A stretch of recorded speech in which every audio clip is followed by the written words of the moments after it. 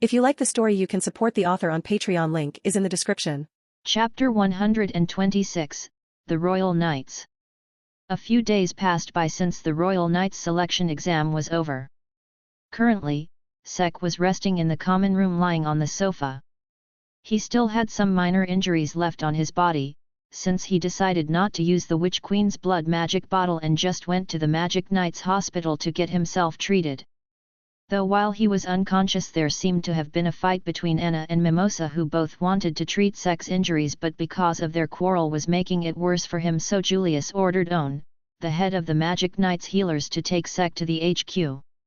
Sek, who gained back consciousness after 2 days, felt sore and decided to get discharged to not be rusty during the Royal Knights mission, if he got selected, which he was pretty sure he would be. "Sek, train with me," said Asta as he appeared in front of him. "I am in rehab, ask Luck," said Sek. Luck, who heard his name being called out, zapped near them and asked, "What happened? Want to fight to the death?" "Yeah, Asta wants to. Take him." "Haha, let's go, Asta. Let's kill each other," said Luck with a smile on his face. "No no no," replied Asta as he shook his head vigorously. "Hey, I think it's about time," said Luck, gathering everyone's attention in the room. "For what?" "The results of the Royal Knights selection exam. I'm sure the messenger owl will be by any minute," said Luck. "Oh, right," said Asta, realizing what Luck said was true. "But I don't know if I will pass or not though. I mean, I got defeated pretty early on," said Asta. "Don't worry, Asta, you showed all your prowess in the match you lost. Not to mention you put up a pretty decent fight against me, so it should be fine," said Sek. "Is that true? Do you really think so, Sek?" "Yeah, I mean, if they are planning to fight against such a threat that has a large number of people who can use powerful magic, then your anti-magic will be necessary in many situations," said Sek as everyone nodded, agreeing to his theory. "Well, my team reached the finals, so I should have passed," said Noel. "Yeah, lost a 1vs3 where your opponent doesn't even have mana." "Great confidence, Noel," said Sek, making Noel embarrassed and yell at him. "Haha, joking aside. You had a great performance in the exam, so I think you will pass as well, though I may be biased since I saw you groups up from the time you were devastatingly in at mana control," said Sek. Oh, thanks, I mean it's expected since I am royalty," said Noel as she blushed in embarrassment. Suddenly the whole HQ started shaking as they heard the noise of someone knocking on their door. The person kept knocking for a while and soon Magna got annoyed and walked towards the door. "Oi! Who the hell is it? Don't you know that you are at the door of the HQ of Black Bull? Asterisk boom. Asterisk." Before he could finish speaking, the door got thrown at his face along with an explosion. Everyone looked at the scene without much surprise since, well, the Black Bulls were now used to destruction and weirdness happening in their HQ. The dust soon settled and revealed the person who was knocking on the door. "What? Are you serious? What the hell is the captain of the Crimson Lion Kings doing here?" asked Magna, who was knocked down on the floor. "Yeah. What are you doing here, Captain Siscalian?" asked Asta. Just as he finished saying it, a first came to his face, sending him flying. "It's Mirioliana," said the lioness in a slightly angered tone. "What the hell is all that racket? I can't even take a dump in peace," said Yami as he entered the hall after hearing the commotion. His gaze then fell on the lady who entered their HQ and he stopped speaking. Not even a moment later he turned toward the rest of his squad mates and started warning them. "It's an emergency. A wild beast has invaded the premises. Everyone, leave the base immediately. Any of you who don't make it out, just play dead. Don't look her in the eye. She'll eat you." Flames gathered in Mirioliana's hand as she punched Yami as well, knocking him to the floor. "Shut your trap and accept this," said Mirioliana as she placed a bottle of alcohol in front of Yami. "What kind of hellish drink is this? Is this something that will set my throat ablaze and then make me spit fire? Asked Yami as he picked up the bottle and stood up. It's to thank you for visiting Fuegoleon. Do you wanna die for real? Asked Mirioliana. You don't need to thank me. At any rate, this drink can't be for humans if someone as violent as you liked it. I don't want it, said Yami. A flaming paw immediately grabbed Yami's head as Miriolian looked at him and said, Okay, I'm going to kill you. You're not supposed to kill the person you're thanking. Pot calling the kettle black, hey, said Sek as he entered the reception area of the HQ along with the rest of the squad. Oh Sek, take this, said Mirioliana as a flaming paw appeared from her back carrying a basket. Sek looked at the basket that contained a lot of high-quality meat. What's this for? Asked Sek as he took the basket from the flame paw. I heard you fixed my brother's arm when it got cut off. It's my gratitude for that, said Mirioliana. Oh yeah, I did that. Thanks, replied Sek as he stored the meat inside his storage before Charmy gets her hands on it. Oh, I see. You just came to see Captain Yami and Sek. I totally thought you were gonna take me someplace awful, AGA said Asta when suddenly a flame paw caught his head. Similar paws appeared over Sek, Luck, and Noel before they were grabbed as well. While I'm at it, I might as well take you lot, too, said Mirioliana as she started walking out. What do you mean by that? Where are you taking us? Hell? Is it hell? Asked a panicked Asta. No. Why are you taking me, too? Asked Noel. Are there strong people where we're going? Asked a happy Luck. Bye bye everyone. See you all later, said Sek as waved his hand at the rest of his squad. Hey! Your squad members are being kidnapped. Do something! Complained Noel as she looked at Yami. Why? You are taking the lioness with you, I am all for it. Don't die! Said Yami. We're sacrifices. What the heck did we do to deserve this? Asked Asta. Shut up! You all passed the Royal Knights selection exam, said Mirioliana as she glared at the noisy bunch behind her. Hey! Said Noel. We passed, said Asta. Knew it, said Sek. This made everyone surprised before Mirioliana started looking around once again.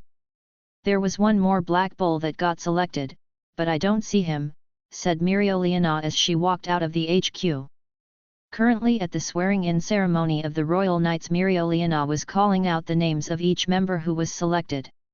In the end, the Royal Knights consisted of 1 Sek Bronzeza Black Bulls, 2 Yuno Golden Dawn, 3 Ril Bois Mortier Aqua Deer, 4 Anna Flare Crimson Lions, 5 Noel Silva Black Bulls, 6 Luck Voltia Black Bulls, 7 Asta Black Bulls, 8 Kirsch Vermilion Coral Peacock, 9 Enringard Green Praying Mantis, 10 Klaus Lunettes Golden Dawn, 11 Mimosa Vermilion Golden Dawn, 12 Haman Caseus Golden Dawn, 13 Nils Ragus Silver Eagle, 14 Fragile Tormenta Aqua Deer, 15 Zora Ideal Black Bulls, 16 Pulley Angel Blue Rose, 17 Ben Benfunk Crimson Lions, 18 Reuben Charger Crimson Lions. Now that you know who all the members are, I will introduce myself. I'm Mirioliana Vermilion and I've been appointed the captain of the Royal Knights. All of them nodded before Asta looked at the newest edition of Black Bulls. Oi! Zerks! Why are you wearing that robe? Asked Asta as he pointed at Zora. First of all, I am Zora. Secondly, are you an idiot? It's because I am a member of the Black Bulls. He then started explaining his reason to Asta and Noel. Asta and Zora soon started to bicker, which made Mirioliana pissed as she immediately rushed the two of them under a fire paw. Stop making a ruckus, you bastards! All of you go to the other room and get changed into Royal Knights robes. All of them nodded and then went to the other room where they were called one by one to collect their robes. They are created for our fight against the Eye of the Midnight Sun, with high resistance to magic attacks. Once all of them were done changing, they came back to the briefing room. "All right, it looks like you've all finished changing," said Myrioliana as she checked the squad she was going to lead. "Wait a minute. Why is mine so small?" asked Asta in a panic. "Don't worry Asta, you can make up for your lack of size with the help of technique," said Sek as he patted Asta's shoulder. "Hey? Okay, thanks. Wait, what does it have to do with my robe?" asked Asta. "Oh, you were talking about your robe. My bad," said Sek with a smile as he took a step back. "Wait. What were you talking about?" asked Asta. "Haha, who knows," said Sek. Soon Nozel Silva entered the hall along with Siren of Golden Dawn and Cobb from the Magic Knights HQ as the additional members of the squad. "You all, along with these three, are the Royal Knights," declared Myrioliana. She then took a deep breath and yelled, "I think you all know this, but we have no use for anything other than victory. The Eye of the Midnight Sun is a terrorist organization that threatens the Clover Kingdom. If we don't take care of them ourselves, there will never be peace in our land. You all worked hard together when they attacked the royal capital and were successful in eliminating them, but there were still severe consequences. My foolish brother Fuegalium fell at the enemy's hands, and he has still not awakened. What we learned from the agents we captured is that their leader is a mage with a 4-leaf clover grimoire, Licht. We learned that they have an upper echelon called the Third Eye, and for some unknown reasons they are collecting magic stones to be reborn in their true forms and obtain great power. We are going to be attacking their stronghold before they complete their plans. So assume that our enemy will do everything they can to stop us. Some of us may fall, but we will be victorious. We are going to give our all in this battle. Any fool that fails to do so will be taken out by me before we even get to the enemy's stronghold. Are you ready?" asked Myrioliana. "Yes," yelled everyone in the room simultaneously as they prepared to set out. "Oi, Sek-kun!"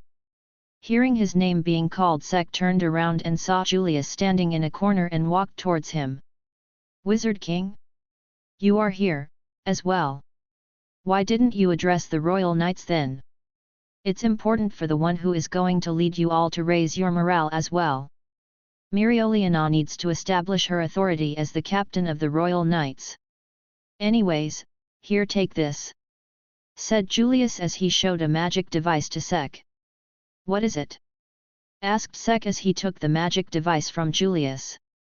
"It's a magic device that is connected to the magic announcement system throughout the kingdom. If the situation at any point looks too grim and requires the citizens to evacuate, don't hesitate to inform them of it. The red button is for informing directly to me at the Magic Knights HQ and the blue button is for the kingdom-wide announcement system.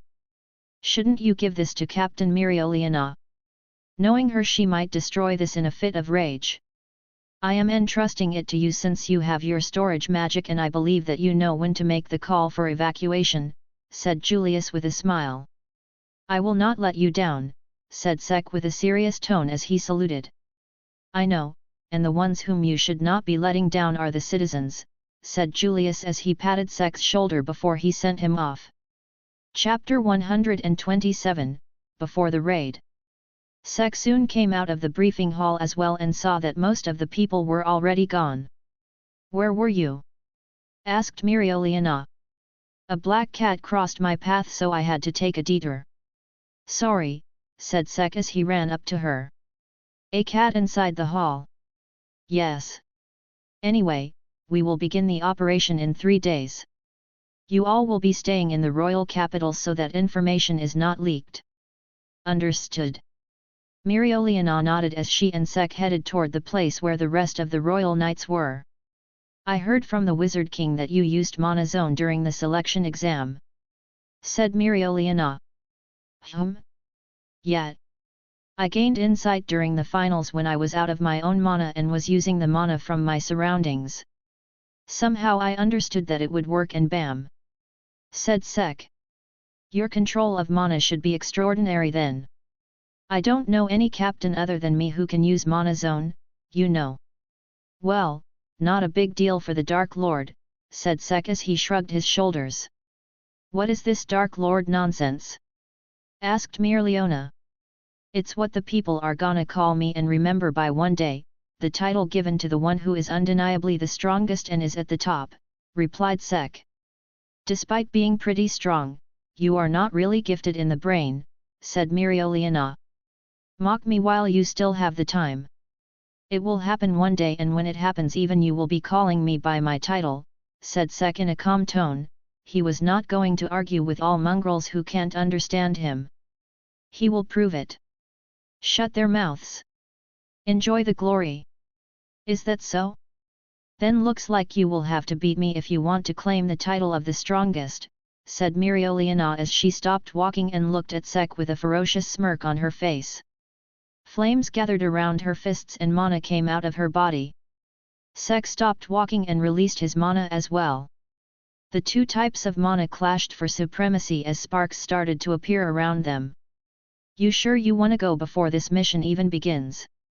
Asked Sek as he released more of his mana, trying to push Mirleona's mana back. Her smirk widened even more when she felt Sek's mana grow even more and push hers away. She also released more mana and the shocks occurring from their mana clash became even stronger. He really is a fearless kid. When was the last time someone took my mana pressure head on?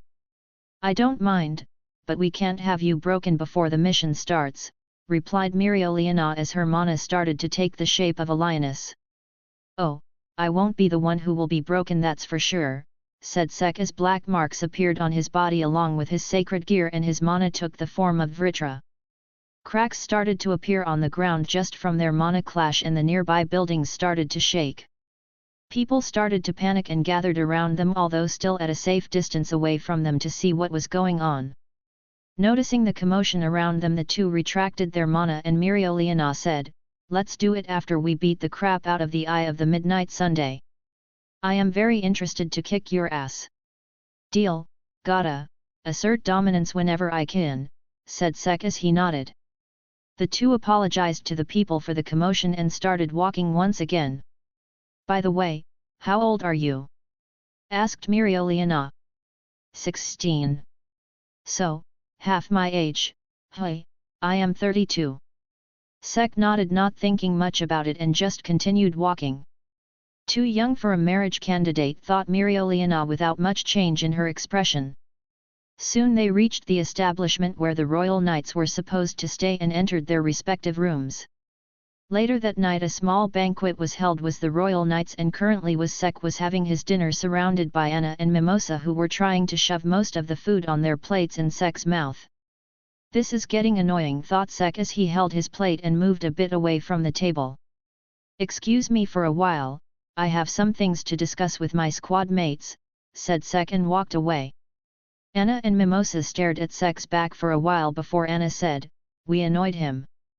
Mimosa's eyes widened in surprise as she didn't think that Sek was annoyed and started panicking. What should we do?" asked Mimosa as she looked at Anna. "We? When did we get on the same team?" asked Anna. I mean we aren't but didn't the two of us annoy him together? Don't you want to make up for that?" asked Mimosa. "I can make up on my own," replied Anna. How? Tell me as well." "I don't know what to do," said Mimosa. "Think with your royal brain," replied Anna, only to realize that she disrespected royalty just now. "You all right," said Mimosa in a dejected tone. "You aren't mad about my earlier comment?" asked Anna, feeling a bit surprised. She was a peasant, so she wasn't treated well by a lot of people who were of higher status. "Oh, it's all right. Right now we are magic knights. We should not discriminate based on status at this time," replied Mimosa with a smile. "All right then, say, about thinking of a way together. Let's do that. 2 heads are better than 1," said Anna. Mimosa's eyes twinkled as she fiercely nodded her head and immediately agreed to the proposal without thinking much. Sek was now standing away from the crowd because Asta kept arguing with Yuno, making him even more annoyed than he already was. Sitting silently in a corner, Sek read his grimoires to check for the spells that were in there to refresh his memory. Suddenly the door was kicked open and Myriolina and Nozel entered the hall along with a beaten-up man. "All of you, focus here," said Myriolina as she showed the beaten-up man to them. "I caught this spy without killing him and interrogated him." "Hey! A spy!" Voices arose from amongst the magic knights as Sek closed his grimoires and stood up, and joined the crowd as well. "Silence! Our enemy hasn't noticed any of our movements. Therefore, we will be moving up the operation's start time. We strike the eye of the Midnight Sun's hideout tomorrow morning," said Myriolina, making all the people in the room surprised by the sudden decision. "Make sure you all get plenty of rest tonight." "That is all," said Myriolina as she walked out of the hall along with the spy and Nozel. "Do they really not know about the plan, or Patoli planted an ignorant spy to make others think that?" thought Sek as he turned serious. "Well, she has already made a decision. Have to follow that. 2 days won't make that much of a difference, I guess. Even if it's a trap, then they can trap us after 3 days as well," thought Sek. Sek then looked around and then headed to the washroom. "Vritra, check my shadow to see if there are any spies on me," asked Sek. "Don't worry, my other half, there is no one on you," replied Vritra. Sek nodded as his grimoire started flipping and the interface of his storage safe appeared over his hand. Taking out the magic device that Julius gave him earlier, Sek contacted him and told him about his theory. "That can be a possibility as well," said Julius. "Should I discuss it with Captain Myriolina?" asked Sek. Inform her about it and ask her to just warn the other royal knights so that they don't get overconfident after knowing that the enemy doesn't know about the plan. We are attacking them anyway, sooner or later we have to do it." "Understood, Wizard King." "Good thinking, Sek-kun. Keep up the good work and good luck for tomorrow," said Julius as he ended the call. Sek then went to find Myriolina and informed her and Nozel about his thinking as well before informing them about what Julius told him. Myriolina and Nozel nodded as they too agreed with Sek's words, plus it was an order from Julius, so there was no way they were going to doubt it. Sek then left the two of them as they discussed the strategy for tomorrow and then headed to his room and get some rest. Chapter 128, Raid Start. Currently in a strong magic region Gravito Rock Zone, Sek and the rest of the Royal Knights led by Myriolina were gathered. "Holy crap! There's a castle floating in the sky," said Asta. "That's the Eye of the Midnight Sun's hideout. Well, there aren't many who would set foot in the strong magic regions. And since it's hidden by this magical fog, it's even harder to spot. Anyone would have difficulty finding it," said Myriolina and then glanced at Nozel with an amused smile on her face. "You figured all that out, and that's why you had people search this area. You've gotten better, Captain of the Silver Eagles. I just happened to have people searching dungeons, and we coincidentally found out it was their hideout." "Oh? So what brought the Captain of the Silver Eagles himself here, then?" asked Myriolina with a knowing side glance. "That's enough idle chatter. Siren, I guess you can use your spell from this distance?" asked Nozel. "Indeed," replied Siren as his grimoire started glowing and mana gathered around him. "Stone creation magic, stone model of the world." Soon a stone medal resembling the flying castle appeared in front of them with its inner structure and the position with a high concentration of mana in it. "I see. It's like an ant's nest that allows entry from anywhere. Seems simple enough to infiltrate. I see there are plenty of guys around the senior magic knight level. There's also someone with very powerful magic in the middle. Must be their boss," noted Myriolina. "Listen up, you all. If we want to ambush the enemy and throw them into a state of chaos, we can't let them know how many of us there are, so splitting up is the best option. But the fact that there are so many entrances means that the enemy is confident in their defense. The more we split up, the more that may work against us and overwhelm us," said Mereoleona. "So where does that lead us?" asked Mereoleona. "We'll overwhelm the enemy even more with sheer willpower," said Asta. "We don't need willpower. I'll overwhelm them myself," said Yuno. "I wanna mash them all up," said Luck. "I shall defeat them beautifully on my own," said Kirsch. "We unleash the full might of the Dark Lord on these lowly bastards and let them beg for mercy. I will first destroy their base and then turn into a titan and finish them like Aram Yeager," said Sek. "All of them are idiots," said Noelle as she looked at the people who answered Mereoleona. "What's important is balance. The most effective way to get through the enemy's defense while split up is to divide into teams of 4. Is that what you're thinking?" said Klaus. "But that's boring. They will be over in an instant if we go with that," protested Luck and Sek. "Exactly. We will now split into groups and then proceed," said Mereoleona. As she said that, Zora and Asta started to bicker, saying that they don't want to be in a team together. "You're coming with me, you damn problem children," said Mereoleona as a flame paw appeared on their heads. "Hello, Lady Royal. Please accept this rainbow stink bug as a token of our friendship," said Zora as he tossed a bug at the lioness only for her to catch it with another flame paw and cover Zora's face with it.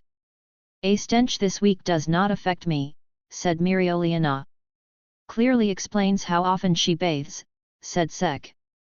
"You sure you want 2 peasants hanging around you, Lady Royal?"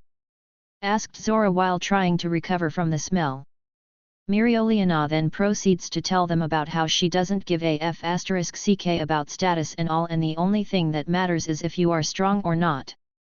"According to that logic, I should be a god," thought Sek. "God of delusion and denseness?" asked Vritra. "God of ass-kicking and awesomeness," replied Sek. Soon she was done with her speech and decided to form other teams. "I will be fine without a team though," said Sek, and immediately received a smack from Sikray, who come out of his robe. "Ow! Hey, why are you here? It's dangerous," said Sek as he looked at the anti-bird who landed on his shoulder. "Precisely because it's dangerous here, I have to keep this guy in check so that he doesn't jump into danger. And this idiot, well, being he wants to work alone," thought Sikray as she glared at Sek and smacked him once again. "Idiot! Take safety precautions. Lion Lady, go on and form a strong and balanced team for him," thought Sikray as she looked at Mereoleona. Mereoleona didn't know why the damn bird was looking at her and just shrugged her shoulders and said, "Whether you will be in a team or not is not something for you to decide. No matter how strong you are, don't get careless, we are still in enemy territory." "Well said, Lion Lady. Follow her advice, Sek. She may seem wild but she is still a captain. She will make good decision." "Sek, Anna, Mimosa, you 3 will be working together," said Mereoleona. "Listen here, you little shit," thought Sek as she looked at Mereoleona with her eye twitching. "All right," thought both Anna and Mimosa in excitement and stood beside Sek. Soon the other teams were decided as well. Nils, Nozel, Sharon Group 1. Ben, Luck, Noel, Kirsch Group 2. Ruben, Ril, Fragile, Pulley Group 3. Klaus, Yuno, Haman Group 4. Sek, Anna, Mimosa Group 5. Mereoleona, Asta, Zora Group 6. "All right, Group 1 will attack from the upper left, Group 2 will attack from the lower left, Group 3 from the upper right, Group 4 will attack from the lower right, Group 5 will attack from the top, and finally my group will attack from the front and center.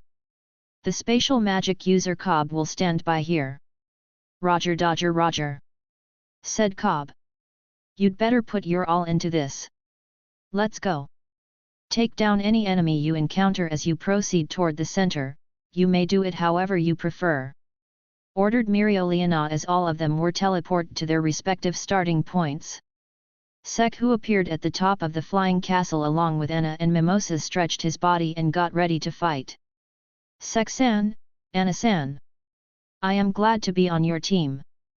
Please take care of me and leave supporting and healing to me," said Mimosa. "Okay. Take care of me as well. I am glad I got paired up with you two instead of someone I didn't know, or Kirsch." "No offense, Mimosa." "None taken," replied Mimosa with a smile, totally agreeing with Sek. "Take care of me as well," said Anna. "All right, I can say that all of us are somewhat familiar with each other fighting style, so I propose this: I will be in the vanguard, Mimosa in the middle, and Anna take the rear guard. What do you two think?" "I am fine with it. I can support you two better if I am in between the two of you," said Mimosa. "No problems with me as well. Just try to stay out of the way of my fire spells," said Anna. Sek nodded and then looked at Secret. "And you? Stay wherever you are safe. If as much as even a scratch appears on your body, I will send you inside the storage." "Understood." Secret saluted Sek, agreeing to his words. "So, we need to reach the center of the hideout where their leader probably is. Hey, any mapping or trapping spells you two know of?" asked Sek. "I have one," replied Mimosa as her grimoire started flipping. "Plant creation magic, magic flower guidepost." Mana gathered in front of Mimosa as multiple vines came out and started to intertwine. Soon a giant flower formed above the vines and a hologram of the entire structure appeared over the flower. "Oh! Nice, Mimosa!" praised Sek, making the royal blush as a smile appeared on her face. Sek looked at the hologram and tried to understand it. If I remember correctly, this was the place where the huge mana signature was. And considering that we are on top of this, I have a good idea," said Sek with a smirk. Secret, who noticed the familiar smirk, immediately took out her small shades out of nowhere and put them on. "Anna, call your bird, we need a ride," said Sek. Anna nodded, not thinking much of it. She believed in Sek's plan. "Should I summon Ignis at full power, or do we only need her for a ride?" asked Anna. "Can she get to full power after being summoned?" asked Sek. "She can, summoning her at full power takes more mana," replied Anna. "Then preserve mana, for now, we just need a ride." Anna nodded as her grimoire started flipping. Flame summoning magic, mystic firebird. Soon a small firebird appeared above Anna and landed on her shoulder. Anna smiled and caressed Ignis's chin, making the bird chirp happily. "Ignis megamorph," said Anna as the bird flew off her shoulder and started to get bigger. "All right, preparations completed.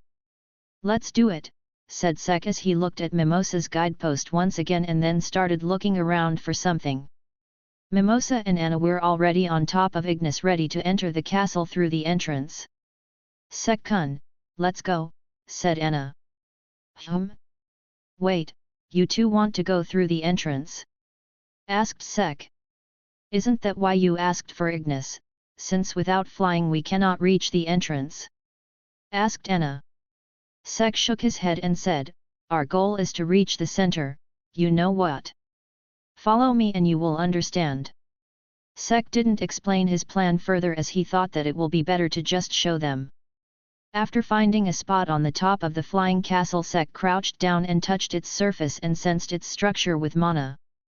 A smile appeared on his face and then he looked at the two girls who were on top of the giant bird. "Get ready." "I am starting," said Sek as his grimoire started flipping. "Ready, Secret?" asked Sek, to which the bird gave wings up in response. "We are going straight to the center," said Sek. Bronze creation magic, Giga drill breaker. A giant drill appeared over Sek's hand as he jumped and pointed the drill at the stone structure and easily drilled through it. Asterisk boom. Asterisk. Asterisk boom. Asterisk. Asterisk boom. Asterisk. Asterisk boom. Asterisk. Asterisk boom. Asterisk. Asterisk boom. Asterisk. Sek kept drilling, breaking through one floor after another, and soon his mana detection caught onto a strong mana source. "Secret? Do you feel it too?" asked Sek, to which the bird nodded. Lead the way then, partner.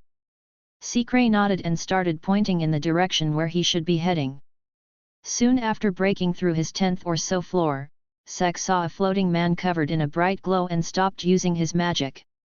Soon he landed on the ground and started at the floating man.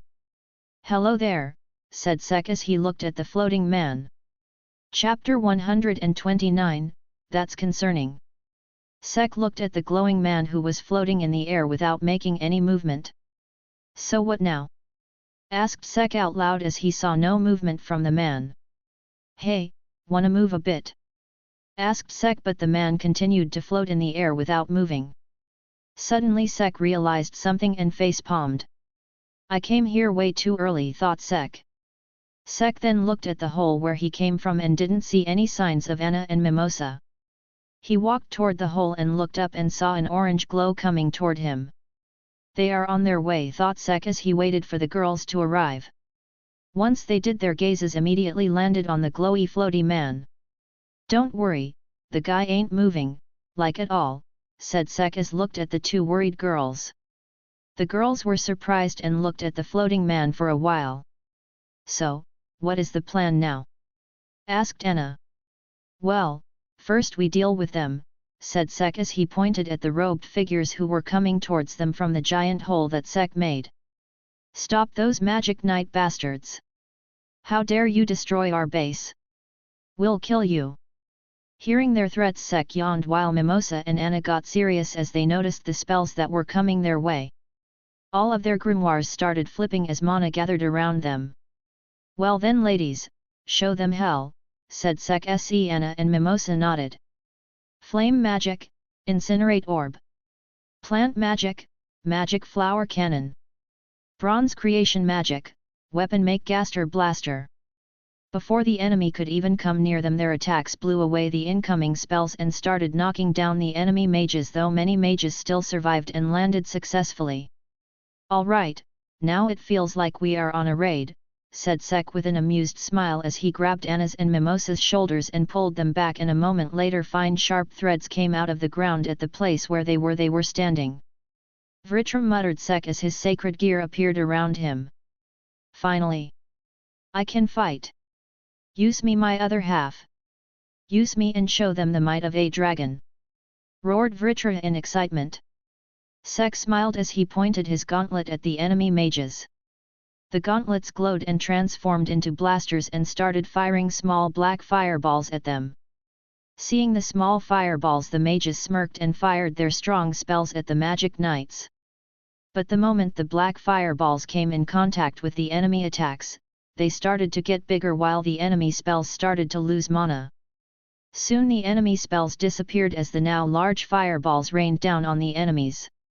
The enemy mages started to back away as they saw the large fireballs, while some wind and water mages tried to blow away or put off them, only for their spells to power up the fireballs as well. "It's really a great attack. Though it's only effective against not that strong attacks," thought Sek.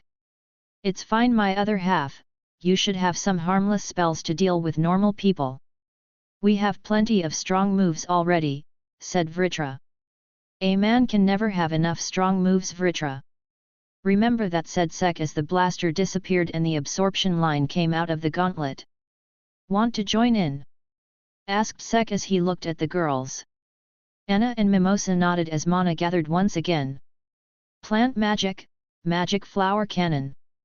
Flame magic, fire tornado." Vines appeared around Mimosa as a giant flower came out of it and started gathering mana and soon fired a beam. Flames swirled around Anna and soon shot forward, combining with the mana beam, resulting in a swirling mana beam covered in spiraling flames. "Oh, let me lead that," said Sek as he pumped his fist forward as the absorption line shot forward and entered the attack fired by the girls earlier. "Combination magic, flaming plant laser whip."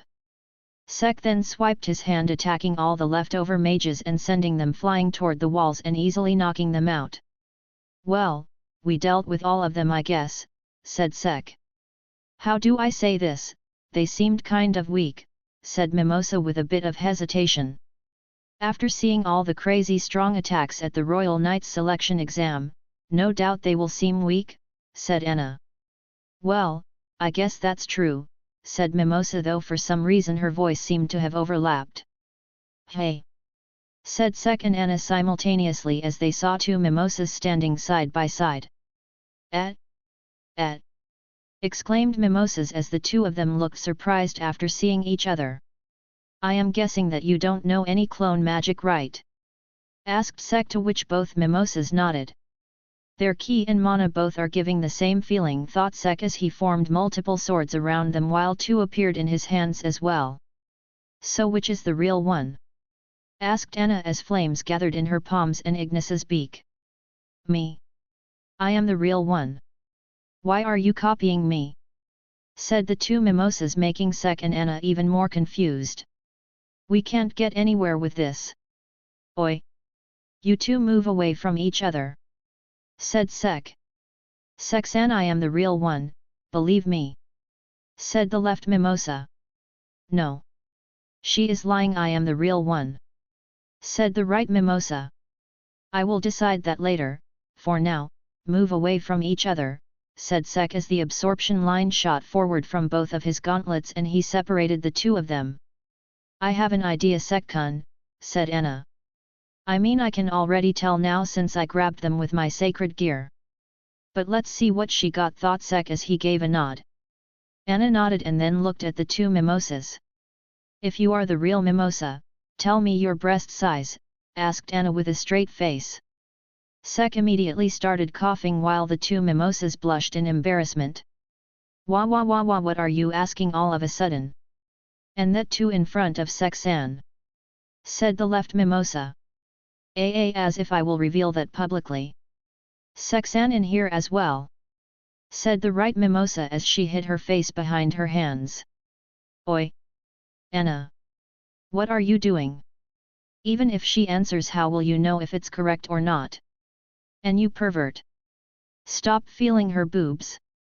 Yelled Sek as he smashed the right mimosa, who was trying to guess the size by feeling her breasts, into the ground and then threw her away. He immediately pulled the real mimosa towards him and caught her in his embrace.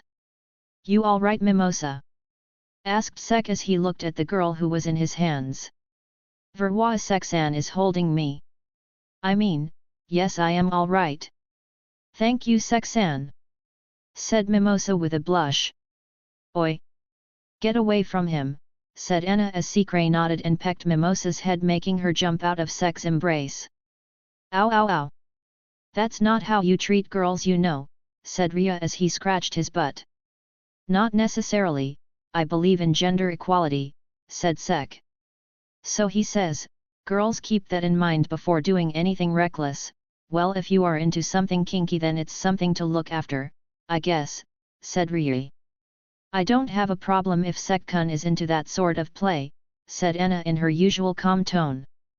I don't mind as well, said Mimosa with a slight blush as she glanced at Sek.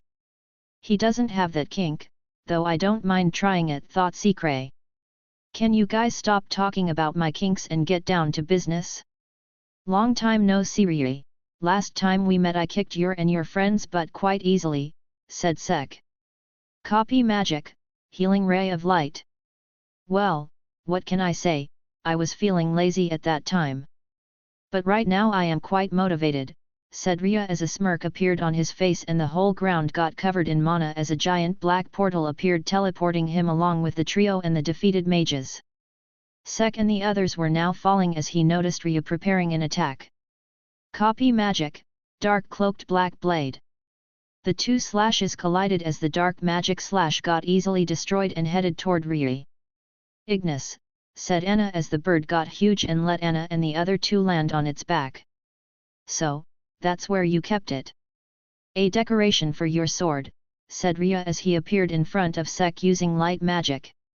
He knows about the magic stone, thought Sek and kicked him away. Hey, kicking the face is off limits, said Rhya as he moved away after using light magic. You already have your third eye open. And you have something that I need, said Rhya as various portals appeared around them. Spatial magic, myriad black plus light magic, heaven-splitting flash. Rhya got enveloped in light and moved around them at full speed through the portal, making his destination quite unpredictable for them. Sek pointed his sword forward as its blade glowed and extended like a snake and started moving around. Sek read Rhya's key and let Xdace move around accordingly. "That's an annoying sword. Let's not bring it into the battle," said Rhya as he tried to dodge Xdace but was finding it difficult to keep up with it. His grimoire then started flipping as he held out his hand. "Copy magic, apport." Suddenly Xdace vanished from Sek's hand and appeared in Rhya's. "Ha, that was annoying," said Rhya as he looked at the sword, or more specifically at the magic stone embedded in it. "You shouldn't have done that." "Xdace-chan," said Sek as he held out his hand. Immediately Xdace that was in Rhya's hand tried to leave it and fly back to Sek. "Whoa, won't. Calm down," said Rhya as he tried to hold it back. Resistance in going back to host. Scanning problem analyzed, deploying countermeasures. An electronic voice started speaking inside Sek's head and soon Xdace glowed and an explosion occurred at Rya's hand making him let go of the sword that came flying back towards Sek. "Host found." Hearing the electronic voice once again, Sek smiled and caressed the blade of the sword. "Good girl Xdace-chan, now let's get ready for round 2, said Sek as he gripped his sword tightly. "Copy magic, light healing particles." "Sorry, but I have a delivery to make." "See you guys later," said Rhya as he entered a portal and teleported away. "Delivery? Wait a sec," said Sek and then widened his eyes in realization and looked at his sword, only to find that the stone was missing. "He played you quite easily, my other half." "Was that a magic stone?" asked Vritra. "Yeah. That's concerning then," replied Vritra. "Yeah, it is." Sek looked at Anna and Mimosa who were near him and said, "Let's deal with other enemy mages in the meantime." Mimosa and Anna nodded as they got serious as well. Chapter 130, Talk with Vritra, 3. Sek and his team were riding on Ignis and going through the hideout. "Mimosa, use your tracking spell and show the enemy positions. Also, can you take the areas around the flying castle, we need to find Rhya soon. Leave your protection to me and Anna." "Got it Sek-san," replied Mimosa as her grimoire started flipping. Plant creation magic, magic flower guidepost. "Sek-kun, what did that man take? You have been anxious since then," asked Anna. "Remember the stone that you gave me when we were kids?" "That's a magic stone," replied Sek. "You still kept it with you? I mean, how do they know about it?" asked Anna with a slight smile on her face. "They were able to pinpoint the locations of all magic stones, so it doesn't surprise me much. What surprises me more is that they were able to take it out of Xdace. It was stuck deep inside it, not just stuck to it." "They couldn't just take it out of it," said Sek. "Maybe he used the spell that he used to teleport the relic out of your hand. He could have teleported it out, otherwise I don't think that there is a way to break into that relic. They might be able to assemble all the magic stones for their purpose now, my other half," said Sek. "That's bad thought, Sek. Should have kept it somewhere safer, like your eternal safe," said Vritra. "Hey, I have kept the stone in my sword since I got it, that was one of the safest places I could have kept it. Plus I have been trying to find a way to access its power since the Witch Queen told me that only elves can use it. I thought that I can use it as well, since just like them I too am someone loved by Mana," replied Sek.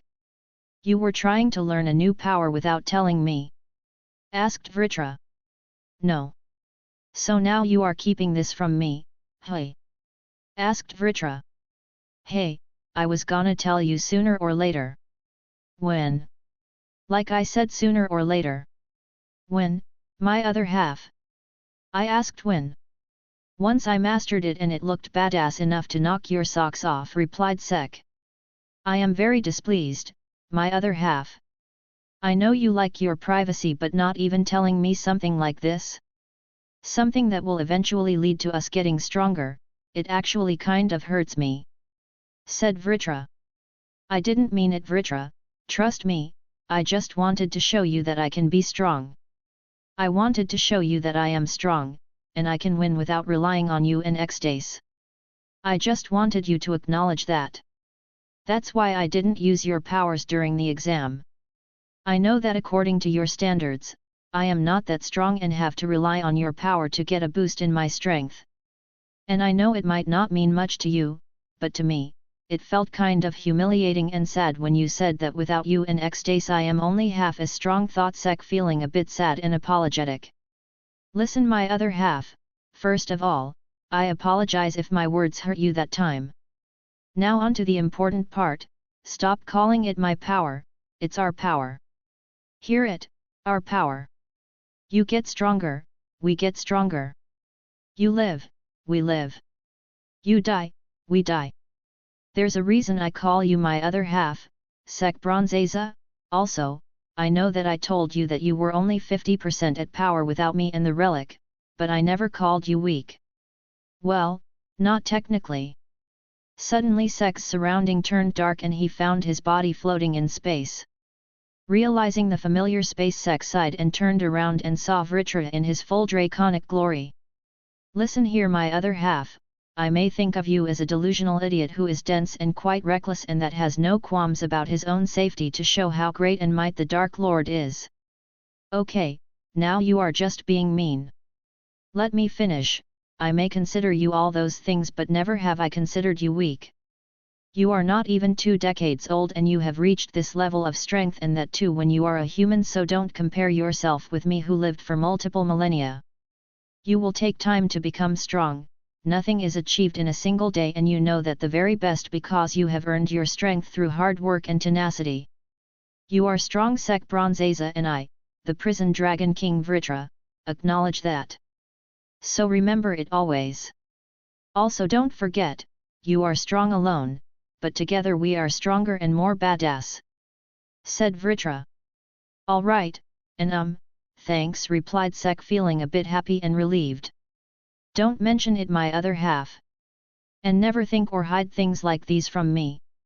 Like I said on the day we first talked, I am someone who will always be on your side. People, family, friends, and lovers might betray you, but you never have to doubt that there is someone who is always on your side no matter what decision or path you take. I may find it wrong and dangerous, but I will support you. I am your other half and you are mine, and together we will show this whole damn world how great and mighty the power of the Dark Lord and the Prison Dragon King is, said Vritra as he moved a snake-like appendage towards Sek. Sek's eyes widened a bit as he heard those words, but soon a smile appeared on his face as he fist-bumped the appendage. All right, and sorry for all that. Though, I am still not gonna give up on shocking you with some attacks and spells that I come up with. So partner, don't keep a grudge for that, said Sek. Did you even listen to what I said? Asked Vritra. Yeah, and I sure as hell am not satisfied with that. What do you mean by I am human and will take a lot of time to reach your level? I need to prove that wrong. No matter the race, the Dark Lord is superior to all, so I am gonna use and learn our power a lot more from now on, so cheer me on, Vritra, said Sek. You never have to ask about that. But from now on, no more new power testing until I am sure that it's not dangerous. I will check the magic stone first thing once we get it back. Alright. Good, now go back and kick ass, said Vritra as he forced Sek out of his consciousness. Not even a second passed when Sek regained consciousness. Looks like I need to find my stone soon and get back to know how to use it, thought Sek as he blasted through a group of enemy mages. Bronze creation magic, weapon make Gaster Blaster. Enemies directly below us, informed Mimosa. Multiple Gaster Blasters appeared around Sek as all of them pointed downwards at the enemy mages that he sensed with ki and mana detection.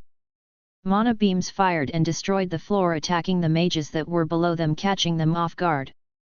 The Firebird flew through the hole that he just broke through and landed on the ground. Sek and Anna looked at the enemies that were on either side.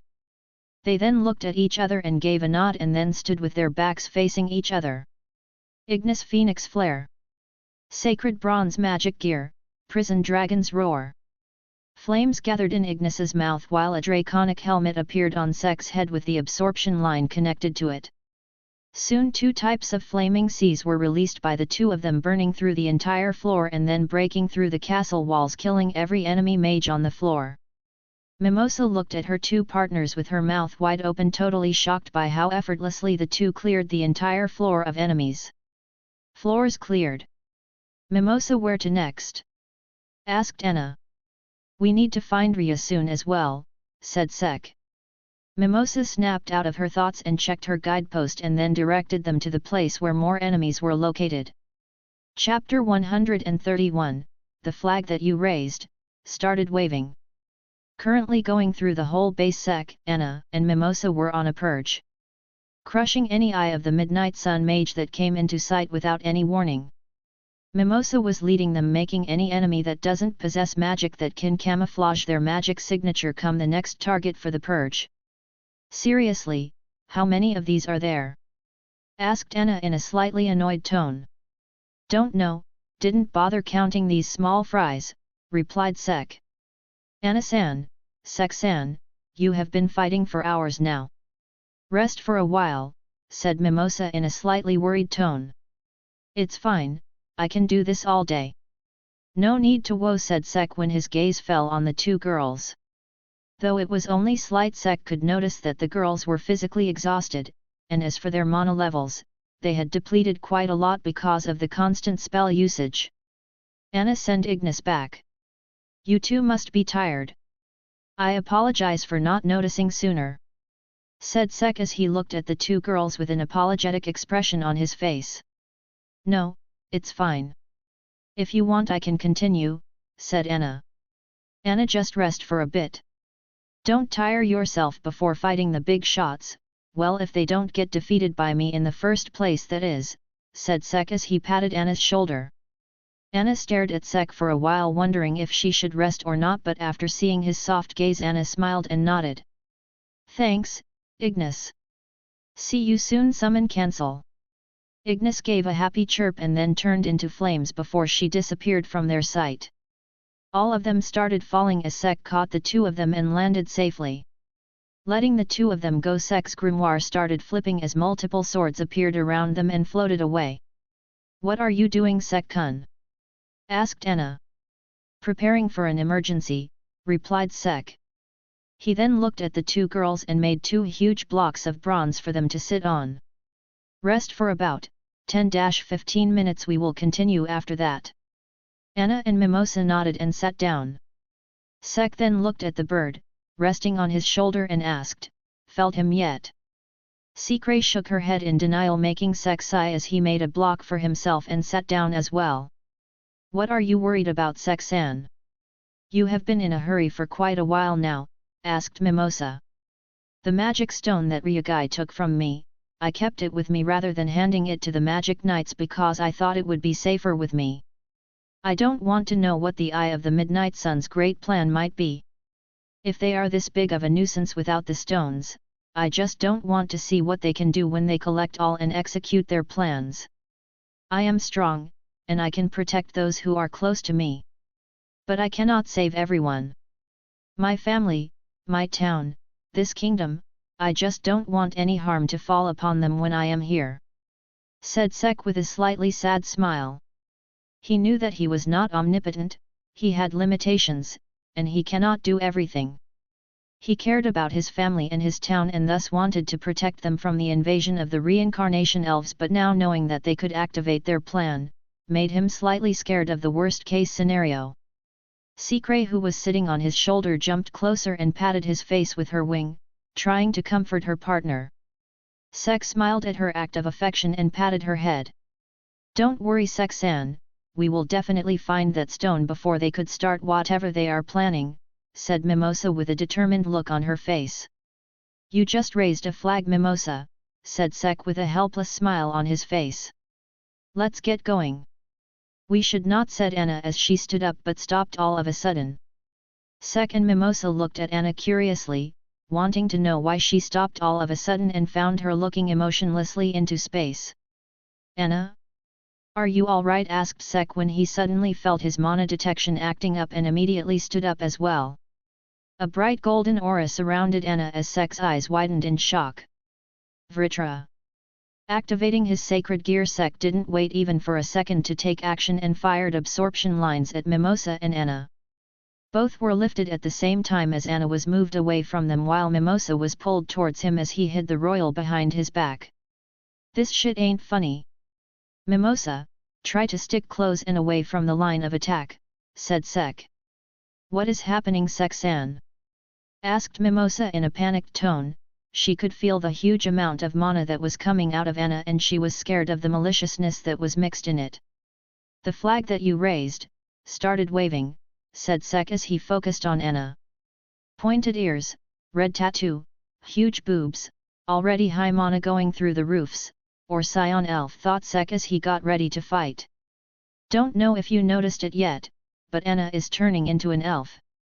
Make sure to be safe, Mimosa, said Sek. What? She is. But why? Asked Mimosa. Probably the magic stones, not able to guess any other thing making it possible, replied Sek. Ara looks like I have gotten younger, said Anna as she looked at her body and started to feel it as well. Okay, that's surely not Anna, somehow it was hot, thought Sek. Mind out of the gutter, my other half. Focus, on her, not her breasts, said Vritra. Yeah, I will, but seriously, wasn't that hot? Asked Sek. Vritra just sighed at his host's question and decided to remain silent.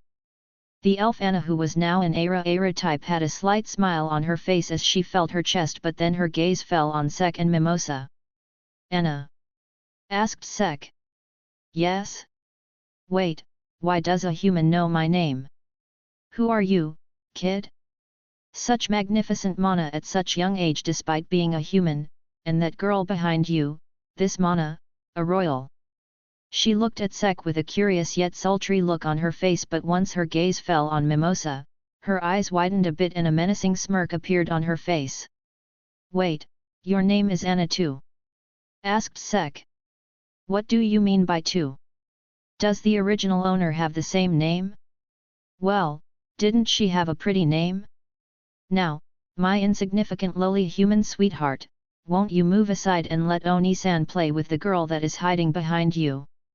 Asked the elf Anna with a small smile as her grimoire started flipping. First of all, stop talking like that. Seeing my Anna talking like that is giving me the willies. Secondly, no, I won't move. Thirdly, return the body back to Anna, the human one. Said Sek. Not gonna happen. Next, my Anna, don't tell me a lowly human like you had some relations with me, the human one, and had your way with my body. No, we don't. We are just friends. Now, is there a way for you to return my friend's body back? Asked Sek, knowing full well what the answer was going to be. Thank God, just imagine doing it with an insignificant human like you.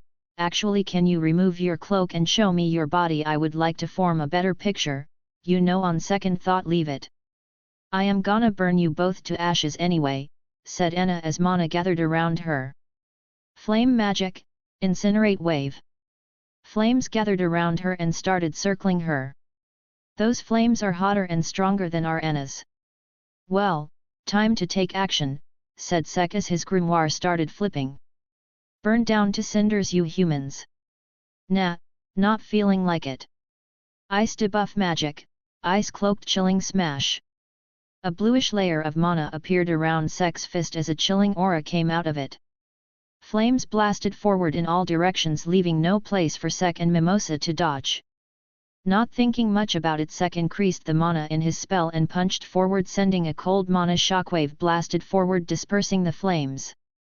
Seeing her flames getting dispersed without any difficulty, Elf Anna widened her eyes in surprise and soon got hit by the cold mana shockwave, that sent her flying. Ack! Groaning in pain because of the impact, Anna soon landed and looked at Sek with anger. She looked at her body and noticed a thin layer of ice around her arms and torso. Ice magic? Looks like you got a bad matchup, said Anna with a smirk as flames appeared around her arms. Sure, bad matchup. By the way, is that ice melting? Asked Sek with a smile. Tilting her head in confusion, Anna looked at her arms only to find the ice layer still there without any change in it. Widening her eyes in surprise, she stopped using her flames and focused on the ice. This is not some simple spell, need to prevent them from hitting me, thought Anna as she stood up and got ready to fight again. Sek stood silently as his grimoire flipped and he got ready to attack. You sure know some nasty spells, said Anna as her grimoire flipped. Hey, that was a cool spell. Pun intended, said Sek with a smile as he looked at her arms. Flame magic, Explosio flame pillar. A flaming circle appeared below Sek and Mimosa and Mana started gathering in it. But Sek, who already felt the key change, simply grabbed Mimosa and jumped away, doing the explosion that occurred at the spot where the two of them were standing. Flame summoning magic, Mystic Firebird. Feeling the familiar presence of Ignis, Sek looked at the phoenix that just appeared. Ignis, she ain't the real Anna, you know, said Sek. But the phoenix ignored Sek and happily caressed Anna's cheek. Ah, ain't you a cutie? So your name is Ignis. All right, my adorable partner, wants to help me in exterminating these pests. QI. The bird chirped in response and glared at Sek and Mimosa. My other half, I would like to fight the phoenix, said Vritra in an excited tone. Okay. Sek's sacred gear appeared and soon black marks started spreading on his body. Oh, a transformation, and your mana, it's more primal. You know, I like it wild too, said Anna in a sultry tone. Useless info but okay, replied Sek. Ignis, Phoenix Flare. Flame magic, Raging Flare. The two of them gathered mana as flames started to form in front of them. Mimosa, focus on defending yourself, it is going to be very hot here, said Sek. Mimosa nodded as some vines and flowers appeared around her. Sek focused back on the fight as mana gathered in his body as well. The elf and the phoenix fired their orange flames at Sek while a sea of black flames blasted out of Sek's mouth and clashed. But soon the orange flames got pushed back as Sek put a bit of effort into his attack. Seeing their combined attack being pushed back, Anna frowned and ordered Ignis to cover her. Ignis and Anna stopped attacking as the firebird stood in front of Anna like a shield protecting her from the black flames. Knowing that the bird was a phoenix, Anna didn't worry much about the flames since phoenixes had great fire resistance. But the moment the black flames hit Ignis, the bird screeched in pain, making Anna shocked by the scene in front of her. Ignis's feathers started to burn and turned to ashes by Sek's flames. The flames stopped after a while since Sek didn't want to destroy Anna's body, and soon Ignis lowered her wings and an angry Anna came into their view. Damn humans! Ignis Phoenix heal! Ignis's body glowed and a moment later a perfectly fine Ignis appeared in front of them. That's why I find these things annoying, said Vritra. Well, it can't be helped, replied Sek as he saw the phoenix coming toward him at full speed. Anna jumped on the phoenix's back as various giant fireballs appeared around them. Sek looked at the scene with a calm look on his face, making the elf angrier. Flame magic, Phoenix incinerating burst. Ignis flapped her wings as the fireballs got bigger and stronger and launched them toward Sek and Mimosa. Absorption limes shot forward from his sacred gear and formed a spiral in front of him, catching all the incoming fireballs and absorbing them. Seeing her attacks being nullified like that, Anna ordered Ignis to crash into Sek and deal with him physically. Flame magic, Flare XL. Flames shot forward behind Ignis as the phoenix sped up and crashed into the absorption line spiral and then pushed through, colliding into Sek and dragging him away. How's that? Human, said Anna with an excited look on her face. Not bad, replied Sek as he retracted his absorption line and then grabbed Ignis's wings. He then started to push back, slowing himself down, and soon both the bird and Sek came to a stop. This one's gonna hurt, said Sek as he used his full strength and tore Ignis's wings off her body, making the phoenix screech out in pain as flames appeared around the injured area. Black flames gathered around Sek's mouth, seeing which Anna frowned and attacked. Flame magic, incinerating blaze edge. A semi-solid flame blade came out of the ground and tried to stab Sek's torso. Already predicting that the dragon scales around Sek's arms hardened as he crossed his arms and blocked the attack but was still blown away by the flame blade's impact. Phoenix, he'll keep that pest busy, I will kill the royal first, said Anna as she glared at Mimosa. She was already pissed at her because she was a royal, but because of Sek, she was even angrier. Shit! Anna's grimoire flipped as she walked towards Mimosa. Plant magic, magic cannon flower. Really, plant magic against me? Asked Anna with a smirk on her face as she saw the giant flower and vines that appeared around Mimosa. Flame magic, explosive flame pillar. A force circle appeared around Mimosa as flames and mana started gathering around her. Distracted by the huge amount of mana around her, she didn't notice that her plant was already burning because of the heat. Well then, bye-bye Miss Royal, said Anna with a smile as she waved her hand. But just as she said that, a figure went past her, making her surprised, and soon she saw Sek propelling himself forward using his flames. Sek didn't even bother looking at the attacks that were coming from behind and simply focused on Mimosa, who was about to go boom. Grabbing the royal in his hands, Sek held her tightly as he felt that flaming circle was about to explode. Snake-like appendages appeared around him and covered his and Mimosa's body. His dragon scales hardened while he continued to move away from the explosion that was about to occur. Boom! A loud explosion accompanied by phoenix flames attacked Sek, blowing the Dark Lord and the royal away. Sek frowned a bit as he felt the flames scorch his skin for a bit, but he gritted his teeth and endured it. Yup, these flames are hotter than the time Anna used them, thought Sek. This place is confined, my other half. Change location. Fighting while protecting is not going to last long if you don't plan on killing her, said Vritra. Got it, replied Sek as he soon changed his position to protect Mimosa from the fall. You alright, Mimosa? Asked Sek with a small smirk on his face. Sek-san, said Mimosa in a panic. She couldn't see the attack because Sek shielded her from it and covered her up, but she felt the mana from the attack, and that was too much for anyone to get out of without injuries. Sek stood up and moved her aside as he got ready to fight again. Mimosa looked at Sek's back and saw the burnt skin and blood. Widening her eyes in horror, Mimosa covered her mouth. She was glad that Sek saved her, but she didn't want to see him getting this injured because of her. No, this is not the time to get scared. I have to heal him, thought Mimosa as she walked behind Sek. Sek-san, I will heal you, but I don't think she will allow me to do that. So please make sure that I can heal you, said Mimosa. You want me to make sure that you heal me? Not gonna lie, never thought I will hear such a weird request from you of all people, said Sek. But Mimosa didn't answer and focused on healing Sek. Plant healing magic, princess healing flower robe. A dress with wings made of flowers and leaves appeared around Mimosa as a glow appeared around her hands. She focused the light on Sek, and immediately the Dark Lord felt relief. Your healing magic is really great, said Sek with a smile. Mimosa smiled at the compliment, but soon her smile disappeared when she felt a large amount of mana gathering near Anna. Stop getting in my way, yelled an enraged Anna as she and Ignis began glowing. That spell is not gonna be a good one, Mimosa, focus on healing, said Sek as the snake-like appendages came out of him and wrapped around Mimosa. Soon Mimosa was stuck with Sek as Sek stood up and got ready to attack.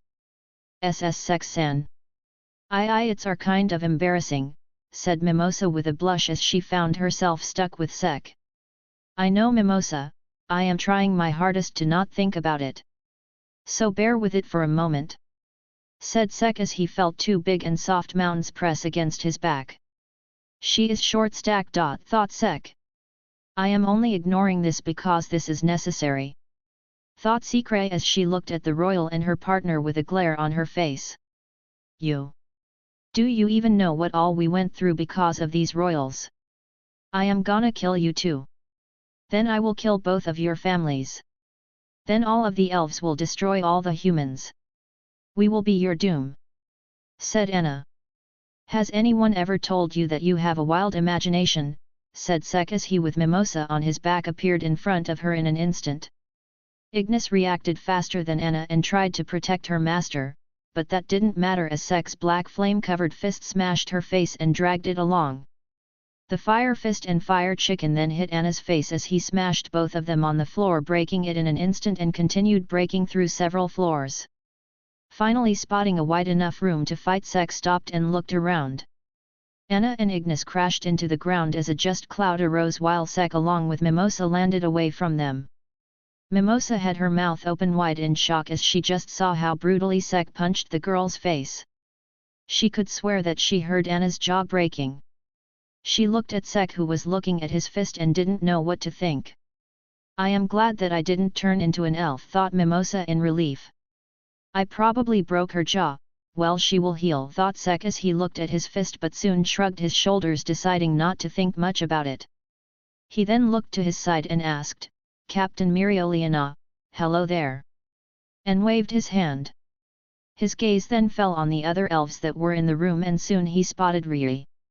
Well, time for maximum effort, Nat, that's too much for these small fries, said Sek as he got ready to fight. Chapter 132, 1 vs 6. You look quite beaten up, Captain Mirioliana. Let me tag in while you recover, said Sek as he loosened the appendages around Mimosa, letting her free. I don't need a kid like you butting in my fights. Stand aside while I deal with them, said Mirioliana, who looked quite battered up from her fight against the 5 elves. Now, don't be shy. Let the Dark Lord cover for you. Besides, I did bring one more here, so let me take responsibility, said Sek as he looked at Anna, who was healing her wounds. Like hell, that's gonna happen. If anything, you just balanced the fight a bit for them by bringing in their ally, said Mirioliana as she looked at the 6 elves. Sek sighed and then looked at the 6 elves, who were now looking at them with anger. He then walked towards Mirioliana and said, heal up, and then we will beat the shit out of them sooner and then get done with the mission. There might be more of them who turned into elves back in the kingdom. This made Mirioliana serious as she didn't think of this possibility.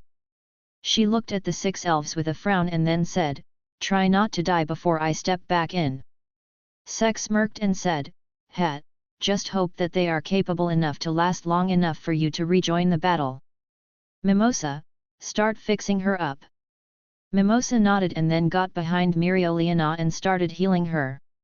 As for you, well, try not to die, we need those bodies after all, said Sek as black flames gathered around his fists.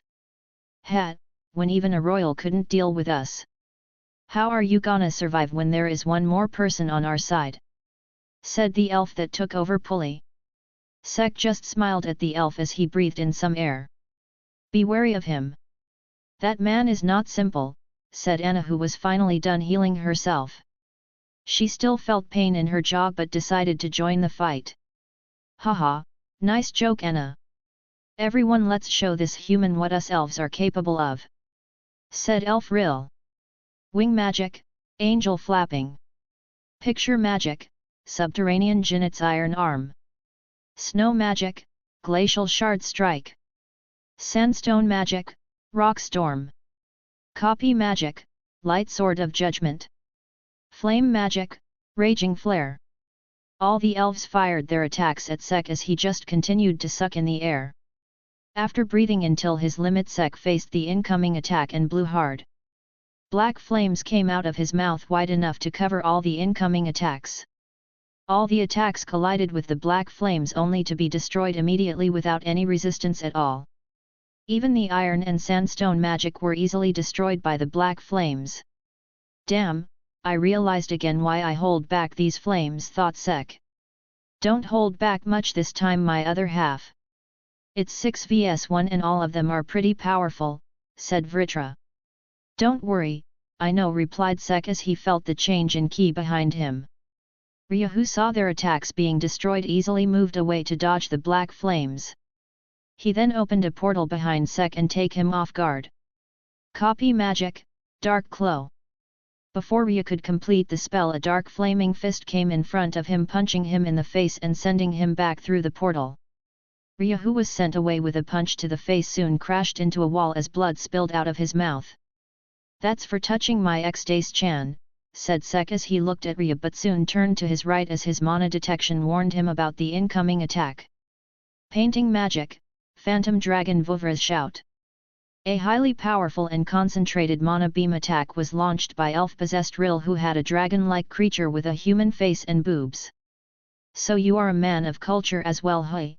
But why boobs on a creature like that? Asked Sek as he saw the huge boobs that Rhya painted on his creation. Pointing his hand forward, Sek fired the absorption line, which took the shape of a spiral, and started absorbing the mana out of the mana beam.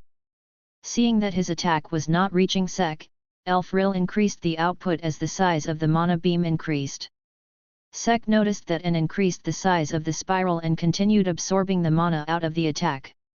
The other elves saw their friend having a hard time against Sek and decided to lend a hand as well and attacked him from different directions. Sek felt the change in ki and shot his other absorption line toward the boob dragon. Will, who saw that, jumped away thinking that it was coming for him and smirked as he saw the human's attack missing.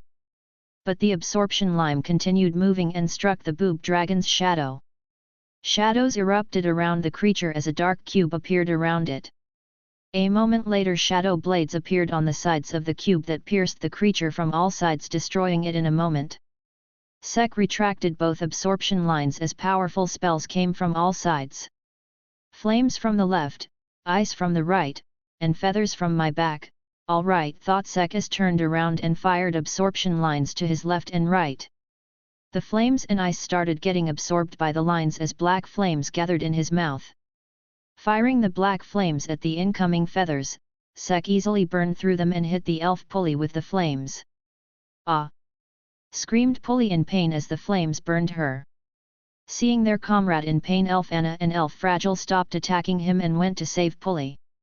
Sek retracted his absorption lines as he felt two people coming toward him. Sandstone Magic, Heavy Rock Smash. Copy Magic, Bear Claw. Elf Reuben and Rhya came to attack him in unison. Seeing them approaching, the shadow around him darkened and appeared around his hand, and black flames came out of his hands. The two attacks hit Sek as he caught both their fists with his hands, which were covered in dragon scales and had shadows and black flames wrapped around them. Clenching his hands, Sek easily destroyed their spells and then crushed their hands by gripping them hard. He then grabbed both the elves and spun them around him before throwing them away. He then raised both his hands as a black flame orb appeared above them. A huge black fireball appeared over Sek's hand as he launched it toward the group of elves that got caught in it and started to burn inside it. Sek stared at the black flames for a while, thinking if he should stop before the elves turned to cinders. But before he could cancel his flames, a portal appeared quite a bit away from them and the 6 elves fell out of it. Got to say, you managed to get out even after the last attack. You are good, Rhya, said Sek as he snapped his fingers and cancelled the black flames. Shut up, human. Don't get cocky just because you were able to deal with us for a while. We will kill you, yelled Ledril as he and the others cast healing magic on themselves. Sek sighed and then deactivated and took a deep breath. What happened? Already out of juice? Asked Anna with a smirk as she summoned Ignis. Sek smiled and said, Nope, but someone is all patched up. So you all better be ready to see hell break out on you all. Ha, you said it. Be prepared to die, said Mirioliana as flaming mana came out of her as she stood near Sek while Mimosa stood behind the two of them. Latch on, Mimosa, said Sek as snake-like appendages appeared around him and wrapped around Mimosa. Oi Sek! Show me your mana zone, said Mirioliana as she looked at the blonde kid beside her. Sek raised his brow and looked at the vermilion-haired lady beside him.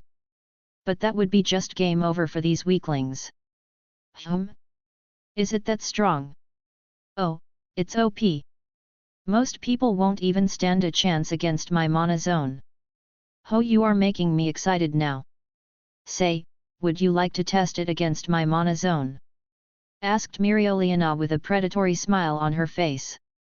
Sure, but we are in the middle of a mission right now, let's not waste time. On that note, using my mana zone is a viable option. Alright, I'm gonna end it then. said Sek as he looked back at the elves who were glaring at them while healing. They heard Sek call them weaklings and how his mana zone will just finish them. They were thoroughly pissed at the human who mocked them to that extent and decided to finish him with a combined attack. Human! Deal with the combined strength of us elves! Yelled all 6 elves as they combined their magic power into one single attack. Compound magic, elemental quintet. A giant mass of energy gathered in front of the elves as they continued pouring their mana into it. Asta and Zora soon came and saw the scene that was happening and rushed toward their friends. Oi! Sek! When did you get here? Asked Asta as he came running with his demon slayer sword. Oh Asta, I came here a while ago. Captain was quite beaten up so I decided to sub in. By the way, stand back and let me deal with it, said Sek as he raised his hand to stop Asta. Asta and Zora stopped. They had a plan of their own but decided to let Sek do what he wanted since he looked quite confident with his plan. Sek smiled seeing the fellow Black Bulls halt and then focused back on the elves who were almost done with their spell. Taking in a deep breath, Sek closed his eyes and concentrated to feel the mana around him. Soon his eyes opened as a glow appeared in his eyes. So, that's how it feels using a mana zone. It's amazing, thought Sek. This was the first time that he was feeling his own mana zone without being on the verge of collapsing. The elves who felt the mana around them widened their eyes in shock. The sheer amount of mana around them was making their attack shake and the pressure made by that mana was forcing them to kneel. It's just like Licht's, the mana loves this human way too much, just like Licht, thought Rhya. But all the elves persevered and fired their combination attack at the humans. Take this and die! Yelled the elves simultaneously. Sek just smirked as he raised his hand forward. This fight is already over, said Sek as he clenched his fist. Just when he did that, the combined attack of the elves started to disintegrate into raw mana and started dispensing out. Mana zone, Bronze Age. The whole surrounding turned into bronze as the combined enemy spell also started to turn into bronze and break down. The attack continued to move toward Sek and his group, but by the time it reached them the spell got so small that the impact didn't even make Sek tickle. Impossible, our combined power. Just like that. To a mere human. Sek, who heard their words, shook his head and said, "Don't think bad about yourself, you were against the Dark Lord after all. Now then it's my turn to attack." Sek pointed his hand at the elves and opened his hand once again. Mana gathered around the elves making them panic as their grimoires started flipping. But before they could even gather mana their bodies started turning into bronze and a moment later 6 unmoving elvish bronze statues appeared. Sek sighed and cancelled his mana zone before he turned towards Rhya. "So, what do you think of it? Impressed?" asked Sek. It was alright," said Rhya with a smirk on her face. "Hey, alright? I dare you to take that back. It wasn't anything below awesome," complained Sek. "Humph, I can easily beat your mana zone." "So it looked alright to me," said Rhya. "Is that so? Wanna have a go then? I can say you will be a pretty beautiful bronze statue. You wanna have a go? Alright, come at me. I will punch that manly face of yours and make it, even more, manlier with a scar." The two continued to glare at each other and were now standing close to each other with their foreheads touching and pushing each other away. Their mana started to come out as they continued to bicker, but all of a sudden a smack hit Sek's head making him stop. "Ow! What the hell, Sekray?" Sekray just pointed at the elves, making him realize that they were still on a mission. "Oh, sorry about that. Alright, let's get going to the center room. We need to deal with the boss as well," said Sek, making others serious and nod at his words. Chapter 133, vs Licht. Sek, Asta, Mimosa, Rhya, and Zora decided to rush toward the center of the room where Licht was present. "So you are saying that you guys went straight to the leader's room, but that guy didn't do anything?" said Rhya. Sek had Mimosa on his back as she was not able to keep up with the great of them while they ran towards their destination. We did, many of their mages followed us as well. We did deal with them, but that Rhya guy teleported all of us away, said Sek while keeping an eye on Secret, who was leading the group towards Licht. So you are saying that right now, that shit is just a motionless punching bag? Asked Mirioliana. I don't know about that, that might be plausible. That just took most of the fun out of beating the shit out of someone, said Mirioliana in a slightly disappointed tone. The others just looked at her and thought if their leader remembered what the mission don't was. Not talking much after that, the group soon arrived in the room where Licht's floating body was. Great, more elves, said Zora as his gaze fell on the elf's golden dawn trio Klaus, Haman, and Yuno. Asta, your friend is there as well. Want to knock some sense in him before I knock him out? Asked Sek. Hey?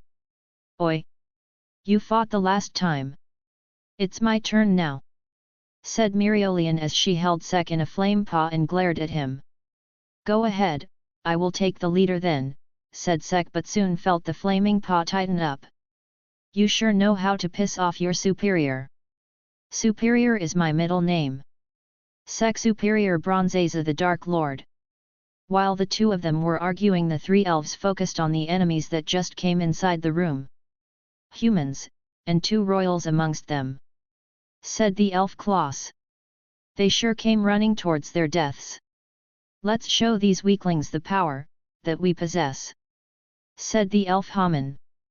Sek and Mirioliana stopped bickering and looked at the elves that said that. Oi, did you shits just call me a weakling? Asked Mirioliana. You guys have eyes but cannot see MT tie? Asked Sek. The two elves decided to ignore the humans and started to use their magic. Mirioliana let Sek go as she saw that the fight was about to start. She was about to fight back, but before she could do anything, Asta took a step forward. Klaus, please don't. But the elves ignored Asta and started attacking him with their magic. Seeing the incoming attacks, Asta took out his anti-magic swords and started destroying the projectiles that were heading his way. Stop this, Klaus. We're both magic knights, yelled Asta. This got some reaction out of the elf Klaus. His body unconsciously reacted to Asta's words, which made the elf frown in displeasure. Humph! Our hatred for you is far stronger than your pathetic little bond, yelled Klaus back as he fired his attacks once again, only for Asta to destroy them with his anti-magic swords. But this time, two more steel spikes emerged from the ground near Asta and attacked him. Sek, who already felt the change in ki and knew that Asta would not be able to dodge or parry the next attack, decided to intervene and unsheathed Ekstase. The blade glowed and soon stretched forward and followed the ki of the magic attacks and moved around Asta like a snake and destroyed the steel spikes. Asta, keep your head calm. They are not at the level for you to lose your cool like that, said Sek as he retracted the blade. Sek, sorry about that, said Asta as he glanced back at Sek. Asta then glared at the elves and steeled his resolve as he got ready to fight. I promised my friends that I will come back alive. I won't let my friends kill my other friends. I will nick some sense back into you guys. And then Asta paused and took a deep breath. I'll become the Wizza. Yeah, the usual shit. Now stand back, said Sek as he stepped forward with two Gaster blasters above him. Oi chibi! Stop wasting time on useless blabber, said Mirioliana as she stepped forward as well with a flaming fist. Ah! Said Asta with a shocked expression on his face. Klaus and Haman, who had enough of the humans, decided to attack them. What in the world are you babbling about now, you humans? Sek are an eyesore. This is where you're going to die, yelled Klaus and Haman simultaneously as they fired a combined spell at the humans. Die? Us? That's some funny shit that you are spouting, said Mirioliana with a wicked smile on her face. Hold back, Captain, we need their bodies, so don't unalive them, said Sek as he looked at the approaching attack with a calm look on his face. Mereoleona nodded as her grimoire started flipping. Flame magic, Kali. But before she could even finish her spell, a strong tornado appeared in the path of the enemy spell, destroying it in an instant. Once the winds cleared, the group saw Yuno standing in front of Mereoleona with his grimoire wide open. He cock-blocked you, Captain. Yuno? Why you? Hey! Wait, are you, actually Yuno? Asked Asta. Yuno, who heard Asta's question, turned around and was about to answer, but before he could do so, a flaming paw appeared over his head and clenched it tightly. How dare you interrupt my spell, you bastard? Asked Mereoleona in a threatening tone. What's that for? Want me to kill you? Asked Mereoleona as she raised her flaming fist. Sek just started at the chaos that was happening in front of him and then looked at the other two elves. This is the perfect time to attack you guys. Are you sure you just want to look at the scene? Well, whatever, thought Sek as he pointed his hand forward as the gaster blasters that were beside him aimed at the two elves and fired a mana beam at them. The two unsuspecting elves were too late to dodge or defend against the incoming attacks and got hit by the mana beam that sent the two of them flying. Sek just looked at the dust cloud that appeared because of his attack and looked behind him to see the others looking at him with surprised looks on their faces. Don't get distracted on a battlefield, you guys. I know they are weak, but still, said Sek as he looked at his team with a disappointed look on his face. You using such underhanded tricks? As expected of humans. Looks like we have no choice, said the elf Haman as mana surged out of him. We'll have to give it everything we've got, said Elf Klaus as mana surged out of him as well. A large amount of glass and steel started to form around the two elves. Sek and his team looked at the giant spell that the elves were about to use and got ready to strike back. Captain Siskelion, let me take care of this. I want to knock some sense back into Klaus, said Asta as he looked at Mereoleona. Me too. They are seniors from my squad. Let me handle them, said Yuno. Mereoleona looked at the two of them and then glanced at Sek. Sek, stand back. Let the kids have some fun, said Mereoleona. Sek looked back at the group and sighed. He turned around and walked back and stood beside Mimosa. Go on, kids. Play around. Don't get hurt, said Sek as he ruffled Asta's hair. Oi! Don't treat me like a kid, complained Asta. Ah, you getting angry, little man? Grr. Suddenly the ground started to rumble, making Asta and Sek snap back to the situation and look at the elves. Go on, Asta. Asta nodded and then stood beside Yuno. Let's do it, Yuno. Don't get hurt, Asta. I don't have time to save you, said Yuno. Asta took out his Demon Slayer sword and got ready to fight. Combination magic, Le Chateau d'Oeuvre. A giant tank-like thing made of glass and steel with drills all around it appeared. Well, that thing sure looks crazy, said Asta as anti-magic radiated out of his sword. That's some intense magic, said Yuno with a smile. Spirit assimilation, spirit dive. A strong gust of wind blew around Yuno as he went into his spirit dive mode. Asta too went to his black mode and the two got ready to attack. The two launched at the tank with great speed and Yuno immediately proceeded to attack. Spirit magic, spirit storm. Asta too slashed the tank with his anti-magic sword, splitting it in half and easily destroying it. Sek just stared at the destroyed tank before shifting his gaze to the two elves who were blown away by the attack. But all of a sudden Sek's eyes widened in shock. Did you feel him move? Thought Sek as he noticed Licht appearing near the two elves and catching them before they fell. No. My other half, be serious about this fight, that elf is strong, replied Vritra. Both mana detection and ki aren't detecting him, F***ck thought Sek as he turned serious. The others were having similar thoughts as they saw Licht lay down the other elves and then slowly walk toward the black sword that was stuck in the ground. Sikray, who was sitting on top of Sek's shoulder, was nervous. She knew what the elf leader was capable of and was not sure how Sek was going to handle him. Secret, stay away from me and the fight, ordered Sek as he unsheathed Ecstace. Licht took out the sword from the ground and in an instant the black sword started changing and soon a glowing white sword appeared in Licht's hand. The key from that sword, it's strong. But it's good that I have something to get rid of his movements, thought Sek as he gripped his sword tightly. Asta, be careful, said Yuno as he looked at his short friend. Yeah, I know, said Asta only to find Licht standing directly in front of him. Licht then proceeded to take the Demon Dweller sword from Asta's hand and raised it. The sword started to shine with a bright white glow as Licht looked at Asta with an impassive look on his face. Not wasting a moment, Licht slashed at Asta. But Asta and Yuno immediately flew back, dodging the sword attacks.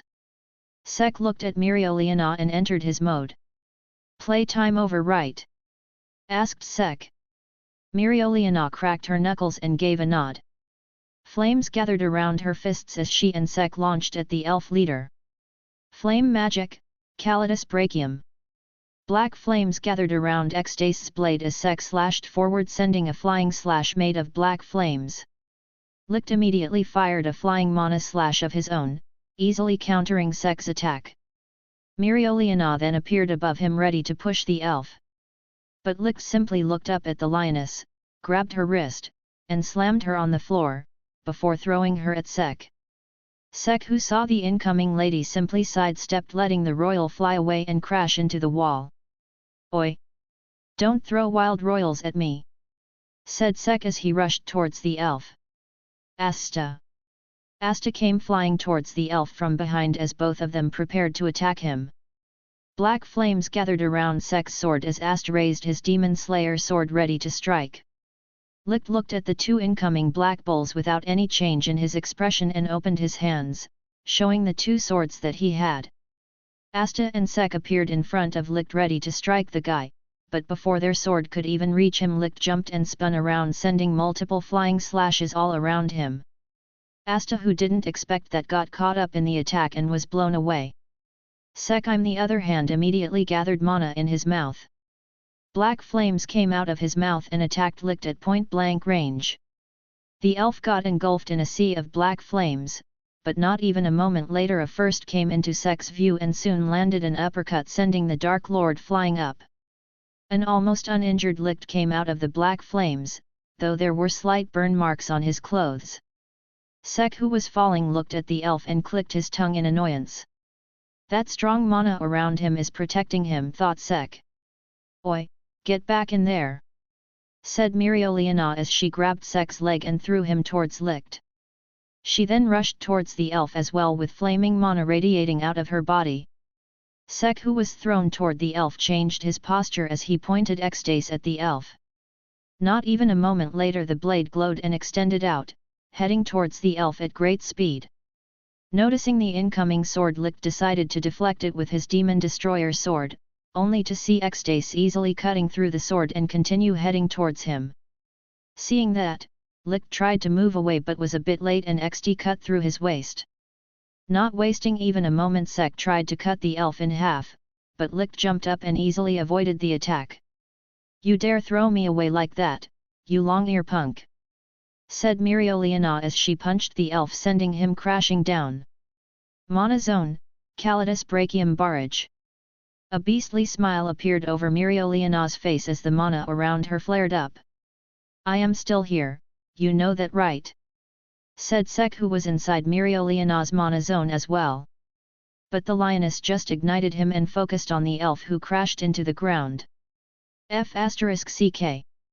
And immediately after that various glowing spots appeared around him. Sek's shadow turned dark and soon an orb made of those shadows surrounded him, protecting him from the flaming punches that rained down on the area around him. I would have died if I was even a second late, complained Sek as he maintained the barrier from breaking apart.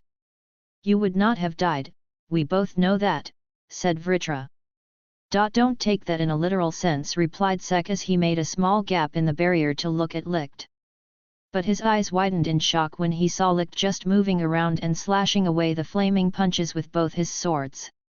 Is this guy for real? Thought Sek and decided to attack as well.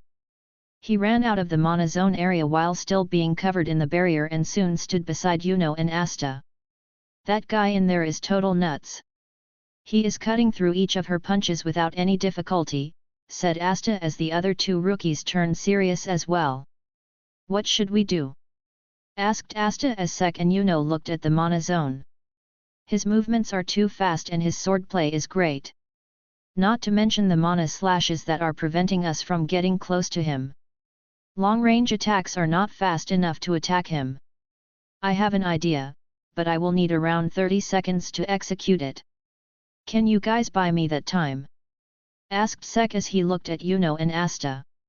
30 seconds. That's too much you are asking for, but okay, said Yuno. You got it, Sek. Leave that guy to us, said Asta with a smirk on his face.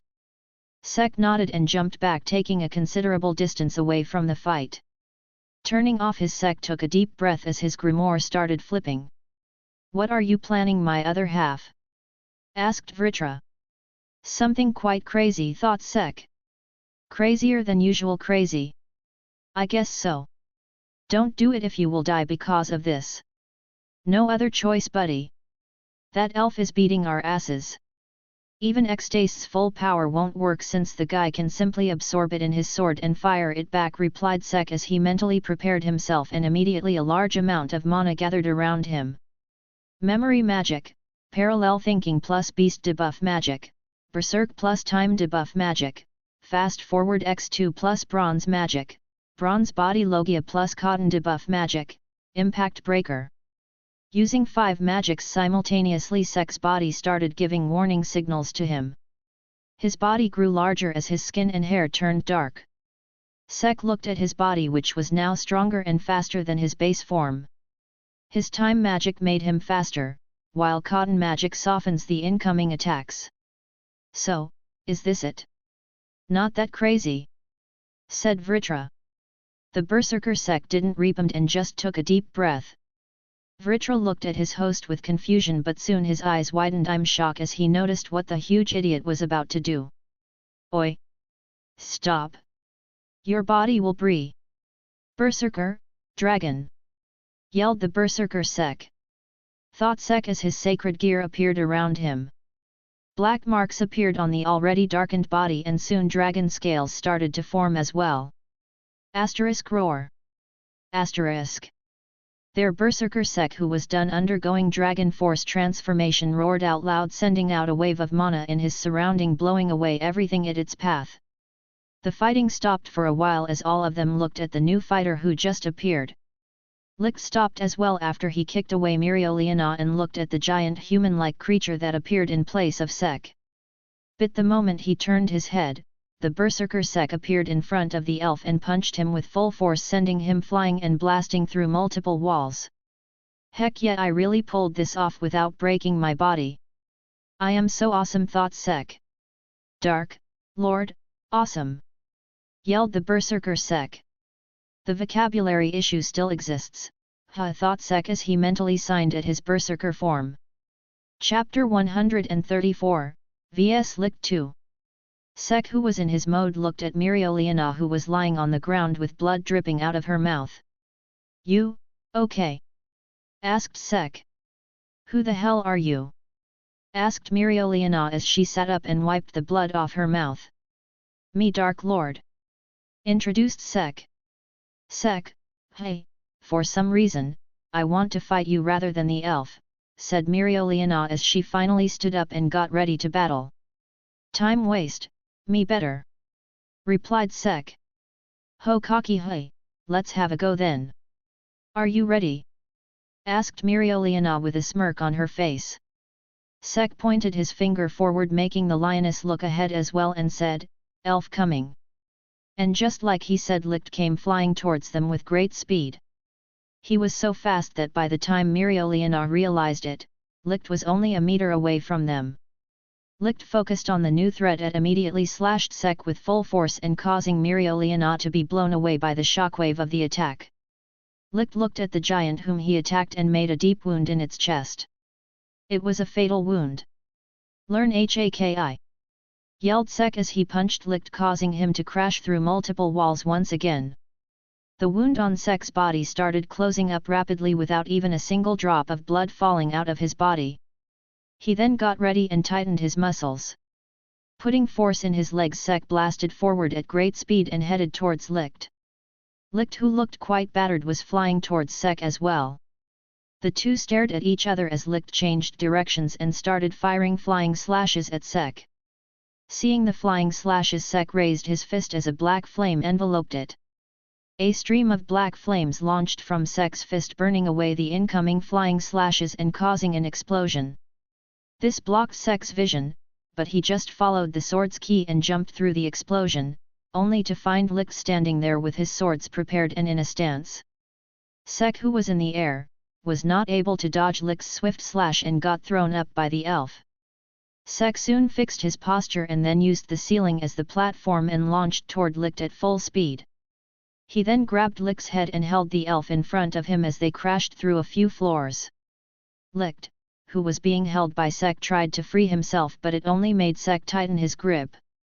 Not finding any other choice, Licht used his swords to cut Sek's arms and soon freed himself as an armless Sek continued blasting through the floors. Once Sek stopped breaking through the floors, he regenerated his arms and then jumped up to get back into the fight. A few seconds later, Sek was back on the floor where the fight was going on and noticed that Asta was already out of juice and was out of his black mode. "Sek!" yelled Myrioliana as she punched Licht toward him with her flaming fists that caused an explosion. Sek raised both of his hands and smacked the incoming elf down, plastering him to the floor. You know who was flying around? Licht used his spirit magic. Spirit magic, liable tempest. A wind restriction spell appeared around him that raised him in the air. "Do it, you too!" yelled Yuno. Myrioliana smirked as mana flared out of her body. Mana zone, Kalitos Brachium Barrage. Sek jumped forward and appeared directly above Licht. Black flames surrounded Sek and soon a silhouette of a dragon made of black flames appeared around him. Continuous flaming fists rained down on Licht as Myrioliana continued to punch the air around her. She then noticed the black dragon made of flames rushing toward Licht and stopped her attacks, not wanting the wind spell to give out just because of her attacks. The giant black dragon opened its mouth as it ate Licht and burned him inside him. Soon Sek came near Licht and punched the elf with full force, breaking the wind restraint and sending the elf crashing through the floor. Asterisk boom. Asterisk.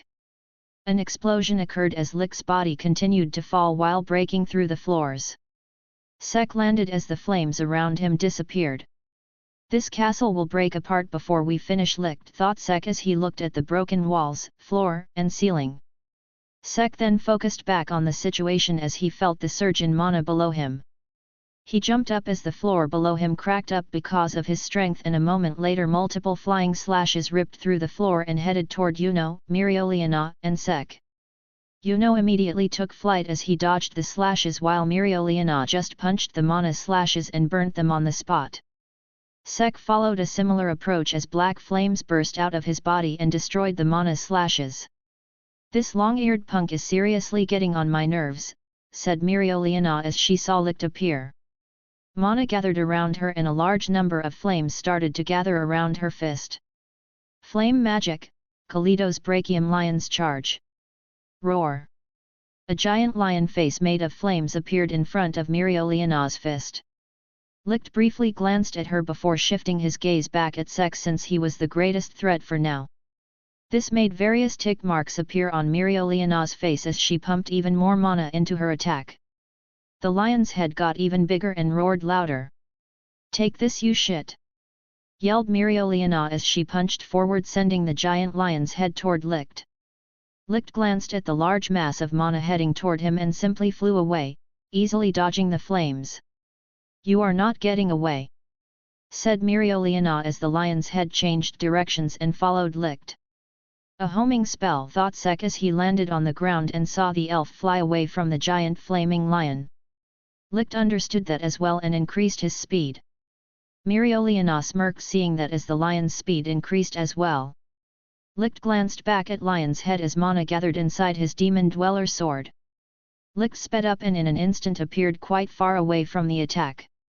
The lion changed directions and rushed toward Licht.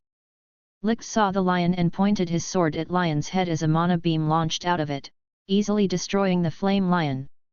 But all of a sudden Licht's and Sek's eyes widened and both of them vanished from their spot. The beam continued moving after destroying Miriolina's attack and was heading towards Asta, who was being healed by Mimosa. Tesha! Muttered Licht as he and Sek appeared in front of the royal and the monoless twerp. Sek immediately shielded the two while Licht simply used his sword to absorb back the attack. Licht stared at the royal who was behind Sek and then looked at the human-like monster, protecting her. Sek looked at the two who were behind him and yelled, "Move!" But just as he yelled that a kick landed on his face sending him away. Licht looked at Mimosa one more time before he focused back on Sek and rushed toward him. Sek planted his feet on the ground and soon stopped moving after sliding for a bit longer. He looked at the incoming elf and raised his fist and slammed it into the elf's back before slamming the elf on the ground and breaking the floor and falling along with him. Licht broke through several floors once again as Sek stared at the elf whom he punched. He then straightened his body mid-air as he saw the ground approaching and landed without much difficulty. He then looked around the room and soon realized that it was the same room where he fought against the 6 elves, and to further prove his theory, he saw the bronze elf statues present in the room with Licht lying on the ground and looking at his friends. Lifting his body, Licht slowly moved toward his friends after firing a mana beam at Sek, who simply sidestepped and dodged the attack. "Let's finish this," thought Sek as mana gathered in his body and got ready to strike the elf. But Licht didn't react to Sek's mana in the slightest and simply walked towards the statues. He then pointed the demon destroyer sword at the bronze statues as a glow came out of his sword. Not thinking much of it, Sek pounced toward Licht with black flames and shadows clad around his fist. "Smash!" yelled the berserker as he appeared behind Licht in an instant and punched Licht. But suddenly a portal appeared in front of Licht's head and Sek's fist passed through it while another portal appeared near Sek's head and his fist came right back at him. "Stop hitting yourself!" Hearing the familiar voice, Sek, who was sent flying because of his own attack, looked in the direction of the voice and saw Rhya and the rest of the elves that he bronzed standing free. "Licht-kun!" called Rhya as he saw the quite badly injured Licht. "Licht-kun! Why are you this injured? Who did this to you?" The other elves got worried about Licht, but the elf in question just looked back at them with an expressionless look on his face.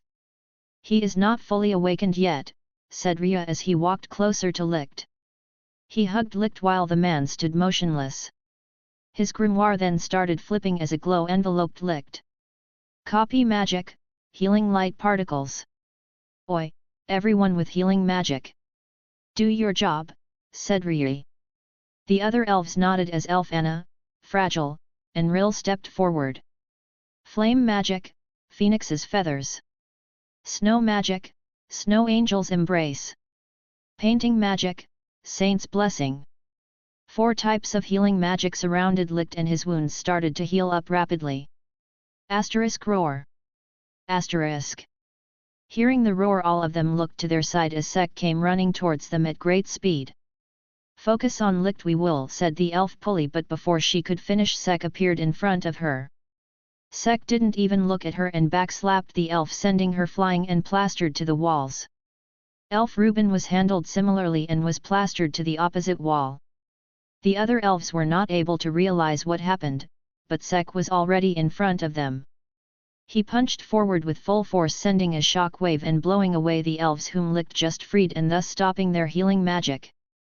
But Licht, who has now healed up quite a bit, stabbed one of his swords in the ground and held onto his spot, and used the other sword to cut Sek's arm in a swift motion.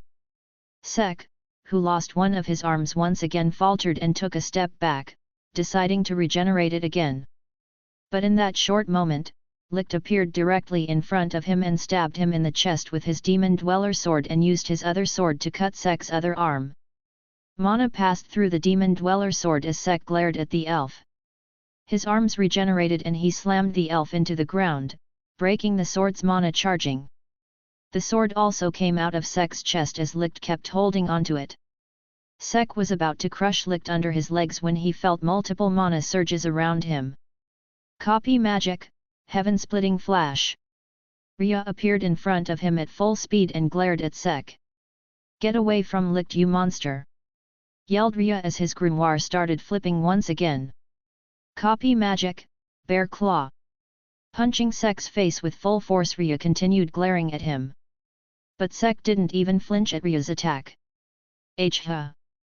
muttered Rhya as he saw his fist connecting with the monster's face and the monster glancing at his fist. The monster then glanced at Rhya as he grabbed his arm. "She!" Before even finishing what he was about to say, his body got pulled by his arm as the monster smashed him around like a rag on the ground before throwing him away. "Puny elf!" said the berserker as he glared at Rhya. But suddenly a glow appeared below him, making Sek look down only to see a fist coming towards him and hitting him in the face and sending him flying up through the ceiling. Licht, who attacked, punched Sek with full force and looked at the arm that he used and how badly broken it looked. Bent from various places and blood coming out of some tears in it. He then stood up and walked towards Rhya, who was injured quite badly by Sek, and then glanced at the rest of his friends to help him. Chapter 135, Should not have underestimated the power of friendship. Sek, who was blasted through the ceiling, continued to break through all of them when finally he saw that he was out of the castle. That was some punch. How the hell is this castle still intact? Thought Sek as he looked at the sky around him. His gaze then fell on the hole in his chest because of Licht's sword and closed it. He then focused back on the flying castle that was getting further and further away from him and decided to get back to work. Pointing his hands forward, absorption lines shot forward and headed toward the flying castle. Penetrating through the walls, Sek willed the lines to pull him toward them. He soon stopped flying away and was now moving towards the flying castle. Once he was done fixing his posture, the absorption lines retracted back as Sek continued to fall. Getting closer, let's do it with style, thought Sek as he tightened his muscles. Once he got close enough to the castle wall, Sek punched the wall with full force. Boom! A strong tremor passed through the whole castle as Sek's fist collided with the wall. The flying castle even moved a few meters from its spot as Sek held onto the wall with his fist pierced into it. He then used his other hand to pierce through the walls once again and tore an opening for him before entering the castle once again. "Fight, where?" said the berserker as he looked around. Where the hell was the room where the fight was going on? No choice, I guess. Maximum effort till I feel the mana signature. Launching forward at great speed, Sek broke through the walls on the same floor to look for the room where the fight was going on. Once he was done checking the floor, he looked at the ground. "Next floor!" yelled the berserker and stomped his leg on the floor and broke through it and landed on the floor below. Since he did catch any mana signature, he blasted through and broke the walls once again. Not finding the fight anywhere, he looked at the floor once again. "Next!"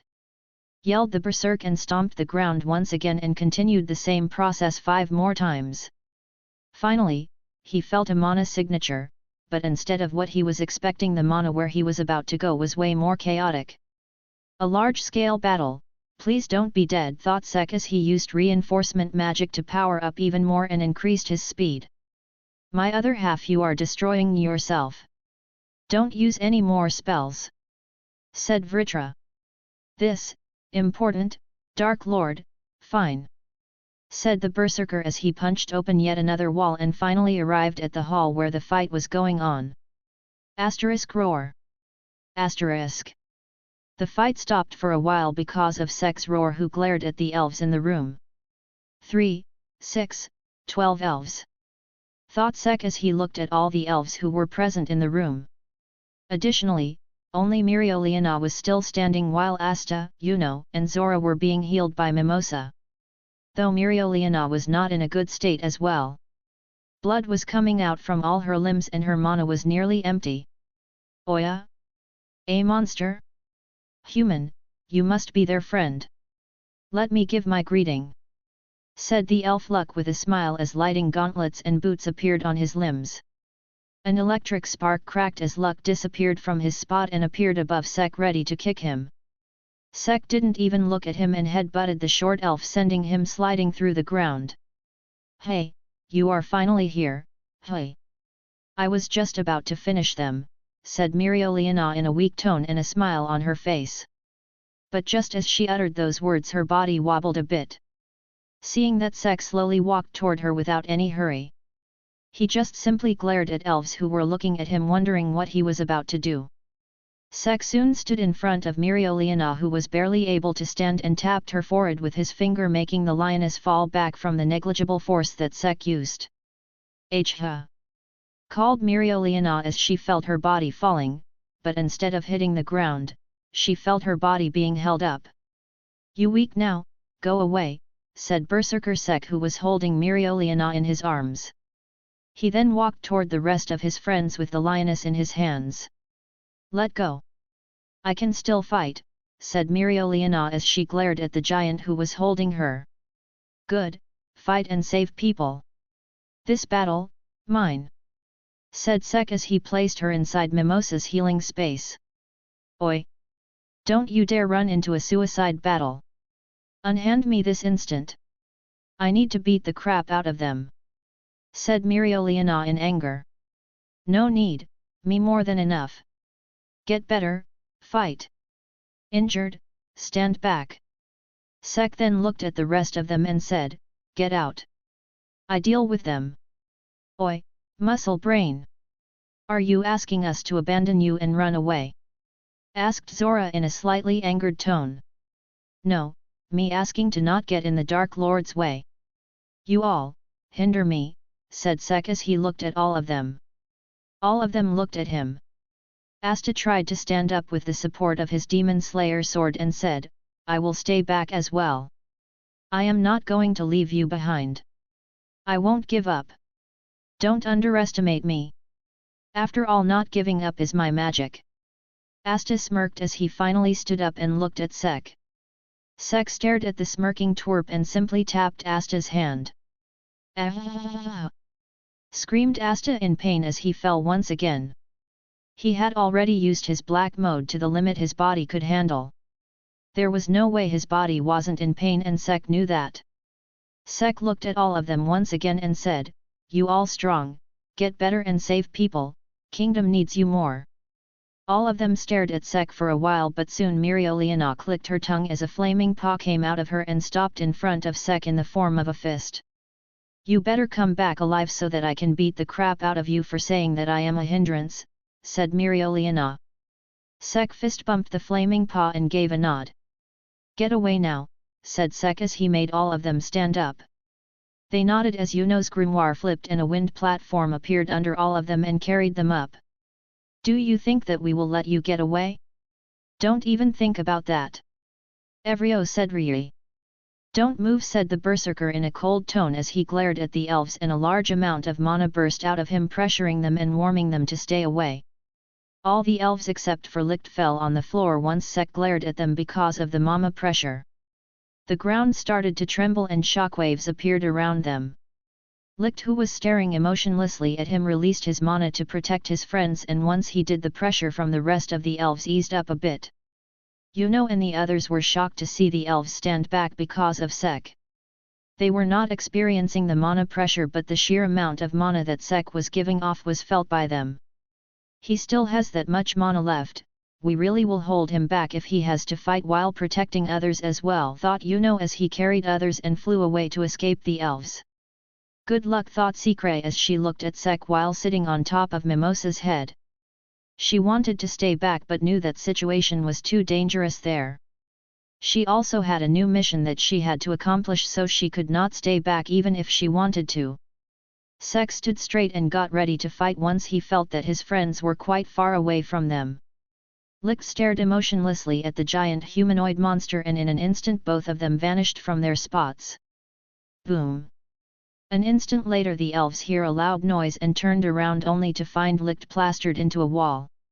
"Distracted, bad move," said the berserker as he stood in front of Rhya and Ril and kicked them away, plastering them to another wall. He then looked at the other elves who were now looking at him with anger and had their grimoires flipping. Flame magic, raging flare. Lightning magic, thunderclap crumbling orb. Glass creation magic, cannon diver. Steel magic, blazing spiral lance. 4 spells came toward Sek from different directions. Sek just gave a glance at the incoming attacks before he clenched his fists and gathered his black flames around them. He first dodged the lightning orbs without much effort before punching the glass cannonball and breaking it in an instant. He then started at the incoming flames and clapped his hands with full force, sending a shock wave that blew away the flames effortlessly, which was followed by a burst of black flames that shot out of his hands and attacked Elf Anna. Sek then caught the tell lance in his hand, which was trying to drill through, and then used it as a weapon to smack away Licht, who appeared behind him ready to stab his back. What is he? What kind of monster is that human? Asked Elf Klaus in horror. He doesn't even flinch at our attacks, said the elf Luck. Sek stared at them and then threw away the steel lance at the elves, making them surprised and dodge the attack. Copy magic, light sword of judgment. A bright glow appeared behind Sek as he simply turned around and saw countless light swords pointed at him. Take this, said Rhya as he waved his hand and the swords rushed towards Sek. Sek took a deep breath as the light swords approached him and tightened his fist. An explosion of black flames came out of his fist, blasting away the light swords that were coming at him. Sek looked at Rhya and then gestured for him to come at him. Rhya ground his teeth at the provocation but didn't dare take a single step forward. The berserker smirked at that before Sek loosened his body and said, "Comrades out, annihilation starts." Suddenly Sek's shadow darkened and spread around at great speed, and in an instant, all the elf's shadows were connected to his. What is happening? I can't move. The elves struggled at their spots but none of them were able to move. Sek just pulled their shadows along with them toward him as his hands lit up with black flames. Combining both fists, Sek slammed them on the ground in a spiral of black flames that surround him. The elves that were caught in the spell started to scream in pain as their bodies started to get burned by flames. Licht, who was the only one free from the bind, threw his demon destroyer sword at Sek's shadow, disabling the binding before he launched at the giant and tried to cut him in half. Sek, who noticed the attack, simply raised his hand and caught the blade in his hands, but because of the force behind the attack, the ground below him and the two of them started falling. Licht let go of his demon dweller sword and quickly grabbed the demon destroyer and used it to cut Sek's arm that was holding his demon dweller.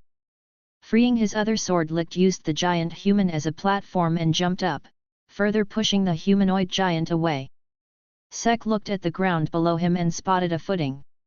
He immediately landed and jumped right back up with great speed and caught Licht in his hands and threw him away like a rock, making him pass through several floors once again.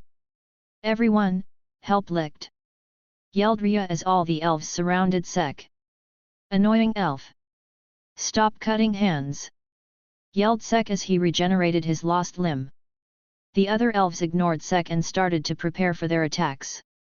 Sek ignored them as well as black flames surrounded him. A black flame dragon silhouette appeared around Sek as he ran around the room, engulfing multiple elves inside it and burning them up. Copy magic, tainted culvert WIRM. Sandstorm magic, rock storm. Painting magic, Sirene's game. Multiple spells rained down on Sek as the elves tried to blow off the flames. But the black flame dragon just burned away those spells with ease. Sek appeared in front of the group that attacked him and was about to engulf them as well, but Elf Rill suddenly jumped up with his grimoire flipping. Painting magic, God's game.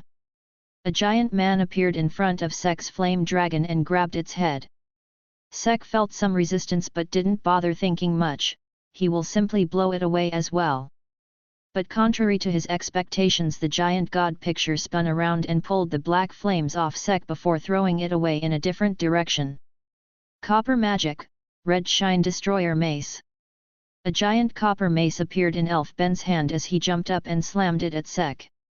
Sek, whose flames were snatched away, simply punched the giant mace and shattered it to pieces, shocking the elf before punching the elf away and planting his head in the ceiling with his body hanging. Comimation magic, Le Chateau d'Iver. A giant moving fortress made of glass and steel appeared in front of Sek, and he soon spotted a few elves on top of it. "You will fall under our combined power," said Elf Klaus. The other elves nodded and their grimoires started flipping. Flame summoning magic, mystic firebird and phoenix flare. Copy magic, salamander's breath. Glass creation magic, cannon diver. Comimation magic, thunder arrow. A large amount of mana gathered around the fortress.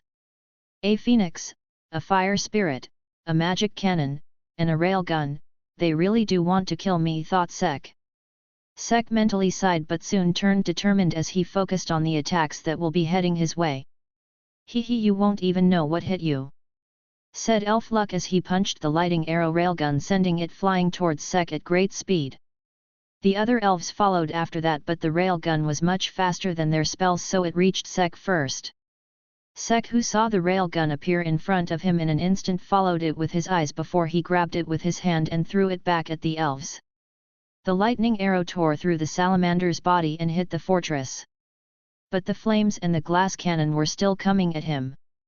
Sek was about to blast them away with his roar attack, but suddenly he felt something stab him in the back.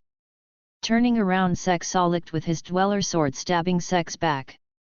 Give him even a tiny opening and he stabs. "Are you a Yandere Licht-kun?" thought Sek as he saw the emotionless elf.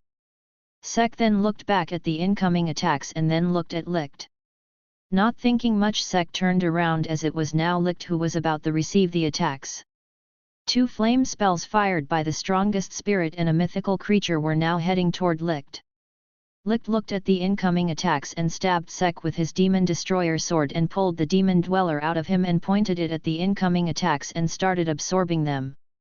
Sek looked at the new hole in his chest and the new sword that was poking out of him. His brows twitched in annoyance. Sure, he didn't get hurt when the sword pierced him because of his bronze body, Logia spell, but who the hell likes his body to be stabbed over and over again? "Your swords, annoying," said the berserker as he saw Licht easily absorb the magic his friends fired. Licht looked at Sek with an emotionless look, to which Sek stared back. He was about to grab him and smack him around like a rag, but before he could even move a muscle, a severe pain passed through his body. "You fought well," said Licht as the demon destroyer sword that was still inside Sek glowed. Cough. Blood came out of Sek's mouth as the pain increased. "My other half. Get away from this elf and sword!" yelled Vritra. Not thinking much, Sek grabbed Licht off him and threw him away along with the sword that was pierced in his back. "What is happening?" thought Sek. "It's his sword." "That sword destroys spell effects," replied Vritra. *CK thought Sek as his body transformed back to its normal form with two sizable holes in his back and chest and blood spilling out of them. "Damn, it seriously hurts like a bitch," muttered Sek as he touched the holes in his chest. "Haha. That's what you get for not knowing your position, you despicable human!" yelled Elf Anna. She was still angry at him for breaking her jaw. Sek looked at the elves who were now coming towards him with a smile on their faces. They were now going to relieve their frustrations on the human who was acting very high and mighty for a while. "Is it just me, or are they looking at me like a predator? Vritra, these elves are not going to do questionable things to my body, right? They even made 2 extra holes in me," thought Sek. "I am really surprised to know that you can have these types of thoughts even in a situation like this," replied Vritra. "You are right, they hate humans too much. They are not gonna do those things to me. Anyway, let's get back to action," thought Sek as his grimoire started flipping. Body debuff magic, damage transfer. And in an instant, Sek's body was back to its top condition while the damage got transferred to Ignis. Simply because he didn't want to kill the elves since he needed their bodies. "QI." The phoenix screeched in pain as 2 holes appeared on its body. "Phew, back to full HP. Now then, back to ass-kicking, I suppose," said Sek as his grimoire started flipping once again. Mana gathered around him as Sek tried to go into his berserker form. The elves frowned once again, feeling the large amount of mana that the human was releasing, and could only guess that he was about to fire a large spell. But even after a few seconds passed, nothing happened. "What is happening?" asked Sek as he looked at his grimoire. "Too much debuff magic that your body couldn't handle. You also just used that damage transfer spell. You won't be able to use debuff spells on yourself for a while," said Vritra. "Tell me it's a joke, Vritra," said Sek. "Unfortunately, it's not." "Is your power down?" asked Rhya as he looked at Sek. "Probably some spell effect. Or some side effect of his own spell. But he is looking confused. Probably the human didn't know about it himself. As expected of the incompetent race. Then does that mean we can kill him without much effort?" asked Elf Luck with a crazed expression on his face. Hearing his comment, the rest of the elves smirked as well, and their grimoire started flipping. "Things are going a bit bad," said Sek as he looked at the elves. "It's far from a bit, but we can handle it, right?" asked Vritra. "That we can," replied Sek with a smirk as his grimoires started flipping. Bronze magic, bronze body logia plus memory magic, parallel thinking. Black markings appeared on Sek's body as he successfully transformed. "First is mana refilling," said Sek as various snake-like appendages shot out of his back and latched onto the elves. "What are you doing?" "Late afternoon snack." "Thanks for the meal in advance," replied Sek as mana started to drain out of the elves' bodies. Feeling the mana drain, the elves panicked and tried to cut off the line that was draining their mana, but no matter what type of spell they used, not a single scratch appeared on the absorption lines. "Don't try, it's no use. I am about to fill up anyway, so wait for a bit," said Sek as he saw the futile attempts of the elves. "If the magic isn't breaking, then break the caster," said Luck as his grimoire flipped. Lightning magic, Thunder Fiend. Luck's whole body got covered in lighting as he rushed toward Sek at great speed. "You will die before you can even realize what happened," said Luck with a smile on his face. Black flames gathered around his hands as Sek punched the incoming elf in the gut, sending him flying. "I fight Luck in my base form, you bitch. You shitty elf ain't fast for me," said Sek as he looked at Luck. All of them looked at Luck, the fastest one among them, beaten at his own game. All of them focused back at Sek, who looked at them with a smile. "Just wait for a while. I am about to be full," said Sek once again. "He is treating us like food," thought all of them, and decided to finish him before he regains his maximum mana. Copy magic, Light Swords of Judgment. Flame magic, Phoenix Flare. Snow magic, Snowstorm. And just like that, all the remaining elves started gathering mana to fire their attacks. "You guys are trying so hard, how cute." And just like that, in a single move, Sek shut down their spells from even activating. The elves looked at the spells that they were preparing to vanish in an instant and then looked at Sek with horror.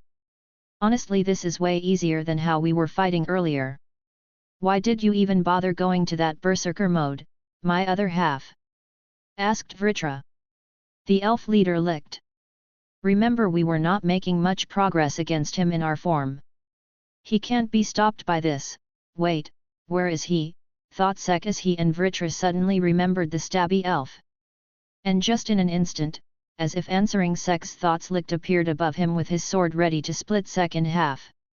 *CK thought Sek as he immediately retracted his absorption lines and dodged the attack that broke the floor even before it could make contact with it. Black flames launched out of Sek's mouth and headed toward Licht. Licht pointed the demon dweller at the flames and fired a mana beam at the flames, causing an explosion that blew both him and Sek away. Both of them soon landed, and Licht immediately rushed towards Sek. Sek too got ready as black flames and shadows gathered around his arms. "We will help you, Licht. Count us in as well." Rhya and Elf Luck joined Licht as well, and the three elves rushed towards Sek. Copy magic, Heaven Splitting Flash and Dark Cloaked Avidya Slash. Lightning magic, Thunder Fiend. Sek turned serious. The situation was now really dangerous. The others weren't a problem. But adding the shabby elf with even one more elf was difficult, not to mention two. Pointing both his hands forward, an energy blast made of black flames and shadows came out of Sek's hands. A huge attack blasted forward from Sek's side, and the elves looked at it in amazement, wondering how the hell a worthless human got this much power. Licht, however, didn't bother and simply pushed Rhya and Luck out of the attack's path and flew up, successfully dodging the attack and firing multiple flying mana slashes at Sek. Claws made of black flames appeared around Sek's hands as he destroyed the slashes. "Don't ignore me," said Luck, who appeared below near him while he was dealing with Licht's attacks, and kicked him up with full force, sending Sek flying. "I'm here too," said Rhya, who appeared above Sek out of a portal and fired the dark magic slash at the human, sending him back to the ground. "Ignis! Finish him!" yelled Elf Anna as she ordered the phoenix. The bird chirped loudly and grew up in size and opened her beak to eat Sek alive and burn him inside her body. Catching Sek in its mouth, Ignis continued to fly up, but Sek caught her beak and stopped the bird from eating him. The bird got angry as her eyes glowed with flames, and soon flames gathered in its mouth. Blasting its prey with her strongest flames, Ignis continued to fly up to not let others get caught in her attack. "These elves are really trying to make me, the Dark Lord, a freaking bird food. That's it. Gotta beat them to the brink of death," said Sek as the draconic aura inside him started to grow larger. Soon both his pupils turned golden with a slit in them, and the black marking around him increased. Dragon scales appeared on his whole body, and soon his hands turned into claws. Sek, who was now done transforming, once again used his claws to piece through the beak and ripped the bird in half with his full strength, making the phoenix disintegrate into mana particles. Once he did, his body started to fall, but the snake-like appendages appeared behind him and formed makeshift wings. Sek looked at the elves, who were glowing with mana, and soon pointed both his arms at them, and soon a giant blaster formed over them. "You all better just be half dead after my attack." "Understand," said Sek as the appendages started to absorb the mana in the surroundings. A mana sphere started to form in front of the blasters and started to get bigger. "That doesn't look good," commented Rhya as he felt the amount of mana packed inside the sphere. "What is he? How could a human have so much power?" complained Anna. "What should we do?" asked Fragile in a slight panic. All of them turned speechless at that. They had no spell that was capable of even budging the amount of mana that the human was packing in his attack. "Give me your mana," said Licht as he raised his Demon Dweller sword. "Licht-kun, what are you guys waiting for? Just do it," said Rhya as he placed his hand over the Demon Dweller sword. The other elves nodded and placed their hands over the sword as well and started channeling their mana to the sword. "What are those guys doing?" asked Sek. "Probably combining their power to counter our attack," replied Vritra. "You mean, the power of friendship? In a Shounen world, this might be bad. Gotta finish this soon," said Sek as he channeled his own mana into the orbs as well, speeding up the process. The elves, however, were faster than the Dark Lord, and Licht pointed his sword at Sek. The sword was glowing so bright that the whole flying castle was shining under its light. "Do it, Licht! Finish that human! We believe in you! Just do it! Don't worry about us! We will be standing right here beside you!" The elves encouraged their leader to not worry about them and just fire the attack. They were scared of the attack, but they didn't want to not believe in their friend. Licht nodded and thrust his sword forward toward Sek as a giant man beam came out of it. "It's enough, my other half." "Do it," said Vritra, making Sek nod. Pumping out most of his mana into the attack, Sek looked at the incoming attack and said, "No power of friendship is enough to face the Dark Lord." A giant mana beam even bigger than the one fired by the elves came from Sek's side and collided with the other one. The two clashed for a while with none of them gaining an advantage over the other, but a few seconds later Sek's attack started to push back the elves. This made Sek smirk. There was no way he was gonna lose to the power of friendship. But all of a sudden Sek felt a familiar feeling in his chest. Looking down, Sek saw a glowing white blade coming out of his chest and looked back only to see Rhya's portal with Lick's hand coming out of it. UF** King Stabby Yandere elf! Yelled Sek as he tried to blast a roar attack at the portal. But before he could do that, Lick retracted his hand and the portal disappeared. Sek soon pulled the sword out of his chest, but it was too late as his body glowed and in an instant, he turned back to his base form. Shit, muttered Sek as his body started to fall down, and soon the elf's attack broke through Sek's since he stopped powering it and headed straight towards Sek. Sek saw the incoming attack and tried to do something, but knowing that he didn't have enough time, he sighed and looked towards Asta and the others and threw the demon destroyer sword at them. Should not have underestimated the power of friendship, muttered Sek, and a moment later his whole body got engulfed in the mana beam. Once the beam died down, a clear sky without any remains of the Dark Lord came into view, seeing which the elves cheered in joy. Chapter 136, You Should Have Gone for the Head. Seeing the huge mana attack die down without leaving any traces of Sek made the remaining royal knights shocked. SS Seki! Yelled Asta as he saw his friend die in front of his eyes. S Sek, San! Muttered Mimosa with a dark expression on her face. She continued to stare at the sky for a while when out of nowhere she fainted and fell on the ground. Mimosa! Called Noelle as she caught her fellow royal. She had tears in her eyes as she caught the ginger head. She looked back at the sky and started to cry out loud once she realized that Sek was actually gone. That bastard, how dare you call yourself the Dark Lord and just go like that? Muttered Mereoleona as she looked down with a pissed look on her face. Her fists were tightened so strongly that blood started to drip down from them. Sitting on one of the trees, Secret looked at the sky with tears as well. You idiot! Why do you have to jump into dangerous situations like these? Think about how your mom and dad will feel. Think about your unborn sibling.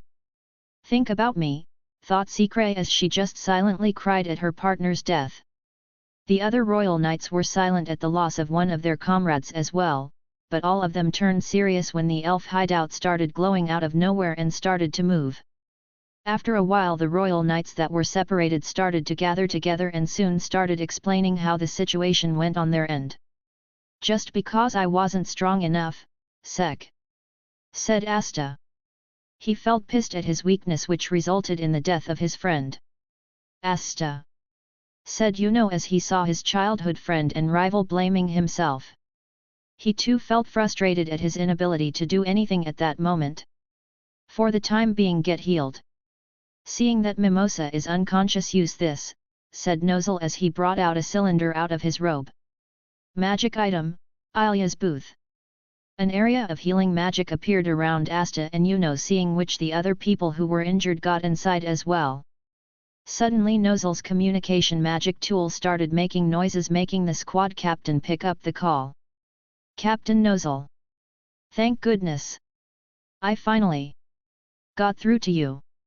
A number of our squad members suddenly went berserk and started saying strange things like, we're elves. They have way more magic than usual. We can't handle them on our own. Apparently, similar incidents are happening with all the squads. Something is going on all over the king. Before the man could even finish the report, a scream was heard, and the call got disconnected. The same thing is happening all over the kingdom. Just like Sek predicted, said Asta. Let's get going. That bastard did ask us to get healed and save the kingdom's ass, said Mereoleona with wounds all over her body. She took a step forward but immediately fell unconscious. She was too injured to even stay conscious at the moment. The others looked at her before Nozel ordered Noelle to get her inside the healing area. We are magic knights. We must save the Clover Kingdom, no matter what happens.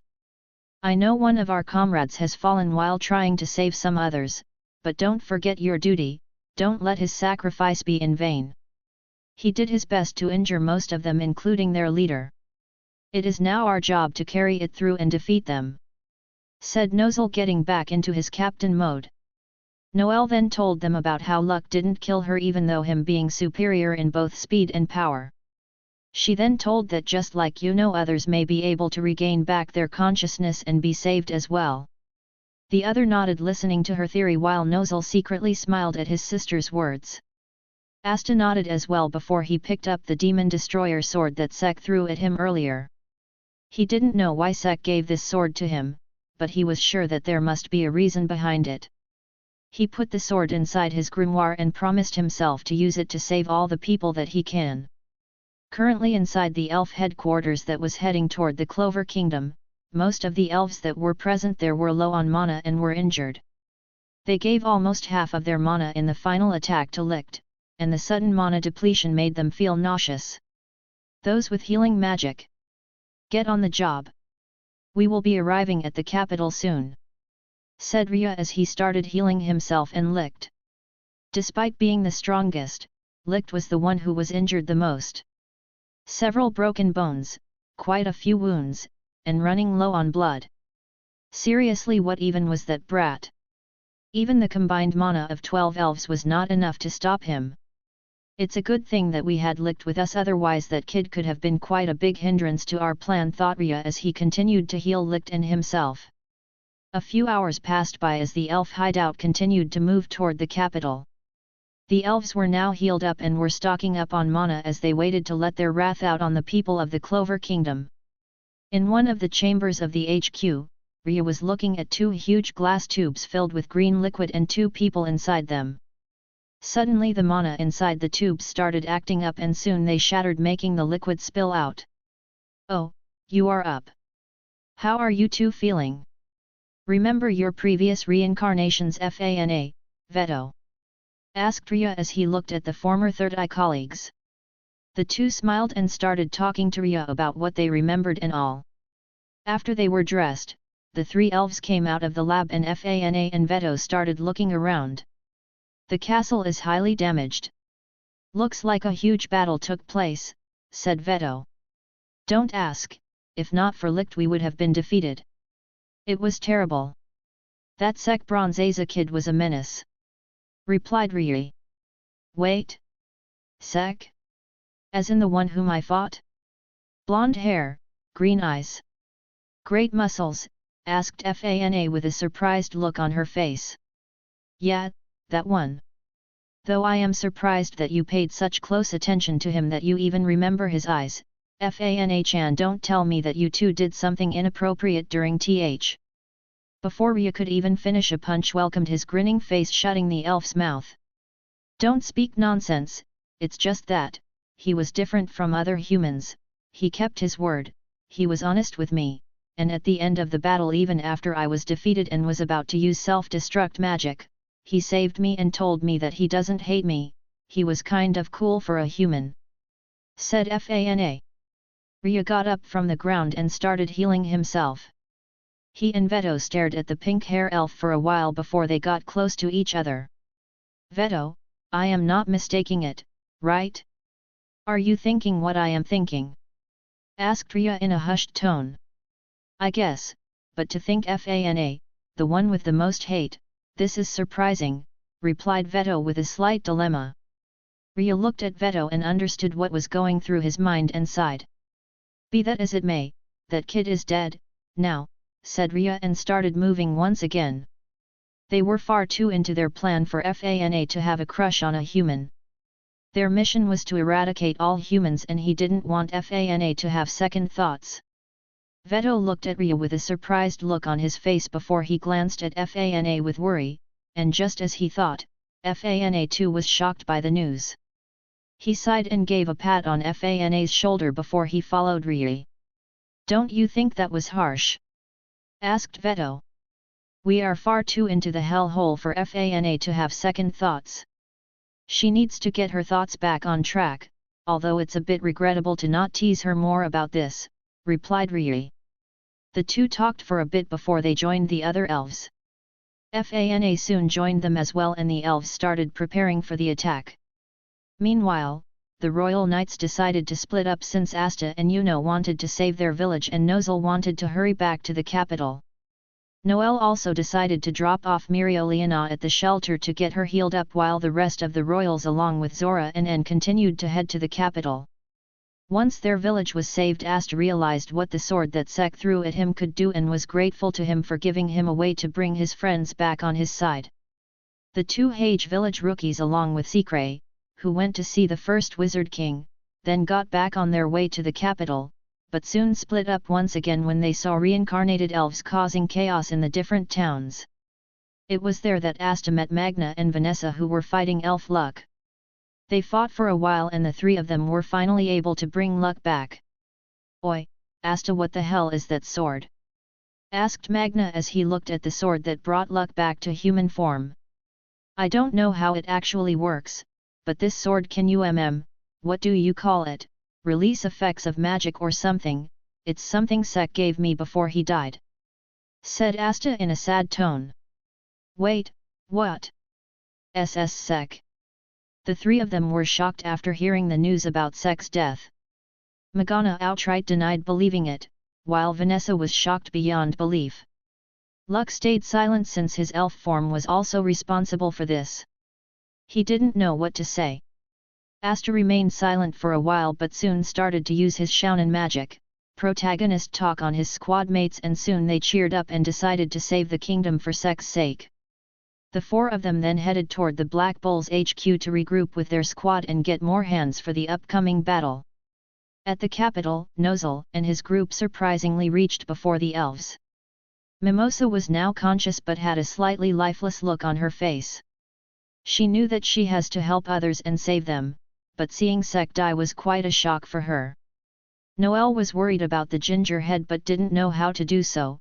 She was about to ask her to focus on the job, but before she could, Nozel asked her to come along with him and head towards the Silva Castle to save the people who were in there.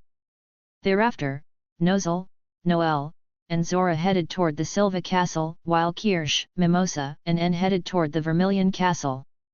Once they were done saving the royals and the workers inside the castle, they spotted the HQ that was flying towards the capital.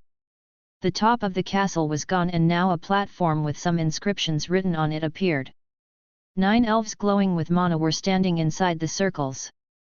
"Licht-san!" called Patoli as he spotted Licht standing with an expressionless look on his face. But Licht didn't respond back and just continued to stare into space. Rhya patted the young elf's back and started walking toward the circle where he was supposed to be standing. "Don't worry, he'll be with us once everything is complete. Just wait over there," said Rhya as he gestured for Patoli to stand aside. "All right," said Patoli in a slightly dejected tone and walked away from the ritual zone. Once all 10 spots on the ritual platform were filled, the apostles of Sephira, elves who were able to receive divinations and opened the gates of the Shadow Palace, passed their mana, and the giant inscription on the platform started glowing. Patoli looked at the giant glowing inscription and was fascinated, but suddenly his gaze fell on one of the gravito stones, the material from which their castle was made, flying up.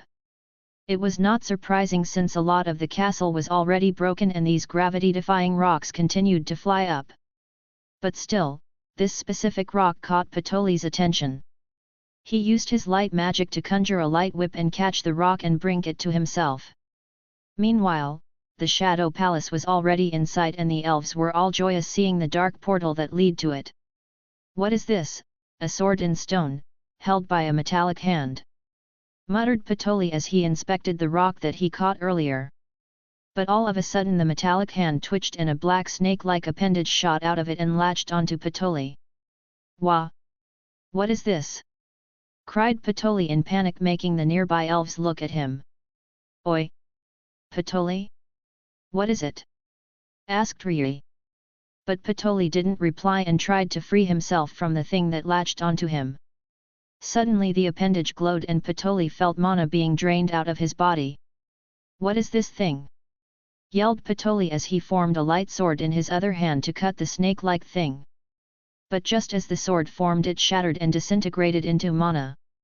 Patoli tried to use his magic once again but no reaction occurred. It was as if he couldn't use magic at all. Soon Rhya and some of the elves came closer to him only to find the hand that was gripping the sword that was stuck in the store to be glowing. The metallic hand then started to grow bigger and bigger until it formed a whole metallic arm. The continued to grow as it sucked the mana out of Patoli, and soon a humanoid figure made of metal started to form. A human? But who is he? Asked Rhya, but soon the man's face formed and a look of fear appeared on the faces of the elves. Phew, for a while I thought that I died.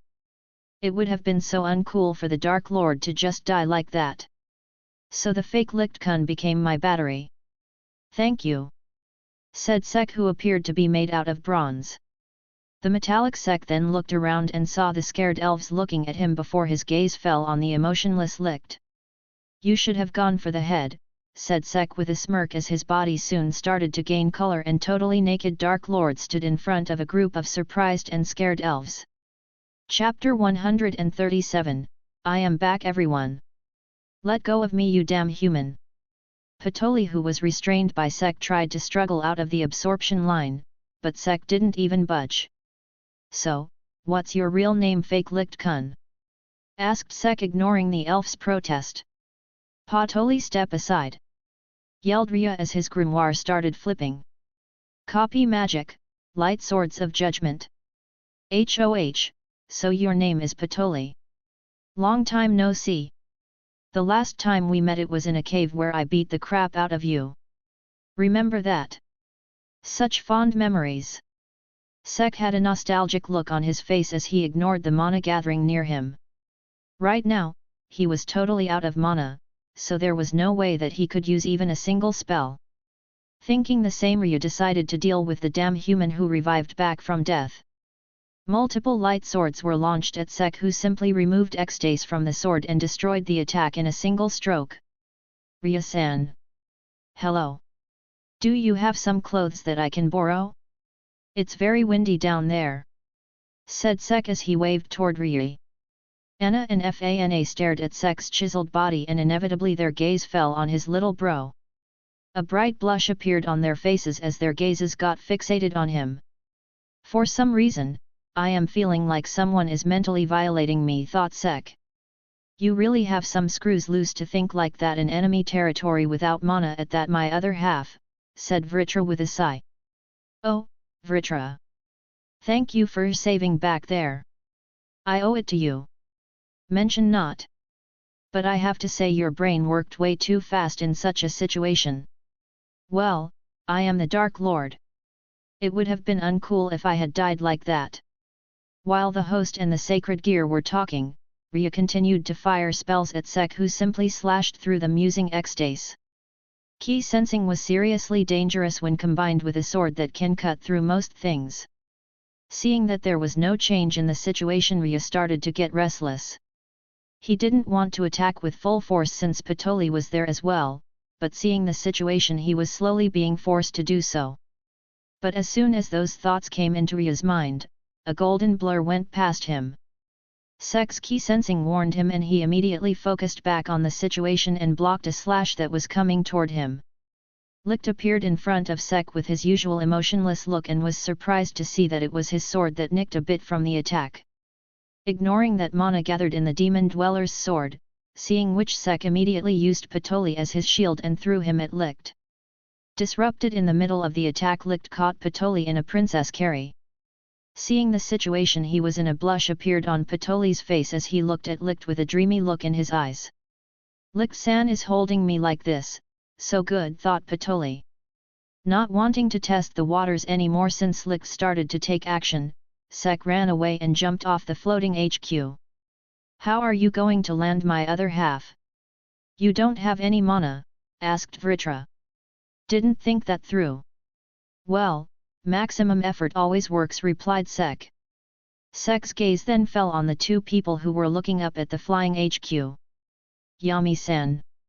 Save me. I'm out of mana. Sek yelled at Yami, who was standing along with Jack. Oi meathead, a flashing pervert is asking you to save him? Who is he? Asked Jack as he pointed at Sek. Oi! Flashing pervert! Don't talk this familiarly to me. Die! Yelled Yami as he raised his katana. Dark magic, dark cloaked avidya slash. Seeing the dark magic slash coming at him, Sek's body moved as he prepared to strike it. You brute! Do you not even recognize your squad member? Yelled Sek as he struck down the attack. Yami narrowed his eyes and focused on Sek, who was falling. Hey, Dark Lord dumbass, is that you? When the hell did you become a pervert who comes to fight without any clothes? So creepy, said Yami as he looked disgusted. That bastard! Muttered Sek, but soon felt multiple key reading heading towards him. Looking back, Sek saw some of the elves coming toward him with their grimoires flipping. We will not let you get in the way of the apostles of Sephira again. This time we will kill you for sure, declared Elf Klaus as he fixed his glasses. If you are gonna use your maximum effort, now is the time, my other half, said Vritra. It's really a hectic day. I will rebel if they don't give me a huge bonus after the mission, said Sek as he flipped his body over and got ready to deal with the incoming attacks. But out of nowhere, a huge black portal opened near them, seeing which Sek immediately turned around and focused on the new target. Though instead of attacking him, a huge fist made of rocks struck the elves, sending them away and making Sek widen his eyes in surprise. A surprise attack not aimed at me for the first time today, it strangely doesn't feel right, thought Sek. Soon a giant humanoid bull made of walls and windows came out of the portal and stood in the middle of the chaos. Okay, now that's cool, said Sek as he looked at the huge bulk mech. Everyone! Are you okay? Yelled all the black bulls that were inside the base. Their eyes soon fell on Sek, who was falling and waving at them. Seki! Yelled Asta. Henry and Charmy immediately got to work as the bulls' hands moved to catch their fellow black bull, and Charmy made a cotton landing area on the hands. Landing successfully, Sek cut some of the cottons around him to hide his lower half and looked at the people who were looking at him through the windows with shock and happiness. The mech's hand then eyed towards the section where the great of the black bulls were standing, and soon the door opened. Sek jumped inside the building and was about to greet them, but before he could do so, all the black bulls jumped at him. Seki! Yelled Asta. You are alive! Yelled Luck. I knew you won't die! Yelled Magna with tears in his eyes. My best friend, I am so glad that you are alive. I got so depressed when Asta and the others told me that you died fighting the elves to protect your friends. I would have done the same for my friends, and I am proud of you that you took such a dangerous step, but please don't throw away your life like that. Gordon, your best friend, will protect you the next time something like this happens, whispered Gordon. Hi, thank God you are alive. I am so glad. Hi, it's so embarrassing, said Grey while covering her face. Mao, you made Oni-san and Rogue worried sick. Hit him, Rogue, said Vanessa. Nay. The red cat, made of thread, attacked Sek with her kitty paws. La! You are out of mana. Sek-kun, start eating the nummies. Don't stop eating till your mana is full, said Charmy in panic as she shoved a large chunk of meat into Sek's mouth and forced him to chew. Sek-kun, long time, no. See, I am glad that you are back, Wel, come home, said Henry. Clank clank clank clank asterisk, said Ins as he tried to speak out loud, forgetting once again that he was a skeleton. Sek gulped down the food that was in his mouth and looked at the pile of bodies that were on top of him. You all thought that I died? You seriously underestimate the might of the Dark Lord. I just nearly died, not a big deal, said Sek. Don't brag about narrowly escaping death, you idiot, yelled Vanessa as she smacked Sek. So you nearly died? Yelled Asta. Hey, how was it? How did nearly dying felt? Tell me, said Luck. Oi! What the hell are you asking, you bastard? Called Magna as he looked at Luck weirdly. Let me wear some clothes first, you perverts. Pushing down a naked man as soon as he entered the room. Who the hell are you calling a pervert, you bastard? Yelled Vanessa as she smacked Sek once again. Outside the base, everyone was hearing what was happening inside and were wondering when the hell the idiots who just arrived were going to be serious and looked at the huge bowl with weird looks. Sek, who was finally freed from the pile of bodies that were on top of him, took a deep breath and looked around. All his squad mates were happily looking at him, feeling glad that he was still alive. "Everyone, I am ba ouch ouch ouch." Before Sek could finish, a blur rushed past everyone and landed on Sek's head before it started attacking him with full speed. "You idiot! How dare you make me worry that much about you? Take this and repent. How dare you die and leave me behind? Repent! Repent! Repent! Oi! Secret! Stop it! Stop!" Catching his familiar that was pecking him at full speed, Sek brought Secret in front of him and looked at her sternly. The anti-bird glared back at Sek and pecked the hand that was holding her and freed herself. "Ow!" winced Sek and immediately received a wing smack from Secret. Secret them landed on Sek's shoulder and stared at him for a while before she hopped closer to his face and hugged him the best she could with her bird body. "I am so glad that you are alive. Don't leave me," thought Secret as she nuzzled her cheek with Sek's as tears started falling off her bird cheeks. Sek saw the scene and simply patted the bird, trying to reassure her. "I am back, everyone," replied Sek with a reassuring tone as he looked at Secret and his friends. All of them, even Luck, had tears in their eyes as they gave a nod back in reply. Chapter 138, Believe It. The others soon got back to their jobs since the fight was still going on. Henry brought Sek's room close to their location and Sek along with Secret went there to get some clothes for himself. Once suited up, Sek came back to the room where everyone else was and sat down beside Charmy.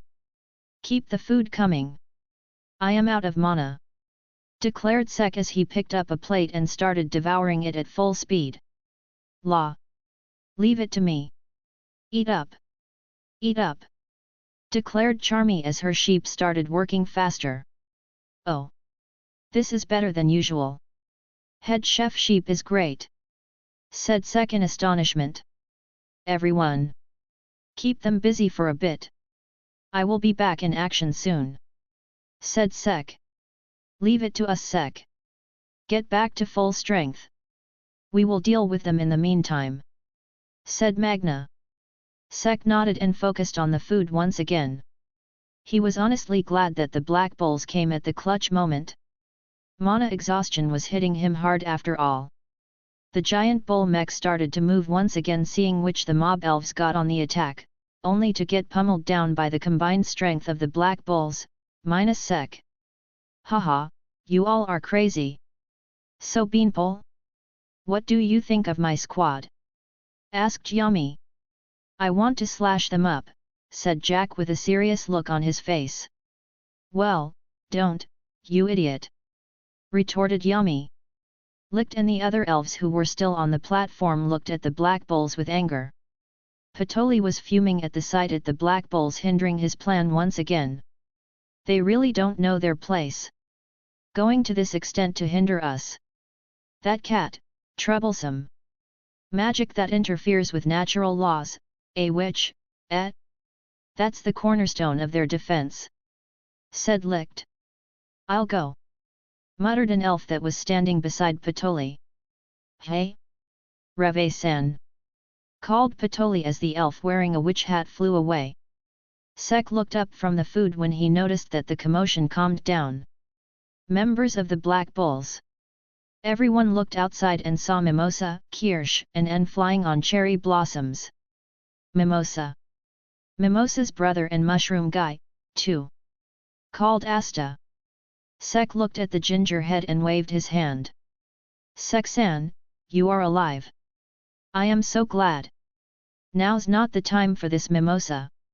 Focus," said Mimosa as she smacked her cheeks to get back onto the situation.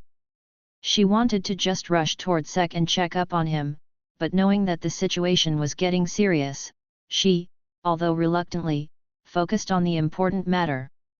"We have to hurry, or everyone who's been taken over by elves will be taken over completely." Just as she said that, a large amount of mana gathered around the elf HQ, which made all of them stop whatever they were doing and focus on the magic that was about to be cast. Sek was not able to feel mana accurately because he was low on it. But he could still feel that something big was about to happen. Dream magic, glamour world. The elf with a witch hat flew above their HQ and in an instant, the top of the bull mech disappeared along with most of the members inside it. Sek and the others who were transported away looked around with curious looks on their faces. This place, a different dimension, muttered Sek. Wow! Where are we? Asked Sally with an excited look on her face. Aren't you from Eye of the Midnight Sun? Hello. Greeted Sek. Hello. I was betrayed by them, so I joined you guys since Asta said I can do anything to his body after the fight is over, replied Sally. Very misleading, but okay. This must be the magic of the captain of the Coral Peacocks, explained Vanessa. This place is full of magic, better get started, muttered Sek as his sacred gear appeared around him. Multiple absorption lines shot out of him and started to absorb the mana around him. Luck spread his mana detection to check the surroundings, but soon a slightly surprised look appeared on his face. This place goes on forever. I don't think there's an end to it, explained Luck. Hey! Like that's even possible, Luck, you dumbass! Replied Magna. It's a different dimension, Magna. It's highly possible, said Sek as he looked up at where the elf was floating. Making the impossible possible is what happens here in the glamour world. Explained the elf version of Dorothy Unsworth, the captain of Coral Peacocks.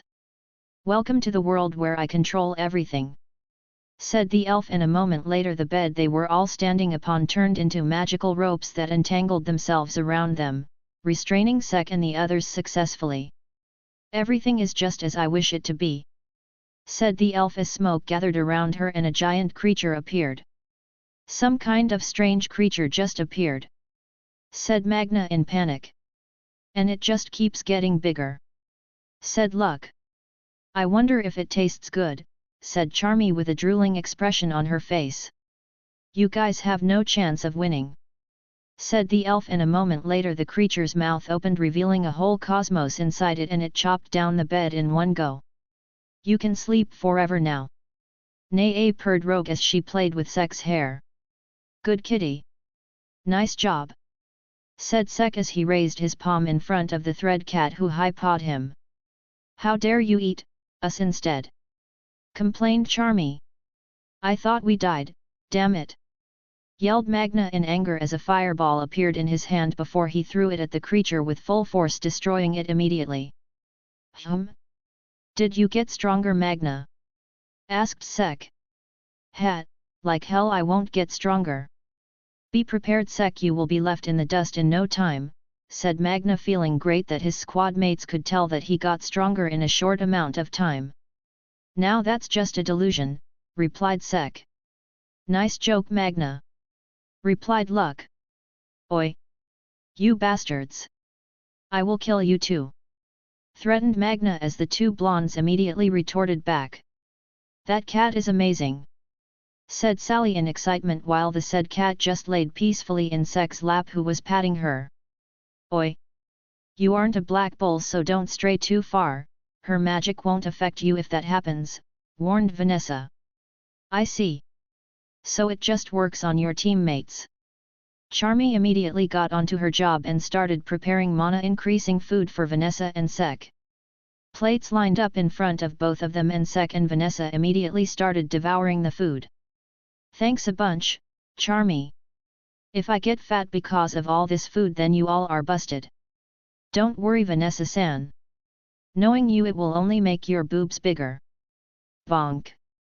As soon as those words escaped Sek's mouth, a smack came from Vanessa's side. Think before you speak, said Vanessa as she started eating once again. Sek nodded before he looked at the cat on his lap. Couldn't you change the outcome for that? Nay. What do you mean that I deserved it? Nay. UF** King Kitty, if not for you being cute, I would have sliced you once. Are you able to talk with Rogue? Asked Vanessa as she looked at Sek and the cat with a weird look on her face. The thread cat and the Dark Lord looked at Vanessa and then back at each other, then at Vanessa and then back at each other. Ah! Nay. Why the hell are you two surprised? Yelled Vanessa. While this was going on, Luck and Magna got on the offense and started firing spells at the elf. Sally started to focus on the attacks and soon theorized some aspects of the elf's magic and used Magna and Luck to try that out. But while that was happening, a yawn escaped Sek's mouth. Hey? I am suddenly feeling sleepy. It appears you couldn't evade the drowsiness. Everything that exists in Glamour world will eventually get drowsy. And those who fall asleep will never awaken again. Hearing the elf's words, the black bulls started to use various methods to stay awake. Sink slowly into the sleep of death, unable to do anything within this space. Ah, everything that was already blurry is getting even blurrier, said Sally. Oi, rogue! Don't you dare sleep! Said Sek as he set the thread cat's tail on fire, immediately warming the cat, who changed the outcome and made the fire disappear. Hey! Do you know what these are? The answer is... Sally suddenly realized something and formed a gesture around her eyes. Glasses! Oi, what the hell are you doing? It's not the time for doing something, said Magna, but before he could finish, a pair of glasses materialized in front of Sally. Yay! Cheered Sally as she put the glasses on. Hey! What the hell was that? Vanessa and Magna were surprised by what just happened and asked Sally to explain what was going on. Everything in this world happens as she sees fit. So things that she visualized in her head appeared. I need to try something, said Sek as he placed Rogue on his head and stood up. Luck, do you remember the hand signals that I taught you once? Asked Sek. Which one? Asked Luck back. All right. Ms. Elf, focus on this, said Sek as everyone focused on Sek and Luck. A smile appeared on Sek's face as he stood straight and started doing the hand gestures. Hands clap. Victory sign. Okay, hand gesture. Pretending to look. Ah. I remember this. Your underwear is showing. Right. Answered Luck. Yet! Exclaimed Sek as he and Luck high-fived. And an instant later a white panty with a year print appeared out of thin air. Wah! Exclaimed the elf with a slight blush on her cheeks. Not that unexpected. Alright, everyone, Sally's theory works, and so does my JoJo's reference, said Sek as he nodded sagely. Stop fooling around! Yelled Vanessa as she tried to snack on Sek once again, but this time he stepped aside and let Vanessa's attack miss. Oh, nice! You tested my theory immediately. You will be a good assistant. Anyway, what this world needs is an exit, exit, exit. Make one, please. Called Sally. The elf's eyes widened and an instant later various doors appeared around them with a burst of smoke. Haha. It's hard to not think of something once your mind has already visualized it. Explained an excited Sally. Hell yeah! She's only invincible in this world. If we can escape it, we can figure something out. Exclaimed Vanessa. Sek stayed silent as he simply took a cup of coffee from the sheephead chef and slowly sipped on it to ease his drowsiness. The other black bulls immediately got into the action as Luck jumped up and started pulling the cotton cloud towards one of the doors. The elf tried to attack, but Rouge was there to make that useless. Seeing no other way, the elf made chains appear on the doors, locking them and making an escape through them impossible. If I can't make them disappear, I just have to seal them up. Hearing that, the black bulls except for Sek and Luck started to panic and feel drowsy. Luck was overexcited and was not scared at all, while Sek was, well, Sek, he believed in himself a tad bit too much.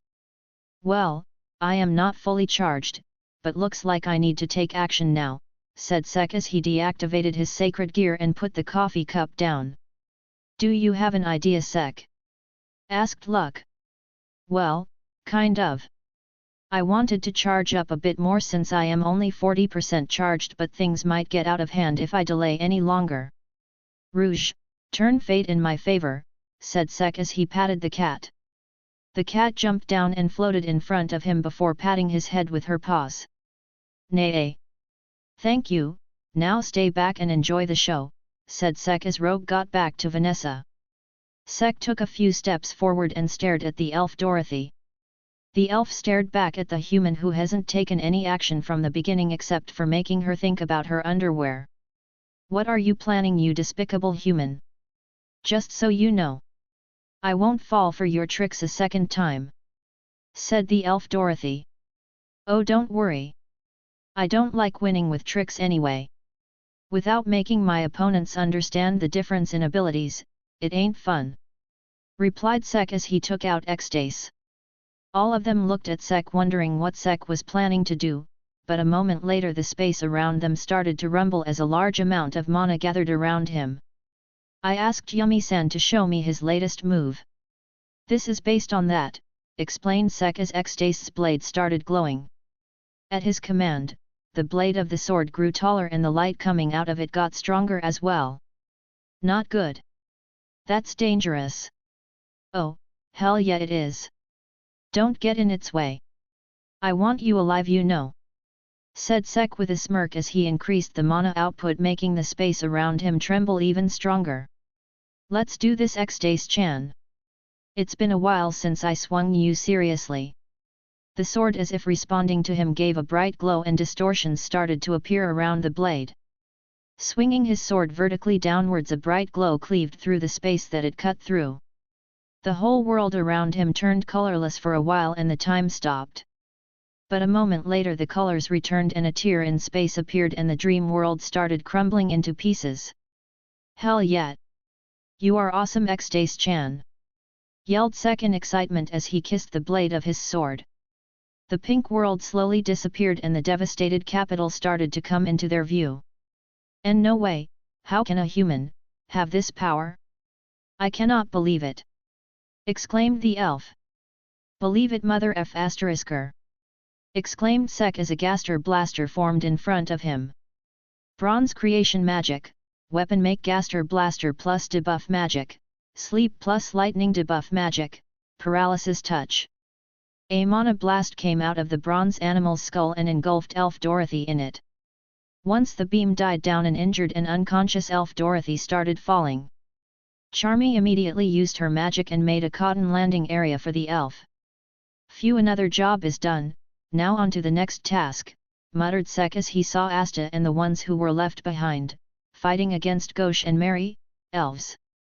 Chapter 139, Convenient Power. Sek looked at Ghosh and Marie, who were easily dominating the fight against Asta and the remaining Black Bulls. That Siskin is not giving them any opening for attack. Shall we lend a hand? Asked Sek. Hehe, no reason not to fight against strong opponents, replied Luck. Alright. Let's knock some sense back into that Siskin, declared Magna. La, let's do it. We have to save Marie-chan too. Sek nodded as his grimoire started flipping. Bronze creation magic, bronze rider flight mode. Getting on top of the overboard, Sek moved straight towards the elf siblings. I am coming as well, said Luck as lightning boots and gloves appeared on him and he flew beside Sek. Luck! Don't kill them. Hold back against Marie-chan, alright. Then, you deal with Marie-chan. I will handle Ghosh. Okay. The two increased their speed and in an instant, both of them appeared near the remains of the floating castle. Yo! Siskin! Greeted Sek while Luck just rushed toward Ghosh without any warning. Elf Ghosh widened his eyes in surprise when Luck appeared in front of him with a grin on his face. Yo! Ghosh, let's fight to the death, said Luck with an excited smile on his face as he kicked Ghosh in the stomach, sending him flying. Unai-chan! Called Elf Marie as she saw her brother being kicked away from her. Don't worry, Luck won't kill him, probably, said Sek as he landed behind the little girl and held her in his hands. Wah! A human caught me! Let go of me! Unai-chan! Screamed the elf. Iclaw! Human gets away from her. warned the elf gauche as his grimoire started flipping. Mirror magic, reflect refrain. Multiple mirrors appeared around the area around him. Oi! Your sister is here as well. Look! Yelled Sek as he glared at the elf. On it! Replied Luck as a spark of electricity appeared around him and in an instant all the mirrors shattered. Geez, don't let your sister get caught in the attack, you idiot. Gauche will kill us if as much as a scratch appears on her body, said Sek as he looked at Elf Gauche with an annoyed look on his face. So, little lady elf. What's your name? Asked Sek as he turned Marie around such that both of them faced each other. I won't tell you. Yelled the little elf as she tried to protest against the human that captured her. Okay, I won't tell you Chan. I am Sek Bronzeza, the Dark Lord. Nice to meet you. By the way, your name is kind of long and weird. Said Sek. That's not my name. My name is Eclaw. It's not weird. Complained the little elf with a pout on her face. Okay, Eclaw-chan. Ah. I told my name to a human. You meanie. You tricked me. Said Eclaw with a surprised look on her face. Yeah, you were too easy to fool. I am not. I won't get tricked again. Look over there, a flying house made of sweets, said Sek as he pointed in a certain direction. Where? Asked Eclaw as she looked in the direction where Sek pointed only to find the empty night sky. See, you got tricked again, said Sek as he chuckled. Ah! Exclaimed Eclaw as she realized that the human lied to her. She opened her mouth to protest, but just as his mouth opened, Sek shoved a huge long lollipop in the kid's mouth. Enjoy that, that's the last one Charmy made, said Sek as he ruffled the little elf's hair. Eclaw wanted to protest, but the sweetness of the thing that the human gave her was too irresistible for her, and she simply licked the candy. Sek looked at the fight between the Black Bulls and Elf Gauche while he took care of Elf Mayor. He wanted to join them as well, but knew that the elf would try to get close to his sister and this might injure the real Marie as well. So what's your brother's name, Eclaw-chan? Asked Sek. Droa, why are you fighting against us? Asked Eclaw. Mostly for self-defense. If we don't fight back, we will lose quite a lot of things that we hold dear. Our kingdom, family, and friends. Replied Sek. Self-defense. But wasn't it humans that attacked us elves who were living peacefully? Asked Eclaw. She was a bit calmer now since she didn't feel any malice from the human named Sek Bronzeza, though most of it was because of the lollipop. That's something, which happened 500 years ago or something. Don't know what were the circumstances then, but in this era, we didn't instigate the attack. 500 years, why do people still fight after so long? Asked Eclaw, feeling a bit sad. Well, the first fight starts with the person who wants to show that they are superior and stronger. After that, it's a series of revenge until one side perishes or gives up. Not all people are satisfied with peace. Some do it because they are threatened by something and want to exterminate that, while some do it just for fun and wanting to prove they are superior. Though because of the ones who instigate it, the whole community gets involved. It's confusing, said Eclaw with a frown as she tried to wrap her head around what Sek said. Haha, well, just think of it as the way how living creatures who can think are. It's kind of in their nature to fight, replied Sek as he smiled at the kid's words. Does that mean we will continue to fight? Unless both sides make up, then yes. That's sad. It is Eclaw. The elf and the Dark Lord turned silent. Sek silently patted the kid's head as both of them looked at the fight that was going on between her brother and the Black Bulls. Won't you go and fight my brother too? Your friends might get injured. I would like to, but I have to keep the little lady Eclaw safe. Besides, I believe in my friends. They can take care of themselves. Why are you saving me? And from what? Well, the body that you and your brother are possessing right now, belongs to our friends, and since he is strong, some of us might not be able to hold back well enough and might get you injured during the fight, replied Sek. So you want to protect the human whom this body actually belongs to? Well, there is that, but I personally won't like to see a kid like you get injured. It doesn't matter if you are human or elf, as long as you are not trying to kill, that is. If you do that, then I might need to punish you for being a bad girl, said Sek as he teased a claw. I won't do that. I just want to be with my brother. Is that so? Well, that's good then. I will take you where your brother is soon. Though I can't let you two be in these bodies, I will make sure that you and your brother are together in the end. Omu, thank you Sekai-chan. Mention not. Sigh, if only most people were not stuck-up idiots and be more like a Claw-chan. The situation might have been different, said Sek. Different? Asked a Claw. Yeah, if there wasn't a grudge between humans and elves, we might have been coexisting together. The two of us might have been friends too, since elves live for a long time, replied Sek. It would have been fun. I know, let's be friends now Sekai-chan, exclaimed a Claw as she looked at Sek with a smile. Hey, really? Alright. I, Sek Bronzeza, the Great Dark Lord, give you the honor of being my friend. Humph, then I, the Great Elf Claw, give you the honor of being my friend. Accept it or I will take the offer back. Ho ho, so the Great Elf Claw-sama is such a petty little lady. Alright, looks like I have to accept it before she changes her mind. The Dark Lord accepts your proposal, my little lady Great Elf Claw-chan-sama. That's too long. Call me a Claw-chan, like you were doing earlier. Humph, you are weird. Hehe, now you are stuck with this weird man, who is now your friend. Sigh, well, I am a generous person so I will accept it. You are getting cheeky, Claw-chan, time for punishment, said Sek as he started tickling the young elf that started to fumble around and laugh out loud. While all this was going on, Elf Gauche was crying tears of blood seeing his sister openly talking with another man while he was busy fighting. He didn't know who the human was, nor did he want to know. The only thing that mattered to him was that he will make sure to give the despicable human a horrible death. Ha ha ha, stop it. I give up. I give up, pleaded a Claw as she tried to speak in between her laughter. Sek stopped tickling the girl, seeing that she had slight tears in her eyes because of excessive laughing.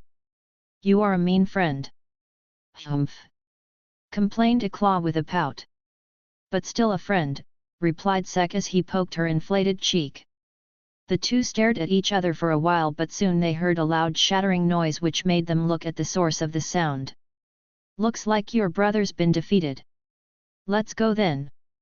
Okay, Sekai-chan, are you strong? Rhya and the others said so. One, if not the strongest. Why?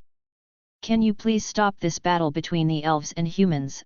I don't want kids like me to get injured. You will feel bad too, right? I will feel bad, alright, I will try my best to stop this, I promise you. Omu, thank you, replied a Claw cheerfully as Sek slowly walked towards Elf Gauche. By the way, Claw-chan, you were using magic earlier to fight my friends, right? Why didn't you use it on me? Asked Sek. Just as he said that, a Claw's eyes widened in shock as she held her head dramatically. I forgot. Ugh. I am a big dum-dum. Oh my, such a big dum-dum. Hey. Don't make fun of me. I will use my eye magic on you otherwise, threatened a Claw. Ah, so scary, a Claw-chan, by the way, do show me your magic, asked Sek. Hey, really? Okay, replied a Claw as her eyes glowed and Sek's body stopped moving for a while. But soon the magic was released and Sek got control of his body. That was strong magic considering that you still don't have a grimoire. Phew, I am great, you know, replied a Claw as she puffed up her chest in pride. Mighty Claw-chan-sama. Here, enjoy this. One final offering from your human friend, said Sek as he gave her a bunch of cookies from his storage. She was about to leave this body, so he wanted her to enjoy the final moment that she will remember. He clawed to the cookies from Sek and ate them without hesitation. Sek smiled at the girl's action and patted her head.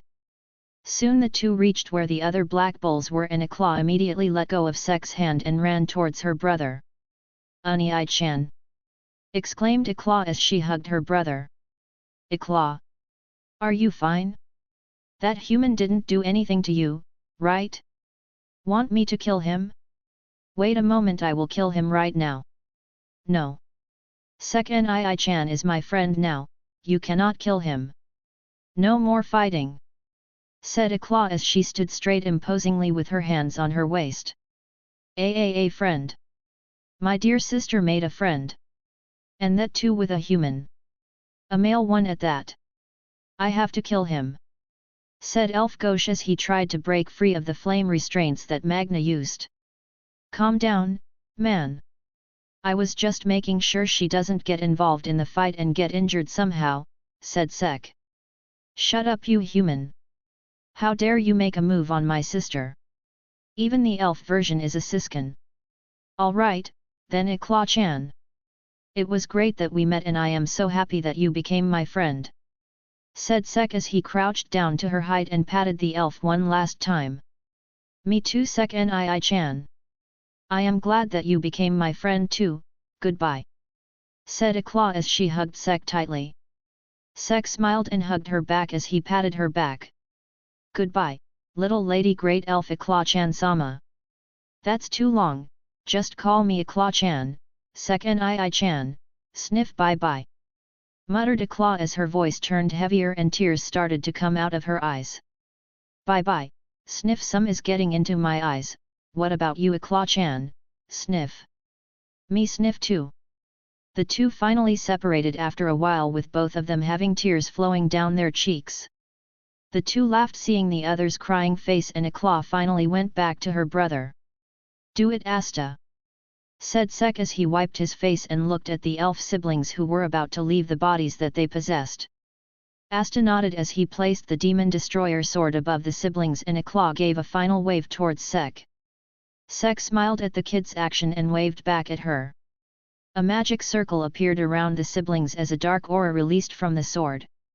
The elf Ghosh looked at the humans around him, though he focused more on Sek and Asta. "A convenient power that can make it so that something never happened, do you think such a thing exists?" asked the elder elf sibling. Asta widened his eyes at that question, not knowing what to say. "It would be great if it exists," replied Sek in a sad tone. "Yeah, it would have been great, I could have made sure that you never met my sister. Sadly, it doesn't. Remember this well, humans, actions come with consequences. You can't escape that." As those words escaped his mouth, the elf marks around the siblings' faces started to disappear, and soon the mana in their bodies got back to normal. Sek looked up at the sky for a while before a sigh escaped his lips. "You all right, my other half?" asked Vritra. "Probably," thought Sek. "I see. Yeah, Vritra. Yes. Is there such a convenient power that makes that none of these sad things happen? It would have been great if there was such a power, I have too many uses for that. Even the great prison dragon king has regrets, hey. So many that I have forgotten quite a lot of them. Haha. But coming to this world and meeting you is not one of them. You are one, if not the best another half that I got. Don't know if someone in the future tops that, but still there is that.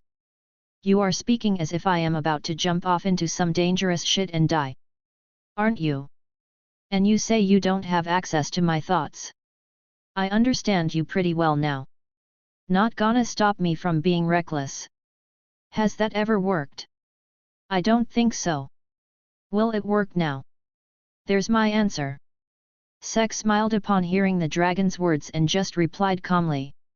"You were awesome as well, not as awesome as me, but still, awesome," muttered Sek in a low volume. Sek looked at his friends who were teasing Ghosh and just clenched his fists tightly. "I promised to Claw-chan, it will look bad if the Dark Lord goes back on his promise." muttered Sek as his sacred gear appeared around him. He then took a deep breath and soon a determined yet confident smirk appeared on his face. Time for the Dark Lord to finally show his might. Chapter 140, Close Your Eyes. The Black Bulls were busy replenishing their mana using Charmy's food. They had a fierce battle just a few moments ago and most of them felt pretty depleted. Even Asta, who doesn't possess magic, was tired since he used his black form to the limits. His body was currently in pain and had some injuries all over his body. Mimosa and Kirsch joined the Black Bulls and were busy with their replenishing their mana as well. Mimosa wanted to run up to Sek and check up on him, but other Black Bull members were visibly more injured and decided to heal all of them first. While this was happening, Sek was quite far away from his squad. None of them went closer to him since Sek was standing motionlessly and thought that he was still contemplating the loss of the elf kid that possessed Marie's body. Soon they noticed movement in Sek's body and noticed him walking toward them. Sek soon stood in front of the squad and looked toward Vanessa. "Can I borrow Rogue for a while?" asked Sek. Sure, but why?" asked Vanessa back as Rogue manifested above her and jumped on top of Sek's head. "I made a promise to a claw, gonna fulfill that real quick. On that note, all of you please give me a cover from enemy attacks." "Alright, but what is going on? What are you going to do?" asked Asta. "Something awesome, and probably dangerous," replied Sek as a large number of absorption lines appeared out of his body. The absorption lines started to glow and grew in size before all of them shot out in different directions. All the magic knights that were near him stood up and looked at Sek with shock. "Sek? What is happening? What are you planning to do?" asked Vanessa. "Nothing much, just saving the kingdom, I guess. Oh yeah, I cannot move from this spot while I am using, so don't move me from this spot, just keep me safe, or not." "I don't think 1 or 2 attacks would matter much anyway," said Sek, not thinking much. They were about to say something more, but before they could say anything they started working and a huge amount of mana rushed into Sek's body. "Ah! Really hurts like hell. It's called forced for a reason, anyway. 30s till your pool is full. Wait, it's 20s. Seriously? Adapting even to this?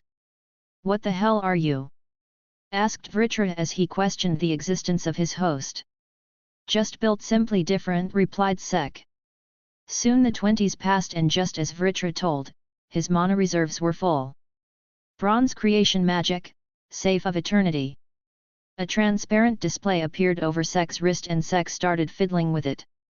Soon a device manifested in front of Sek and Sek held it with a serious look on his face. "If I remember correctly, it's this button," muttered Sek as he examined the device. "Sek? What's going on? What is that?" asked Asta. "It's a device that was given to me by the Wizard King before we started the raid. It's an announcement device to make announcements throughout the kingdom," replied Sek.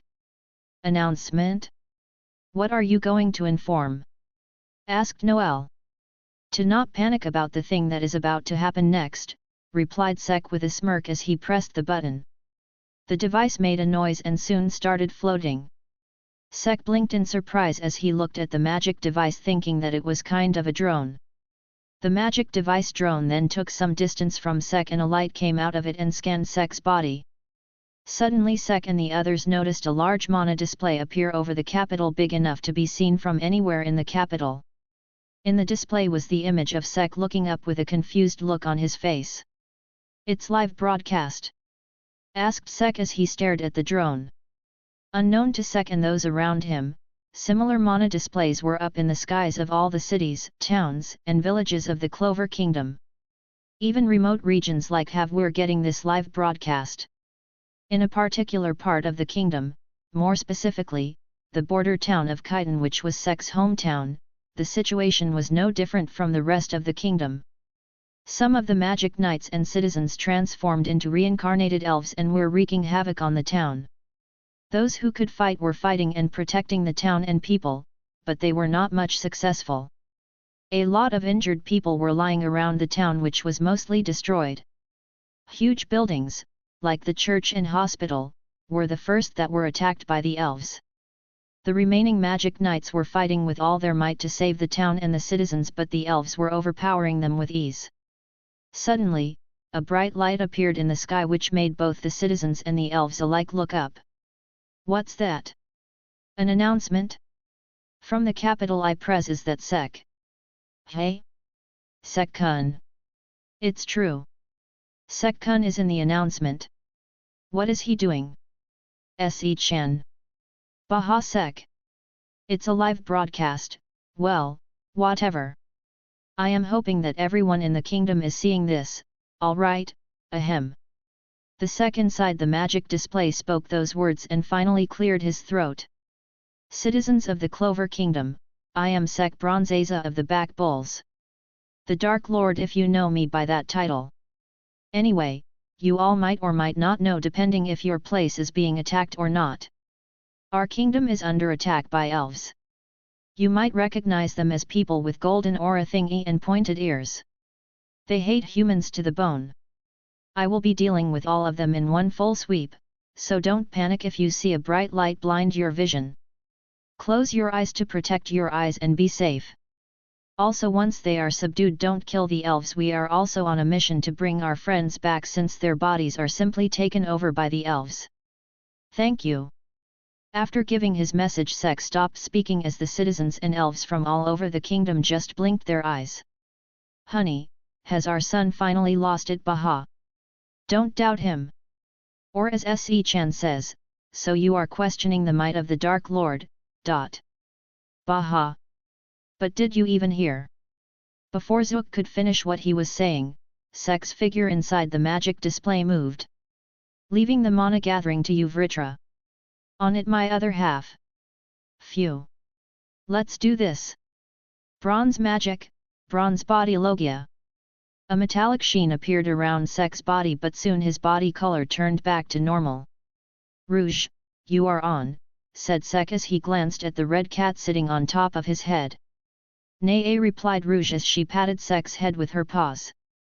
Sek has a nod as the mana inside his body came out in a burst, sending all the nearby rebel flying. The Black Bulls along with Mimosa and Kirsch who were near him immediately used their magic to not get blown away by Sek's mana pressure, and all of them had a shocked expressions on their faces. "This much mana?" muttered Noel. "So, beautiful," said Kirsch in admiration. "Oi oi oi! Is this for real? He has more mana than all these royals combined. How does that make any sense?" said Zora. "I cannot feel the mana, but Seek is awesome," said Asta. All of them agreed with Asta on that. They didn't know what the self-proclaimed Dark Lord was planning, but they knew for better that he means it when he said that he was going to save the whole kingdom. "All right, people, here it comes. Close your eyes," warned Sek as an excited smirk appeared on his face. Mana Zone, Bronze Age. A large amount of mana filled the atmosphere of the Clover Kingdom. The whole kingdom felt the wave of mana descend upon them, and unconsciously all of them followed Sek's warning to close their eyes. A bright light filled the whole Clover Kingdom, and the moment it did, Sek's mind overloaded with all the mana that he was able to control and feel. "Shit, this is overwhelming. Memory magic, parallel thinking." The situation eased up a bit, but still, the amount of mana readings that he was getting from all over the kingdom was too much for him. "Hurry up, my other half. 10 seconds till your mana drains." "More than enough." Sek closed his eyes as he concentrated solely on mana detection. He pinpointed all the elves around the kingdom.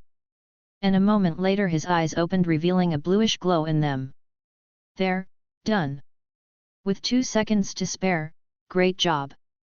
The mana zone disappeared as the 2 seconds passed up, and Sek's body immediately lost all his strength and he fell on his knees. "I hope it worked," said Sek before drowsiness took over him and Sek fell unconscious. Since the live broadcast was still going on, the citizens from all over the kingdom heard his words, and opened their eyes. Most of them didn't notice the change, but the smart ones and the ones who were in the middle of the fight or those who were witnessing the fight from afar immediately widened their eyes in shock. The elves that all of them were struggling against were now just immovable bronze statues. Soon the others started to realize what was going on since the sounds of attacks stopped. The citizens started to ask around what happened and the magic knights relayed the information to calm the citizens down. Once they came to know that, their gaze fell on the magic display that showed the figure of Sek, who was fallen on his knees after performing the grand spell with a satisfied smirk on his face. "Sek Bronzeza, the Dark Lord," muttered one of the kids in chitin as his eyes twinkled in admiration. "Baha! That's the man that I raised! Sek Bronzeza!" yelled Zook in excitement. "Calm down and help the others," said Elaine as she tried to calm down her husband, but none of her words fell on Zook's ears. He was too excited for his son. Elaine just smiled helplessly at her husband's antics before her gaze fell on her son that was visible on the display. "Great job, Se-chan, or should I say as expected of the great Dark Lord." "Ha-ha," muttered Elaine as she chuckled with some tears of happiness in her eyes. Chapter 141, She Spoke. "What was that? Sek. What did you do? Hey? Sek? Sek. Don't die. You already died once today. Don't die again," yelled Asta as he saw Sek's body fall. "You don't have permission to die. As royalty I order you to come back to life," said Noelle in panic as she, just like Asta, panicked once Sek fell. The magic knights around him immediately headed toward Sek, and Asta started shaking Sek's body in panic but was pushed away by Mimosa, who started checking up his body for injuries. "Sai, he is just asleep. He exhausted mana in his last spell. I will heal him though, just in case." Hearing Mimosa's words, all the black bulls sighed in relief. Feeling that the mana was getting insufficient, the magic device drone stopped functioning and flew back to Sek. Seeing the drone land on Sek, Asta looked up at the magic display and saw that it was disappearing. "Plant healing magic, princess healing flower robe."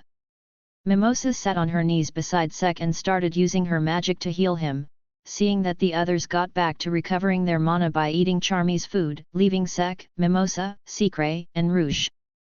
Secret was looking at her partner with a worried gaze. She was not sure whether to be amazed at him for not getting seriously injured after performing all the crazy things he did today, or just straight up smack him for nearly dying multiple times on the same day. "Sai, you really know how to make me worried. Just rest up now, though I don't think you have much time to rest up. I need to go and awaken the prince," soon thought Secret as she was about to fly away and look for Finral. But just as she was about to do that, her gaze fell on Mimosa, who was looking around suspiciously. "No one is watching me, right? All right," thought Mimosa as her cheeks started to blush a little. She looked at Sek intently before she used her plant magic to lift his head from the ground and rested him on her thighs. "Oh wah! So close, Mimosa, calm yourself down. You need to heal Sek-san, but his face is so close. If I just bent down then, no, don't take advantage of him while he is unconscious." Become dirty thoughts, thought Mimosa as she panicked. This damn horny royal. Taking advantage when he is unconscious. "Don't you dare cross any line," thought Secret as she flew and landed on Mimosa's shoulder before she smacked her head to make her snap out of her thoughts. "Ouch! Wa! Who did that? I wasn't thinking of doing anything indecent. Sek-san's birdie." The royal panicked after getting smacked out of nowhere and started looking around only to spot Secret sitting on her shoulder. "Yeah, you sound very convincing," thought Secret as she glared at Mimosa.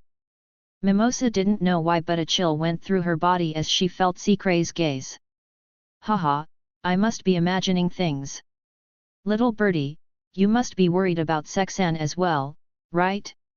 Don't worry, I will try my best to treat him. He is important to me as well, you know." Mimosa looked at Sek with a kind gaze which made Secret want to smack the royal once again. But once she saw the look on Mimosa's face, she stopped. She knew that look very well. It was the same expression that another royal she knew 500 years ago who looked awfully similar to Mimosa had. Secret lowered her wing and looked at Sek. Wake up soon. I want you to be the first person to hear me. Thought Secret as she hopped down Mimosa's shoulder and landed on Sek's chest. She then stretched her wing and caressed Sek's cheek. While this was happening around the unconscious Sek, Luck, who was enjoying with the other black bulls, felt a large amount of mana heading in their direction. Someone's coming, warned Luck as he stood up. The others got prepared as well, and soon they noticed two bright glows coming towards them. Wait! I know that mana! Muttered Noelle as she too felt the mana of the incoming mages as they got closer. This key, Siscalian! Exclaimed Asta. Who the heck are you calling Siscalian? Said Mirioliana as a fireball engulfed Asta. Hot hot hot hot hot! Said Asta repeatedly as flames surrounded his body. Bakista! Pointing her wand at Asta, Noelle poured water over him, making the flames disappear. About time you woke up, you fool! Said Mirioliana with a smirk as she saw Fuegoleon riding on top of Salamander. I apologize for the trouble I've caused you, my sister, replied Fuegoleon as he hopped off the Salamander. You should be, because you got knocked down by a bastard. I had to come back and take care of the shit that you left behind. Although, because of that I came to know that quite a few strong people have appeared in the kingdom. Speaking of which, where the hell is that bastard that made me think that he died after saying that I was not in a condition to fight? Said Mirioliana with a glare as she started looking around. You couldn't even take a single step before fainting. Losing you back there would have been a bad thing for the kingdom, said Nozel, who landed his Mercury Eagle near them. Nozel, long time no see. You look quite strong, said Fuegoleon. Humph, someone had to take care of the kingdom while you were sleeping peacefully, although it seems you returned with quite a power-up, replied Nozel as he stared at the flame spirit. The two glared at each other as the others came close to them. Captain Fuegoleon! I'm so relieved that you're awake. Wait, and you've got Salamander, too? Ah, Asta! It appears you've gotten stronger during my slumber. Heck yet! I'm totally ripped! Replied Asta as he flexed his muscles. Siscalian-sama! I heard you were supposed to be resting for at least one more day. Who cares? I'm fine. Where the heck is that bastard that used the huge mana zone? Asked Mirioliana as her gaze finally landed on Mimosa. That bastard, sleeping after doing such a thing. Said Mirioliana as a vein popped up on her forehead. What exactly did that commoner do?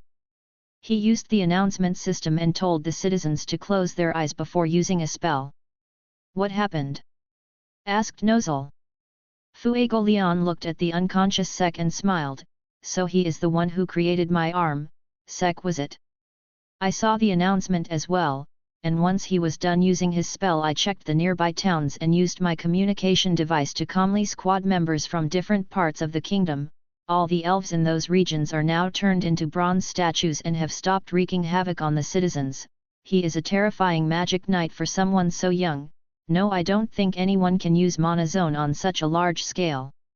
The Black Bulls, Mimosa, Secret, Kirsch, and Nozel widened their eyes in shock. They were in the capital and didn't have contact with anyone from other parts of the kingdom for a while, so the news that all the elf attacks from all over the kingdom were stopped was shocking news for them. They looked at Sek with their eyes and mouth wide open. It was really hard for them to imagine the mana and technique required to use such a grand spell. A kingdom-wide spell with such precision. Thought Nozel. Whoa! Sek did something amazing! Exclaimed Asta. He is more terrifying than royals, commented Zora. This idiot did such a thing, thought Secret as she looked at her partner's face, who was sleeping peacefully on Mimosa's thigh. Not wanting to dampen the mood, but that hope is getting smaller, said Magna as he pointed at the entrance of the Shadow Palace. This made all of them snap out of their thoughts and focus on the situation at hand. This is bad, we need to hurry.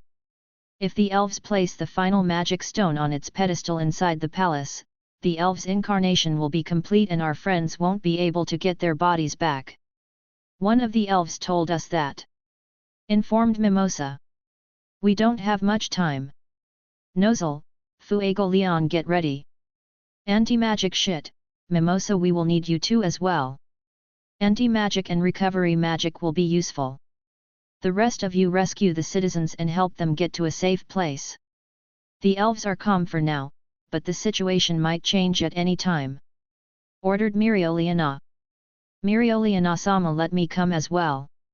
I want to fight for the kingdom as well. I promise I won't hold you or the others back, said Noelle with a determined look on her face. Okay, replied Mereoleona as she stared at Noelle's face. Wait a minute, I can't leave Sexan like this. He is unconscious right now and might need some healing once he wakes up. Don't worry, Rhya. Don't worry, he is coming as well. Heal him on the way, said Mereoleona. Mimosa, the one who raised the question, and Vanessa, the one who was about to say that the Black Bulls will look after him, stared at the lioness with a questioning gaze. Mereoleona-sama, Sexan is unconscious. Yet. How will he fight then? That's his problem, said Mereoleona. A flame paw extended out of her body and grabbed Sek's head. It would be foolish to not make use of one of the strongest ones present here, said Mereoleona. But he can die if he doesn't wake up and the situation becomes worse. Not to mention, he is out of mana, protested Vanessa. She was totally against the idea of sending an unconscious Sek to a dangerous place. He will manage. After all, he is the Dark Lord that single-handedly kept 12 reincarnated elves at bay while letting others leave securely. He also single-handedly stopped the attacks from the elves from all over the kingdom. I don't think he would like to leave things unfinished after he accomplished this much, said Mereoleona as she placed Sek over her shoulder. She is right, Vanessa Nasan. Sek will surely get mad if things got screwed up after he has done this much. We will make sure to stop all this, but on the off chance that we might not make it, having someone strong and reliable like him in the back will serve. Ow. Ow. Ow. Ow. Secret. Why? Said Asta. If you want to die, then die alone. Don't drag my Sek along with you. Hasn't he done enough for today? He saved you all and the kingdom while being near death twice. Don't just take him to die, thought Secret as she pecked Asta. She then flew over to Mereoleona and pecked her hand, wanting her to let go of Sek. Hey? What's this? Want me to roast you alive, you stupid bird? Said Mereoleona in a cold tone as Flaming Paw hurried towards Secret. But before the Flaming Paw could touch Secret, a kick landed on Mereoleona's face and pushed her away. Who the hell is messing with Secret? Want to die? Muttered Sek in a weakened tone as his body fell on the ground. My body hurts like hell, Secret, peck me twice if you are okay, muttered Sek with his face planted in the ground. Sek's alive!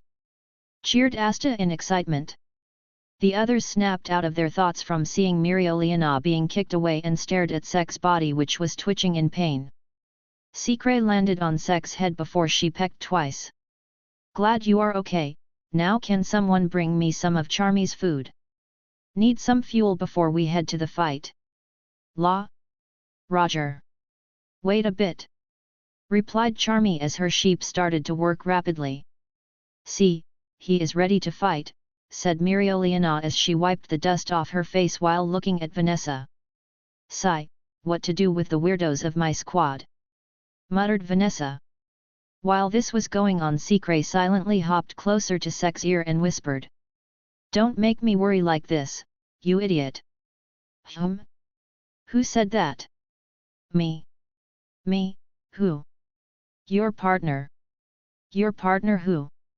Guess it. Is that you, Vritra? Who the hell is Vritra? Is it a girl? Asked Secret. No, not me, my other half, replied Vritra. We don't have much time. We are going, said Mereoleona as she grabbed Sek and Mimosa before hopping on top of Salamander. La. Take this with you. yelled Charmy as she threw multiple food items covered in her cotton and wrapped with Vanessa's thread at Sek. Sek, who was already weakened and was not able to move much, was hit on the head by the fluffy cotton packages. "Mimosa, would you be a dear and put these in my pockets?" requested Sek, already forgetting about the mysterious partner. "SS sure, Sek-san, he, dear," replied Mimosa as a healthy blush appeared on her cheeks. "Need to get that prince unsealed soon. Can't leave him with the horny royal," thought Secret as she immediately took off to find Finral. Chapter 142, You all don't need to be so mean. The squad led by Mirioliana soon came in front of the entrance of the Shadow Palace. Sek, who could barely move because of the last stunt he pulled, tried to look forward and raise his head but soon gave up as his head rested on Mirioliana's shoulder. "What happened?" asked Mirioliana. "Too much pain to lift my body. Lend me your shoulder for a while. Get your shit together. We are about to enter enemy territory, rest on my shoulder in the meantime," replied the lioness. "Thank you. Sek-kun, was it? Leopold told me a lot about you. Thank you for treating my severed hand," said Fuegoleon, who was slightly surprised seeing that his sister was not bothered by the boy's action. The same sister who slapped the baby Leopold for peeing on her. "You are welcome," replied Sek before he closed his eyes, trying to rest as much as he could. "Your body is in very bad condition, my other half. How are you planning to fight?" asked Vritra. "I just need some mana to function my body properly. Once that's done, it will be a piece of cake," thought Sek. "That might be a problem since you cannot use or any other sacred gear till your body's condition improves a bit. That's why I got Charmy's food. You don't have any strength to eat." "Yeah, that's why I am not eating and don't have any mana. It might take a while, but I am sure that it will be fine," thought Sek. His group soon entered the portal, which was getting smaller and smaller, and immediately their surroundings changed. Sek, who felt the key of the place changed drastically, opened one of his eyes to check the surroundings and soon spotted a black space around him along with large glowing things moving along with them. "Whoa!" muttered Sek as salamander vanished from below him and all of them started to float in the space. "An obstacle to anyone who tries to infiltrate the place?"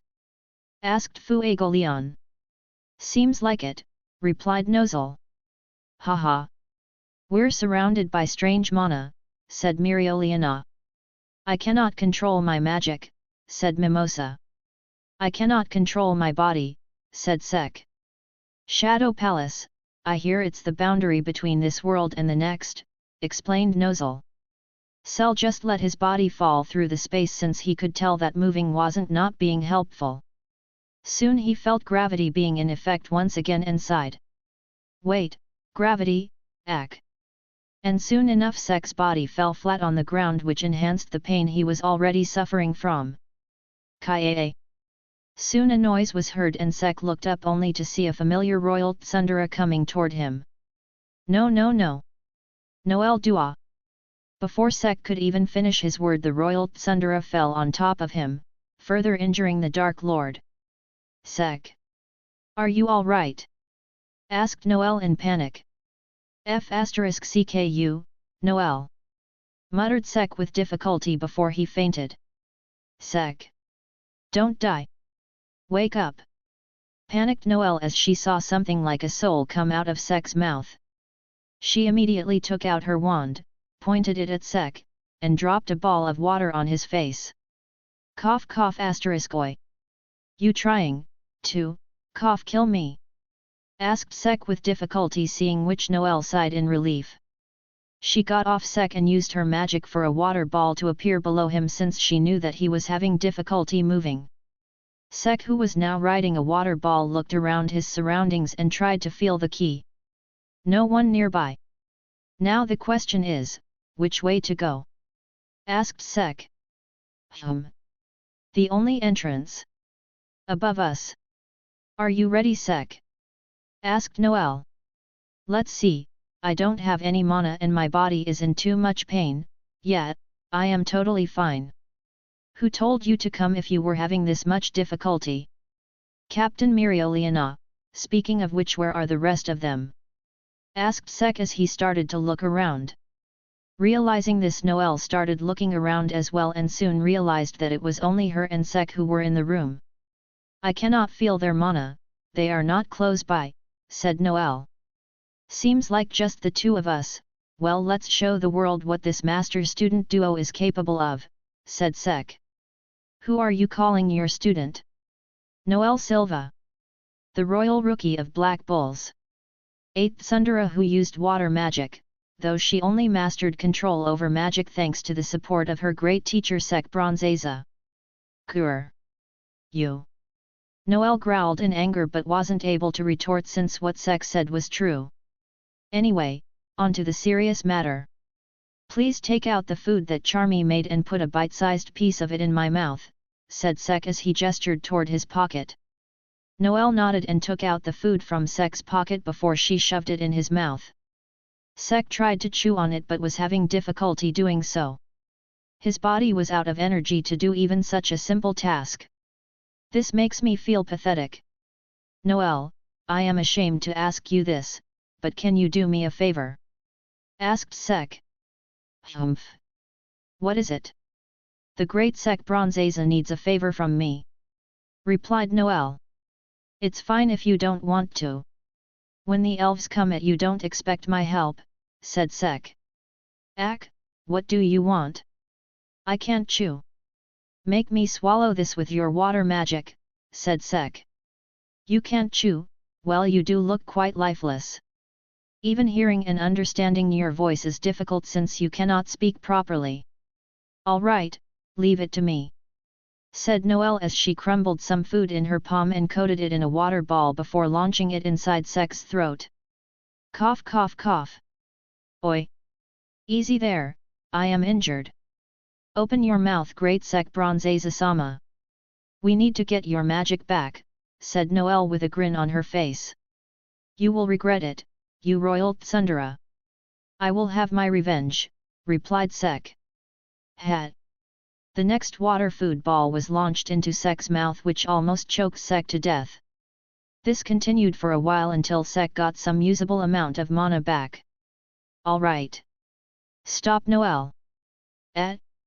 This was getting fun, whined Noelle. Anyway. Bronze creation magic, safe of eternity. A transparent display appeared over Sek's arm and soon a glass bottle filled with red liquid came out of the storage. Oh? Witch Queen's heal spell bottle. Yup.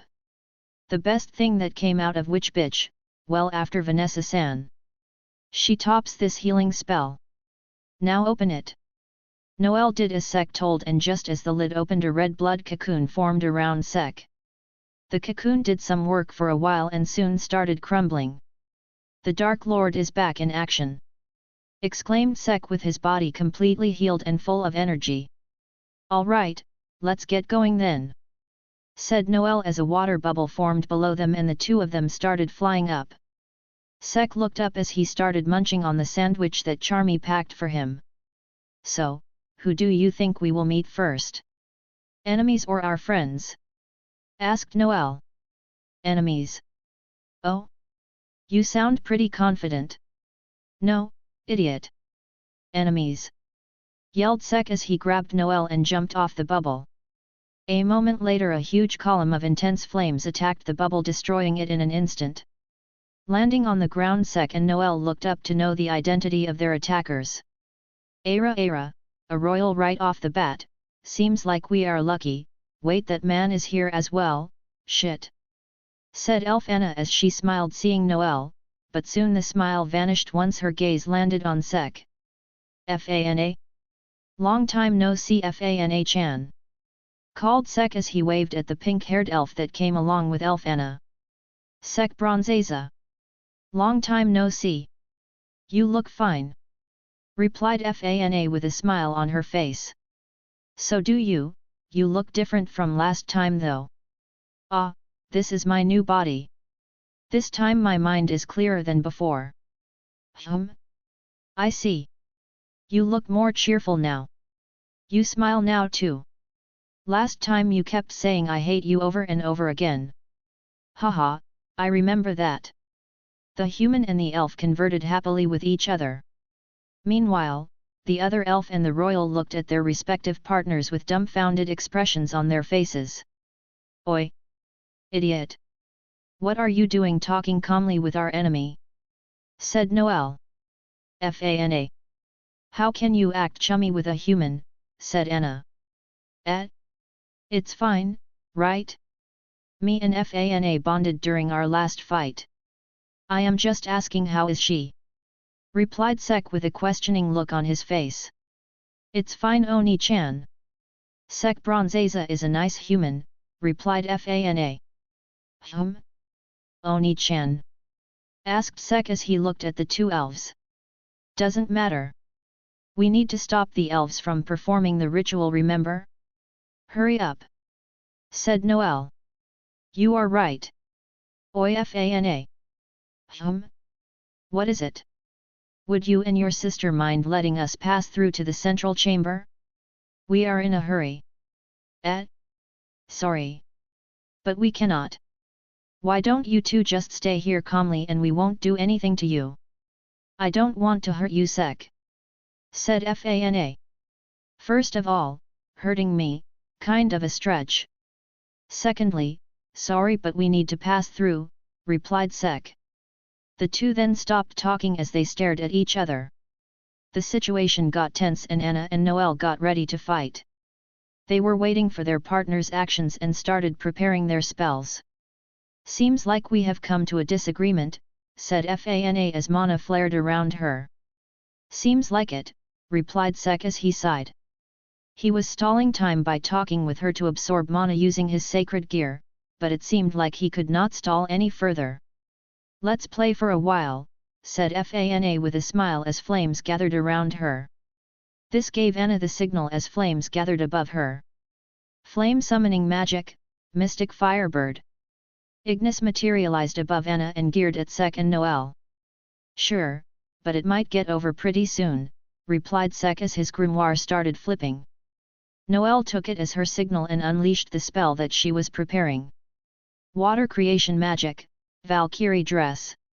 A water armor and lance appeared around Noel's body as she got ready to battle. Bronze magic, bronze body logia. A metallic shine appeared over Sek's body and soon disappeared. Let's get started then, my body needs a bit warm up anyway. Haha, get it, warm up, cause they are using fire magic. At that, the three women around him looked at him with scowl on their faces. Heck, Sek could feel even Ignis scowling at him. You all don't need to be so mean. That was a bad one, my other half, said Vritra.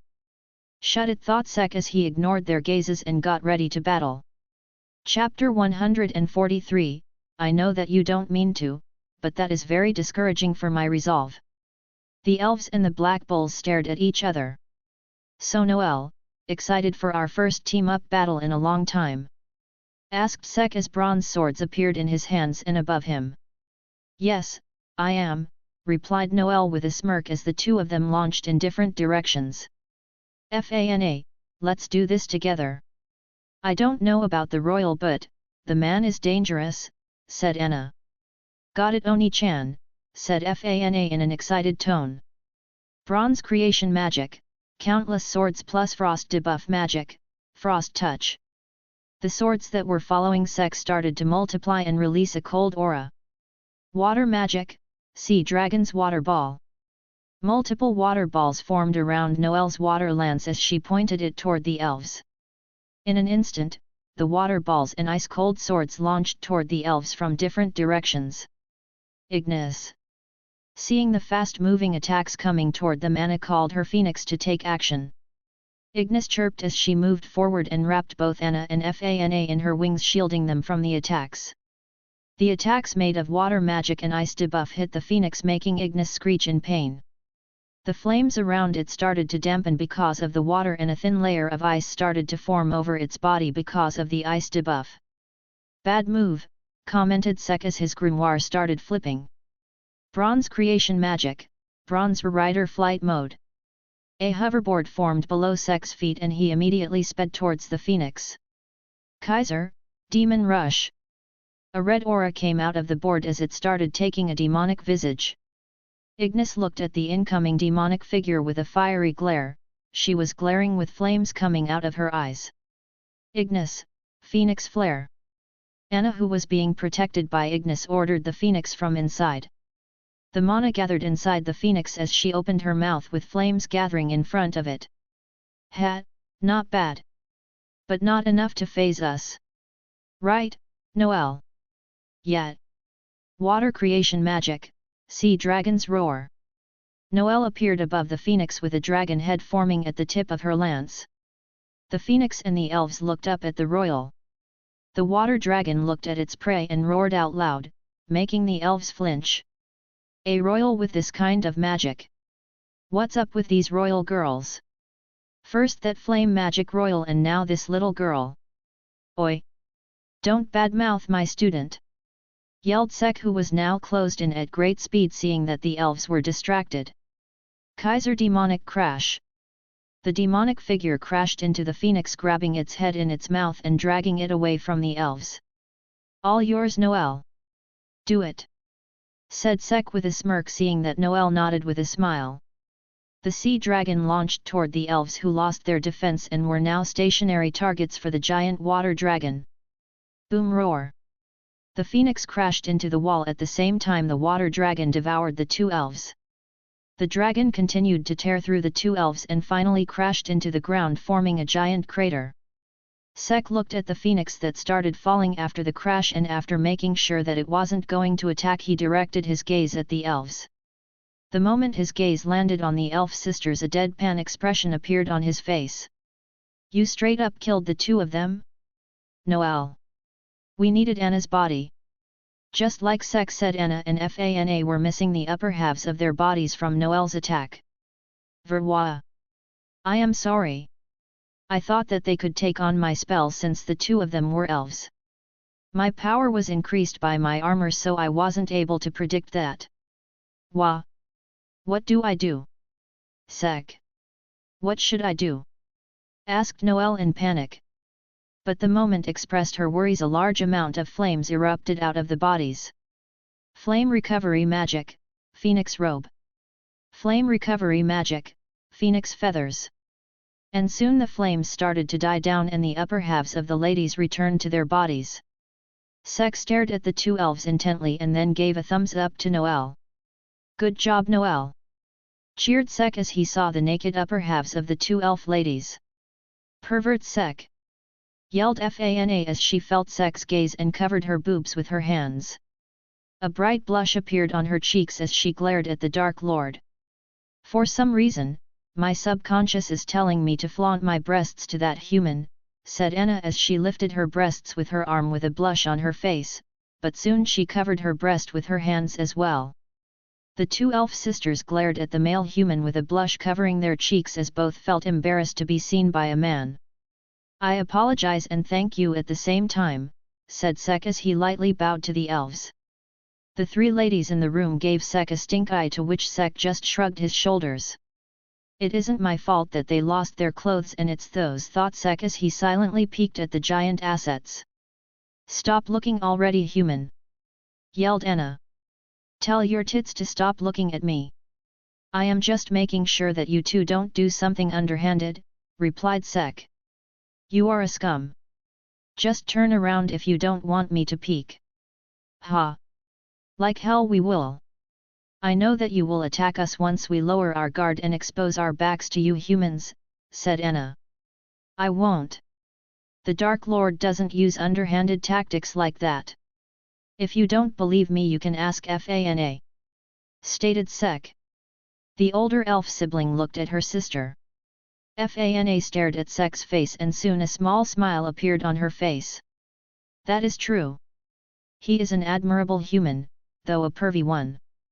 Minus points for that, said Fana with a pout as she turned around and flames started to cover her exposed private areas. Even her back is beautiful, said Sek as he saw Fana's exposed back. Though it was not loud for humans, elves with their superior sense of hearing heard what Sek said, and immediately an embarrassed look appeared on Fana's face. Anna, who heard those words as well, was about to yell at Sek again, but before she could do so her gaze fell on Fana. She stared at Fana's face for a while and soon her eyes widened in realization. She looked at Sek and then at her sister with astonishment. My sister is falling for a human. And what is this strange urge to burn her to cinders instead of that handsome and manly human who is seducing my sister? Wait, what the hell am I thinking? What are these subconscious thoughts? Thought Anna as she held her head in confusion. You alright, Anna? Want me to lend you two some clothes? You look a bit troubled. Asked Sek. Who the hell do you think is making me like this? Asked Anna in anger. I don't know, that day of the month. Asked Sek. No, it's not. Okay. Calm down. Just follow your sister and cover your tits as well. We are in a hurry. I don't have all day. Said Sek, feeling a bit frustrated. Sek, we should hurry up. We don't have much time. They are hard to put down if they can recover from injuries like that. Said Noelle. That's true. Okay, Noelle, we are going to use the secret technique. Follow my lead, my cute student. You are gonna learn this from your master, said Sek with a serious look on his face. The elves and Noelle turned serious once they heard Sek's words. Noelle gulped her saliva with a nervous look on her face. Secret technique. For Sek to call it a secret technique, will I be able to follow his lead? Thought Noelle.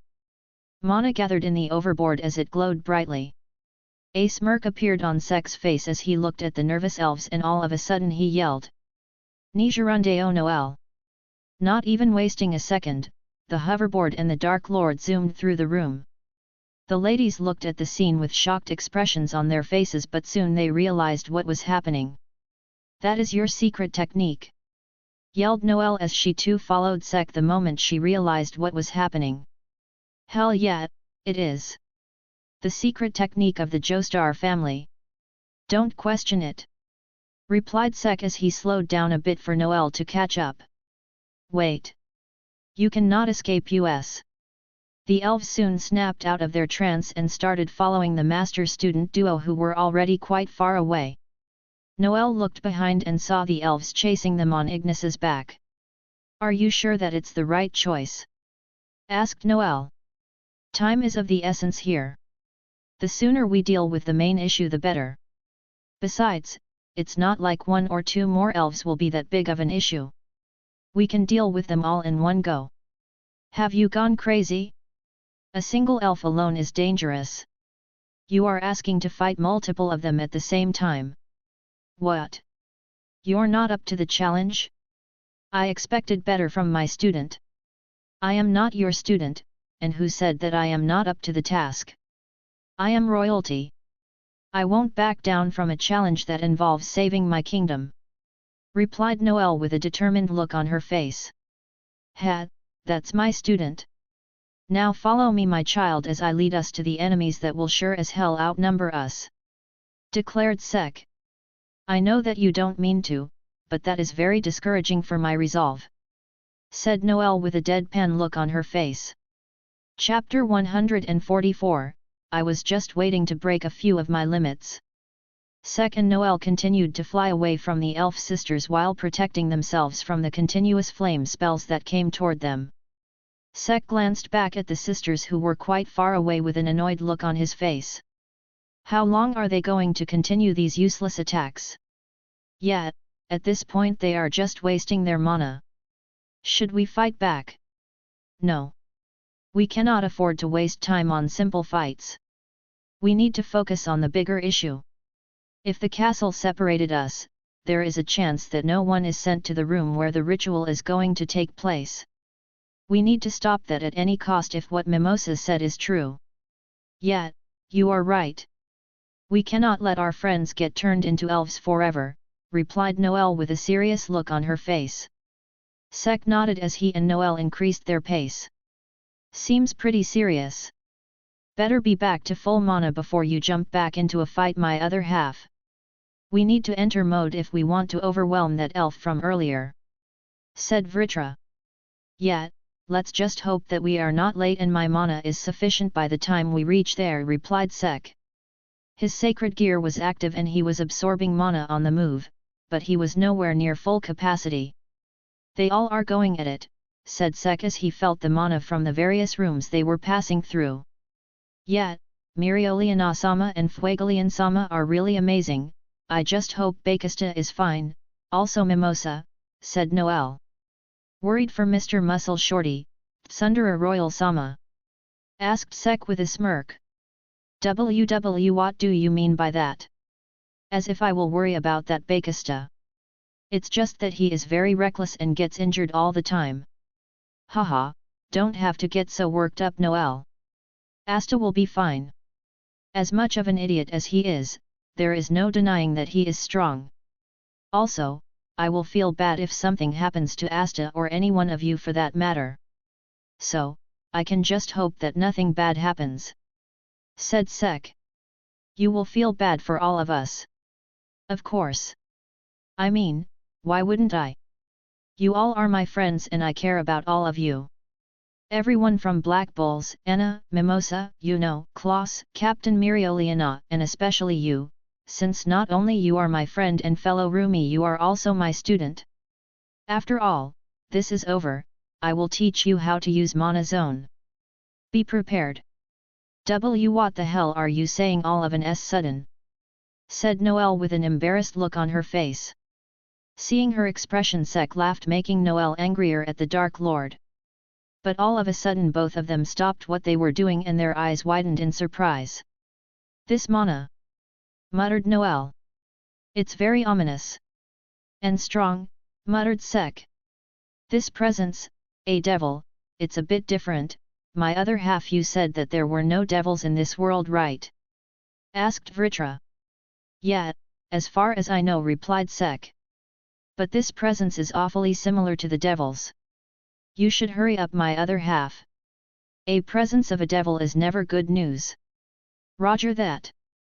Noelle, no time to get cold feet.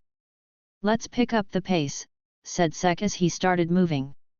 Noelle nodded and followed Sek as both of them went in the direction where the mana was coming from at full speed. We are getting closer. This key, Yami-san and Licht are there too. Noelle, we are close. Prepare a spell to fire right away. Got it. Noelle nodded and started preparing her attack. Sek did the same as his grimoire started flipping as well. Once the presence got closer, Sek's arm glowed and transformed into a giant bronze fist. Punching through the wall that came in his way, Sek broke through it in an instant and entered the room where the ominous mana was gathering. Once the dust cleared and the situation became clearer for them, Sek and Noelle saw the devil who was giving off an ominous presence. You look ugly. What the hell are you? Asked Sek. They just keep coming like cockroaches. Said the devil with a laugh. What the hell is he? Asked Noelle with a serious look on her face. Oi dumbass. There is a change of plans. You see the pasty black shit with wings?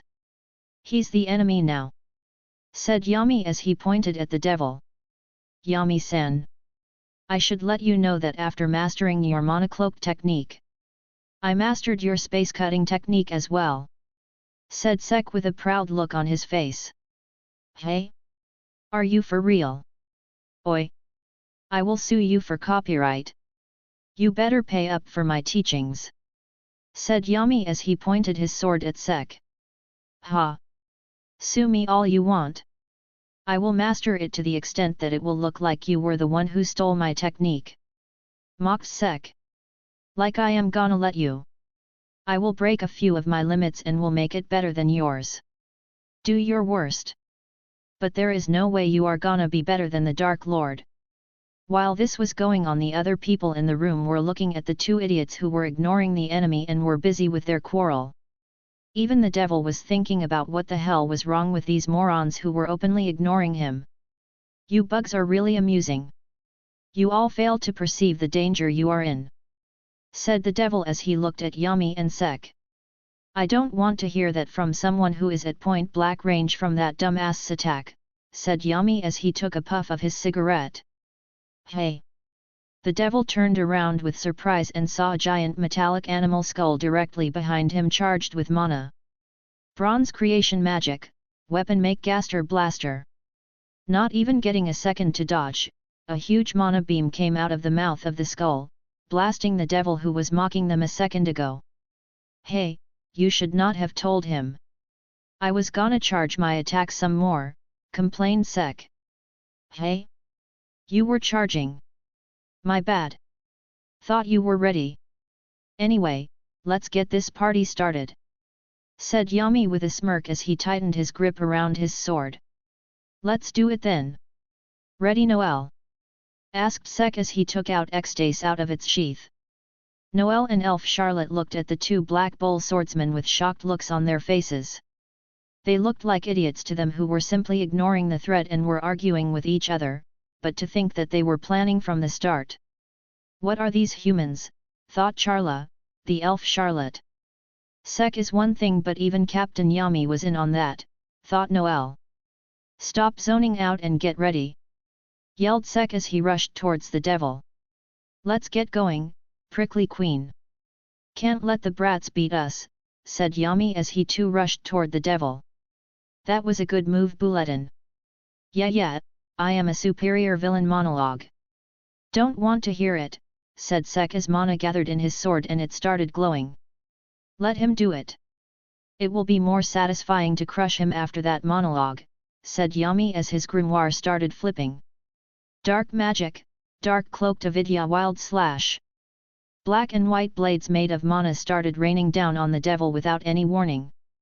The devil who was in the middle of his speech saw the incoming attack and decided to take action. Go back.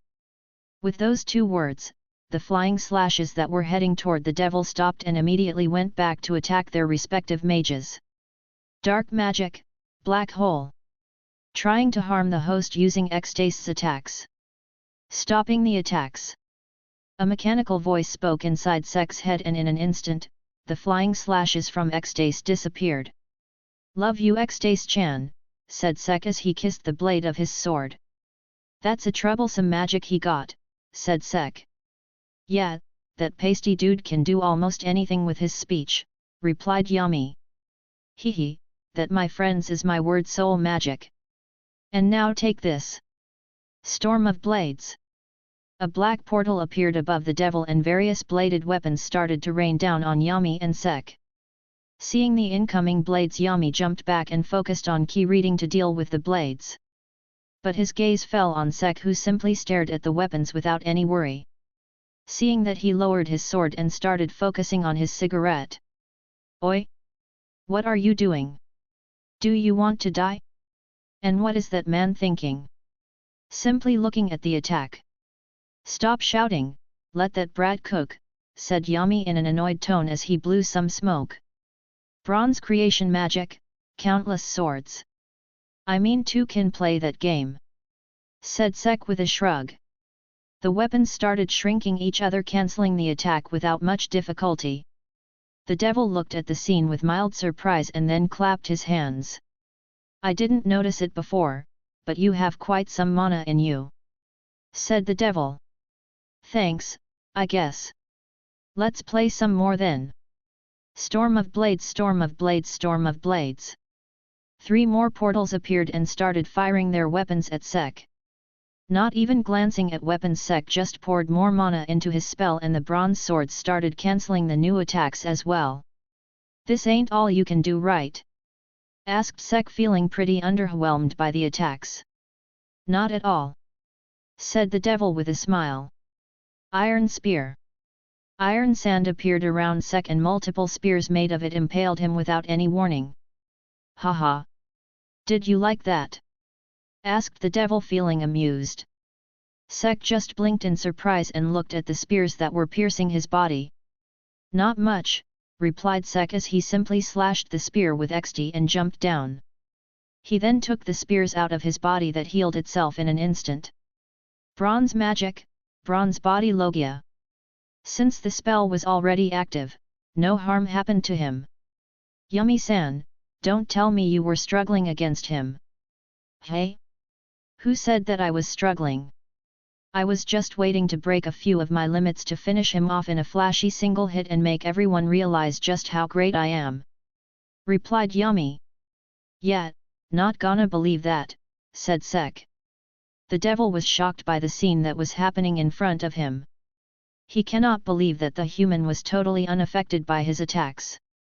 But all his thoughts came to a halt when he felt a large amount of pain. Looking down, he saw a white glowing blade piercing out of his chest. "Oh! Stabby Yandere Licht is back on his job," commented Sek. He saw Licht stab the devil with his demon dweller sword. Chapter 145, He might still be Ali. "You half-dead bastard!" yelled the devil as he glared at Licht. "Blow away!" In an instant, Licht was pushed away by an unknown force and soon crashed into the ground. "That didn't go well," commented Sek. "Reverse." As those words came out of the devil's mouth, his wounds started to heal up. "This bastard is annoying," said Yami with a frown. "Want to deal with him together?" asked Sek. "Not much choice. I need someone to act as my shield if my life gets in danger," replied Yami. "Don't worry, Yami-san, I will make sure to bury your body in a nice coffin. If I die, then I will kill you and make you die along with me." Storm of blades. Wall of flames. A wall of flames appeared around Sek and Yami, which was followed by a volley of weapons raining down on them from above. "Noel!" yelled Sek, making the royal snap out and point her lance at the flames. Water creation magic, Sea Dragon's Roar. The spell that she prepared before entering the room was fired almost instantly the moment Sek called her. The giant water dragon immediately got into action and dealt with the flames. Once it was done, it rose and devoured the weapons that were approaching Yami and Sek, easily dealing with them. "See, even Noel can deal with this guy's attacks." "I think you are getting rusty," said Sek. "Hey? What did you say? Me, and rusty? Alright, dumbass. The game's on. The one who defeats that pasty shit gets 10,000 yells from the loser. Are you challenging me at such an important time? Of course, I accept it. Get ready to lose." "Ha! Like hell that will happen," said Yami as mana gathered around his sword and his body. "Mana skin along with reinforcement, damn, you are serious." "Of course I am. You better prepare those 10,000 yells." "Ha! Right back at you," replied Sek as a mana skin appeared around him as well. "You bugs, done blabbering?" asked the devil. Yami and Sek didn't say anything and just focused on the devil. The devil found that amusing. Two insolent humans betting amongst themselves about who will defeat him, a high-ranking devil, one that massacred an entire race without even lifting a finger. While he was in his thoughts, X-Dace glowed and immediately grew in length and pierced through the devil's chest without any difficulty. "Wah!" The devil yelped in surprise as he saw the sword piercing through his chest. He was about to curse the humans, but the moment he looked up he saw Yami right in front of him with the dark monocloaked sword. Dark magic, dark cloaked lightless slash.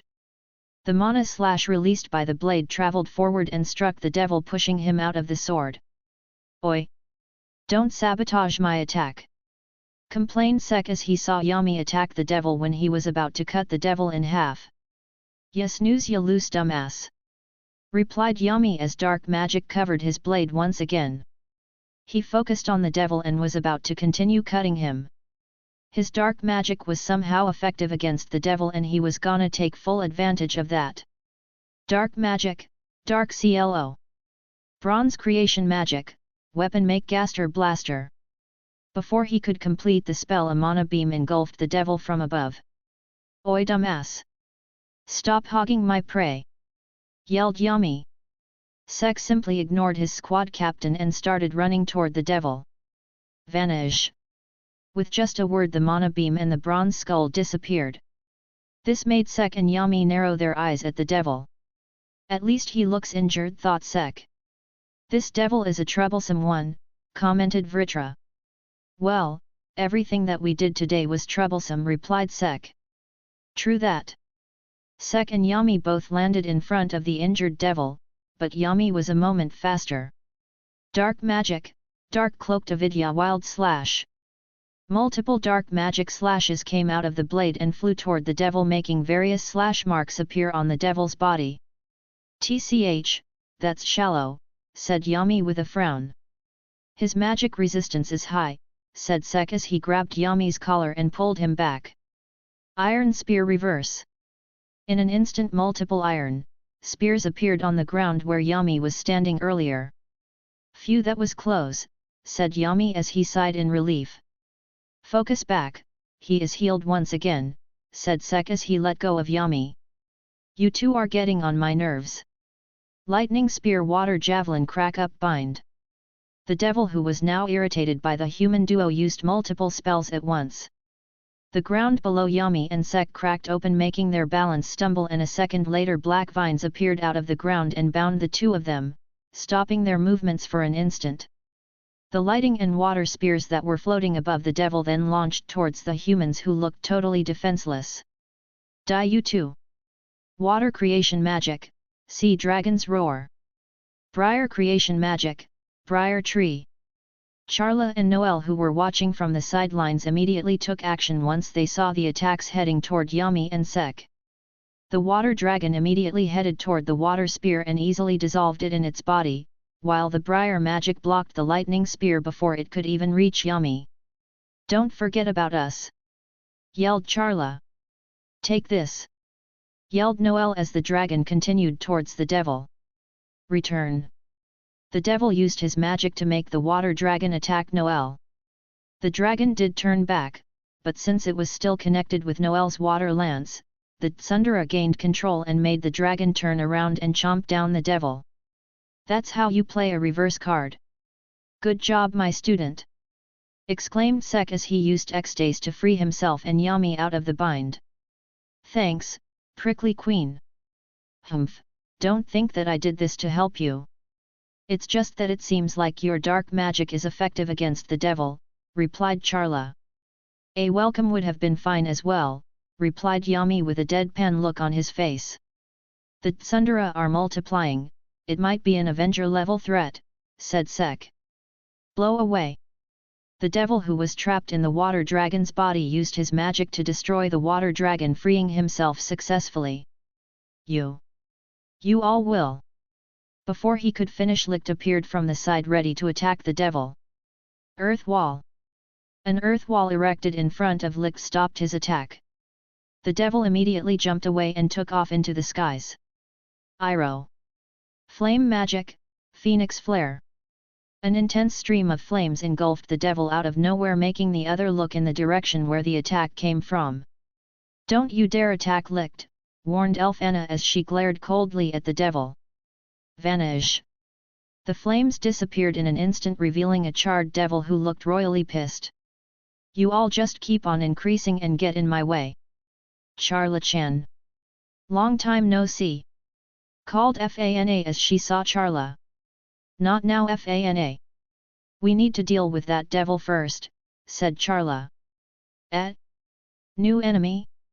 So we aren't fighting Sek Bronzeza and the humans?" asked Fana. "We are on the same side, so mind the friendly fire," said Noel. Sek ignored the conversation that was going on around him. The key from the devil got messed up once the flames vanished, and he could tell that the situation was about to turn serious. Yami was in serious mode as well. He was staring intently at the devil with a spell ready. Licht, who was in his half-sleep state, also took a distance from the devil. He glanced at Yami and Sek. Sek and Yami, who were able to read key quite well, caught onto a different key and immediately glanced at the elf leader. Licht, who saw that he got the attention of the duo, gave a nod. Sek's and Yami's eyes widened in surprise once they saw the nod. "Did that bastard?" thought Yami. "Just communicated through key," thought Sek. Both of them were shocked at the elf's key mastery, but soon kept that at the back of their minds. Explosion. A bright orb appeared in the middle of the room and started glowing brighter. Dark magic, black hole. But before the attack could even occur, Yami rushed toward the center of the explosion and used his magic to absorb the mana gathered in the orb. That despicable dark Bronze creation magic, countless swords. Multiple swords appeared above Sek and started firing toward the devil. The devil looked at the incoming attack and immediately flew up even further, trying to dodge the attack. Storm of blades. The weapons from both users started clashing, destroying each other. Yummy-san, we doing it his way? Asked Sek. That creepy elf dude did give us a plan, but it sounds like a hassle, replied Yami as he took a puff of his cigarette. My thoughts exactly, replied Sek. The Black Bull duo contemplated for a while longer before they looked at each other and gave a nod. Oi! Creepy elf dude! The plan you told us. *CK that! Yelled Yami while looking at Licht. Yet! How the hell are we going to determine who killed him if we coordinate? I need to beat this muscle-headed brute. Added Sek and pointed towards Yami. Hey! Are you beating me? Did you lose a screw up there, dumbass? Asked Yami. The two started bickering amongst themselves once again, making the others look at the duo with both shock and frustration. Licht looked at the two swordsmen whom he communicated with using key bickering and didn't know what to think of them. The two were too calm for such a serious fight. The others had similar thoughts as well, but had the dilemma of whether to voice out their concerns or not. The devil, on the other hand, was getting pissed at them.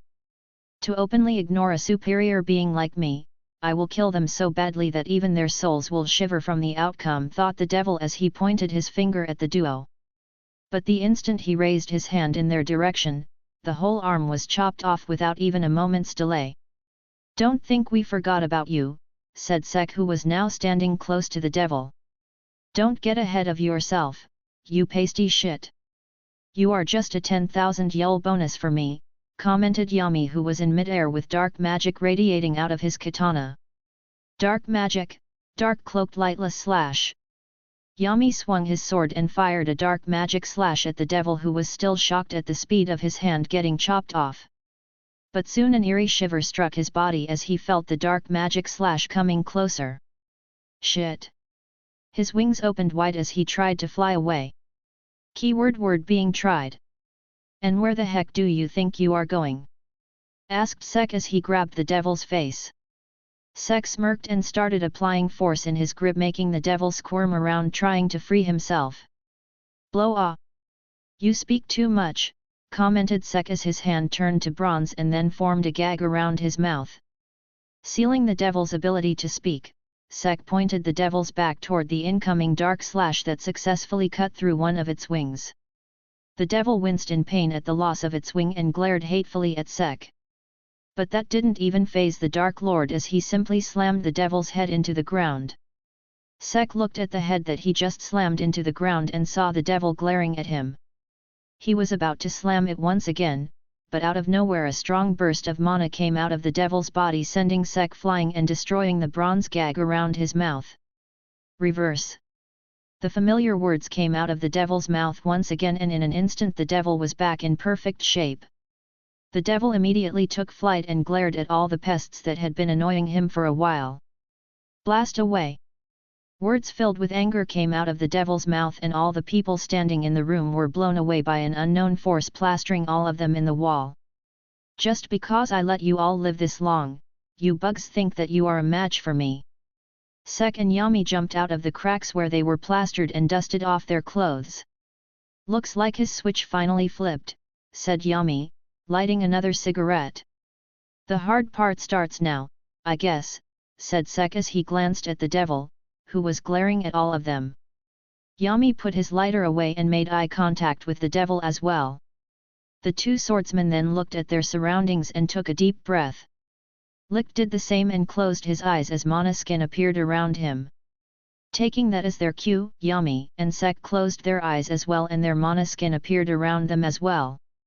The devil looked at the three bigger pests and wondered if the three of them were prepared to die, since they were so openly standing with their eyes closed. But suddenly the three opened their eyes at the same time and started running towards the devil at full speed. What are you bugs planning now? Asked the devil as he looked at the three swordsmen who were approaching him. Sek's grimoire started flipping as mana gathered in his body.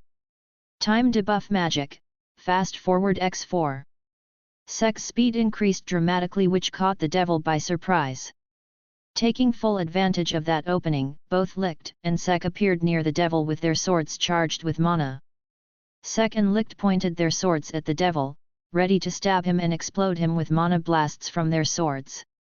But out of nowhere, mana exploded out of the devil's body, pushing both Sek and Licht away. This gave enough time for the devil to take flight and escape the attack. Sek glared at the devil while Licht emotionlessly looked at him. "That's it, this is getting annoying. I am finishing this," said Sek as mana flared around him. "Mana zone, Brawn. Don't do it, my other half," said Vritra in a serious tone. Sek stopped his attack and waited for Vritra to explain. "That devil has a spell to reflect attacks. If he reverses the mana zone, you might get trapped in your bronze magic. You will be as good as dead," explained Vritra. The mana around Sek started to calm down, feeling which the devil unconsciously sighed. "You have one thing wrong, Vritra. If one spell can't work, then you have to just get creative to assert dominance." The mana around Sek turned violent once again as a smirk appeared on Sek's face. "Mana zone, unlimited bronze works." The world around Sek got filled with mana as bronze started to form on the ground and the walls of the room they were in. "Let's do this, devil." Hearing the confident tone from the human who used some weird spell that gave him the chills, the devil was about to use his magic to negate the spell before it could do anything. However, the moment he opened his mouth to utter a word, a single sword appeared out of nowhere and pierced his mouth, preventing him from speaking anything. The devil's eyes widened in shock as he looked at the sword that was in his mouth. Blood started dripping out of his mouth, which snapped him out of his trance, making the devil grab the sword and pull it out of his mouth. But the moment he touched the sword, multiple spears appeared out of nowhere and launched towards the devil, impaling themselves in various parts of his body. Pain surged in the devil's body as he looked at his hands, which now had an impaled spear in them. Realizing what was happening, the devil glared at Sek, who just looked back with an unimpressed gaze. "Boring, that's why I was holding back before." "Well, Yami-san, better prepare the 10,000 yulls," said Sek as he started at Yami, who had a dark magic cloaked katana ready for action. "Hey, what the hell are you talking about? 10,000 yulls is for when you kill that pasty shit. He looks very alive." Before Yami could finish, a giant bronze leg appeared above the devil and crushed the devil under its feet. Yami looked at the giant bronze leg with an expressionless face before he gazed back at Sek, who was staring right back at him without a word. "He might still be Ali." As those words escaped Yami's mouth, an even bigger bronze leg appeared above the previous one and crushed it below its feet along with the devil. Yami looked at the leg with an expressionless face once again before he started back at Sek. "This damn dumbass," thought Yami as he stared at the Dark Lord. Chapter 146, Not a Clue. Just going with the flow. Sek looked at Yami, who was about to say something once again, but soon his, Yami's, and Licht's key sensing reacted, and the three of them turned toward the new strong source of power. "This key," muttered Sek as he felt a slightly familiar key. The other elves, along with Noel, who were blown away by the devil earlier, came back and were looking warily toward the incoming source of large mana. All of them had their spells prepared, but Licht soon raised his hand, gesturing them to stop. Soon a bright light started to appear from the cracks in the walls, and an instant later the wall blew apart and they were blinded by the light. "Devil!" yelled the man that came out of that light source. The light soon died down and others immediately pointed their spell at the man who blinded them. Everyone's gaze was fixated on the man. The man, on the other hand, was looking all around, but soon his gaze landed on Licht and the two stared at each other. While everyone's gaze was on the new light magic man, Sek's gaze was fixed on the black-haired girl who arrived along with the man. The girl too was looking around, but soon she too starting at Sek. "Seconds." Sek opened his mouth to question her, but before he could ask anything, the girl ran toward him at full speed. Seeing that, Sek widened his eyes and looked at the sword in his hand. "Good work, Xtace-chan," said Sek, and kissed the blade of the sword before he put the sword back in its sheath. He focused back on the girl, who was looking at him with a small frown on her face. Not saying even a word, the girl jumped on Sek, making the Dark Lord catch the girl in his arms. He was about to ask her something once again, but the moment he opened his mouth, his face was held tightly by the black-haired girl. Sek looked at the girl curiously, but the girl smirked in response and licked her lips. Not even an instant later the girl smashed her lips on top of his, making Sek widen his eyes in surprise. "Wah-a-a-a-a!" screamed Fana. "Wah-a! What the hell are you doing, Sek?" screamed Noelle. "Why do I have this sudden urge to turn that girl to crisp along with the whole world?" asked Elfana. "Damn, good one kid," commented Yami in admiration and gave a thumbs up. Suddenly the ground below them trembled and a hole opened up and 3 more people arrived in the room. "Whoa! Devil, we are here to kick your, oi! Sek, what the hell are you doing kissing an unknown girl in the middle of a fight?" yelled Asta, who arrived along with Yuno and Patoli. The attention that was on the large Mana man was now on Sek and the girl, who was not even giving him a chance to take a breath. But none of that attention bothered her and she continued what she was doing, though, after a while when she was out of breath, she let go of Sek's lips and revealed a string of saliva that connected their lips. Wiping her mouth, the girl looked back at Sek with a small smirk and said, "The wait, Huff, was Huff worth it?" Sel looked at the girl in his arms and gulped. "She looks lewd," thought Sek, but soon took a deep breath to calm himself down. He then placed the girl on the ground and looked at her. The girl too was looking back at him with a feverish gaze. But not even a moment later Sek flicked the girl's head with quite a bit of force behind it, making the girl yelp in pain and roll around with a pained look on her face. "Naughty secret! Bad!" chided Sek as he pointed his finger at the rolling on the ground. The surrounding people looked at the scene and blinked their eyes in surprise, but soon 2 voices emerged from the silence. "Ah! That's secret?"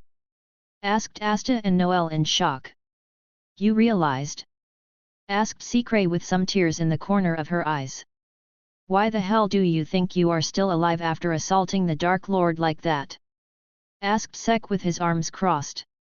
The girl blinked in shock before she wiped her tears and stood up. She then walked closer to Sek and stared into his eyes. "So, did you like it?"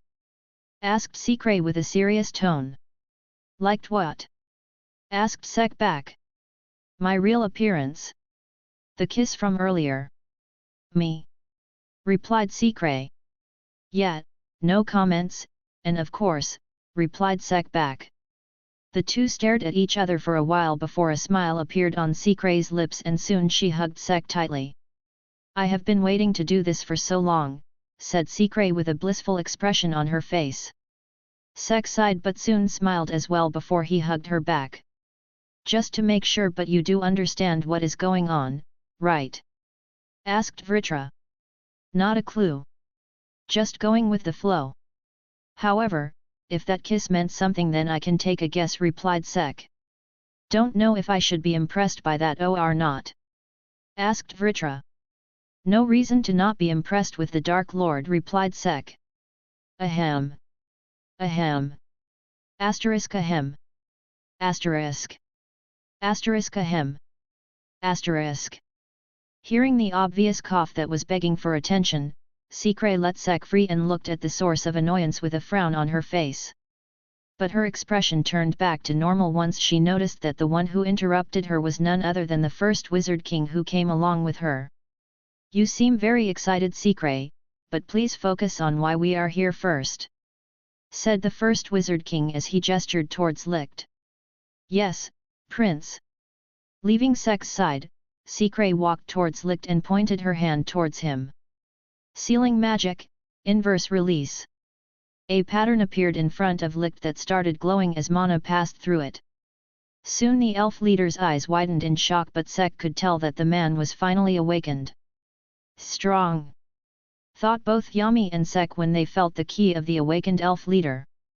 Licht, muttered the first Wizard King. Lumiere, muttered Licht as he stared at his friend with a longing gaze. The two continued to stare at each other for a while when suddenly their mana resonated and flared out of their bodies. The two were about to start conversing when all of a sudden an eerie mana filled the air around them. So similar to demonic energy but still different, commented Vritra. I don't know what that is, but it is making me nauseous, said Sek. Downside of being extremely mana sensitive. Just endure it, my other half, replied Vritra. Oi!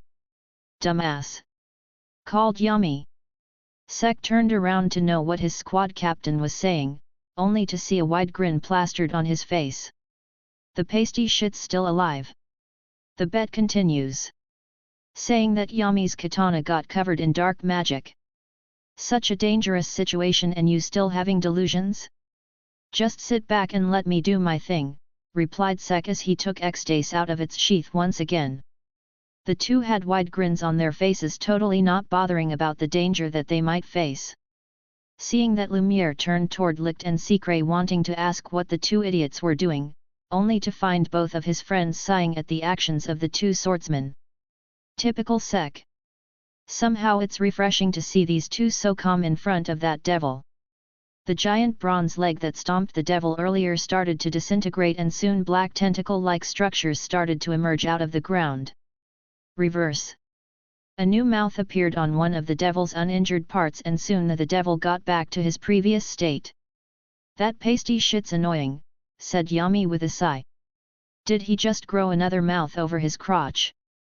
Asked Sek in disbelief. The devil glared at the two annoying human swordsmen and pointed his hand at them. Come here. And in an instant, both Yami and Sek were pulled toward the devil.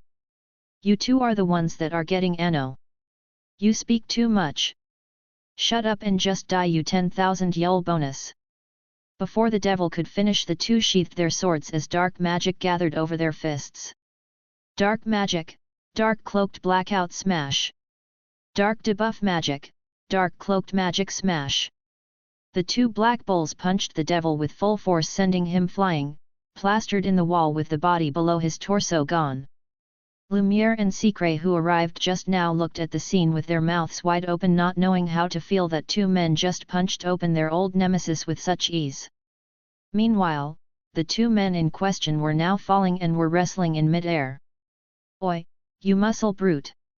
How dare you copy my magic smash? Ha!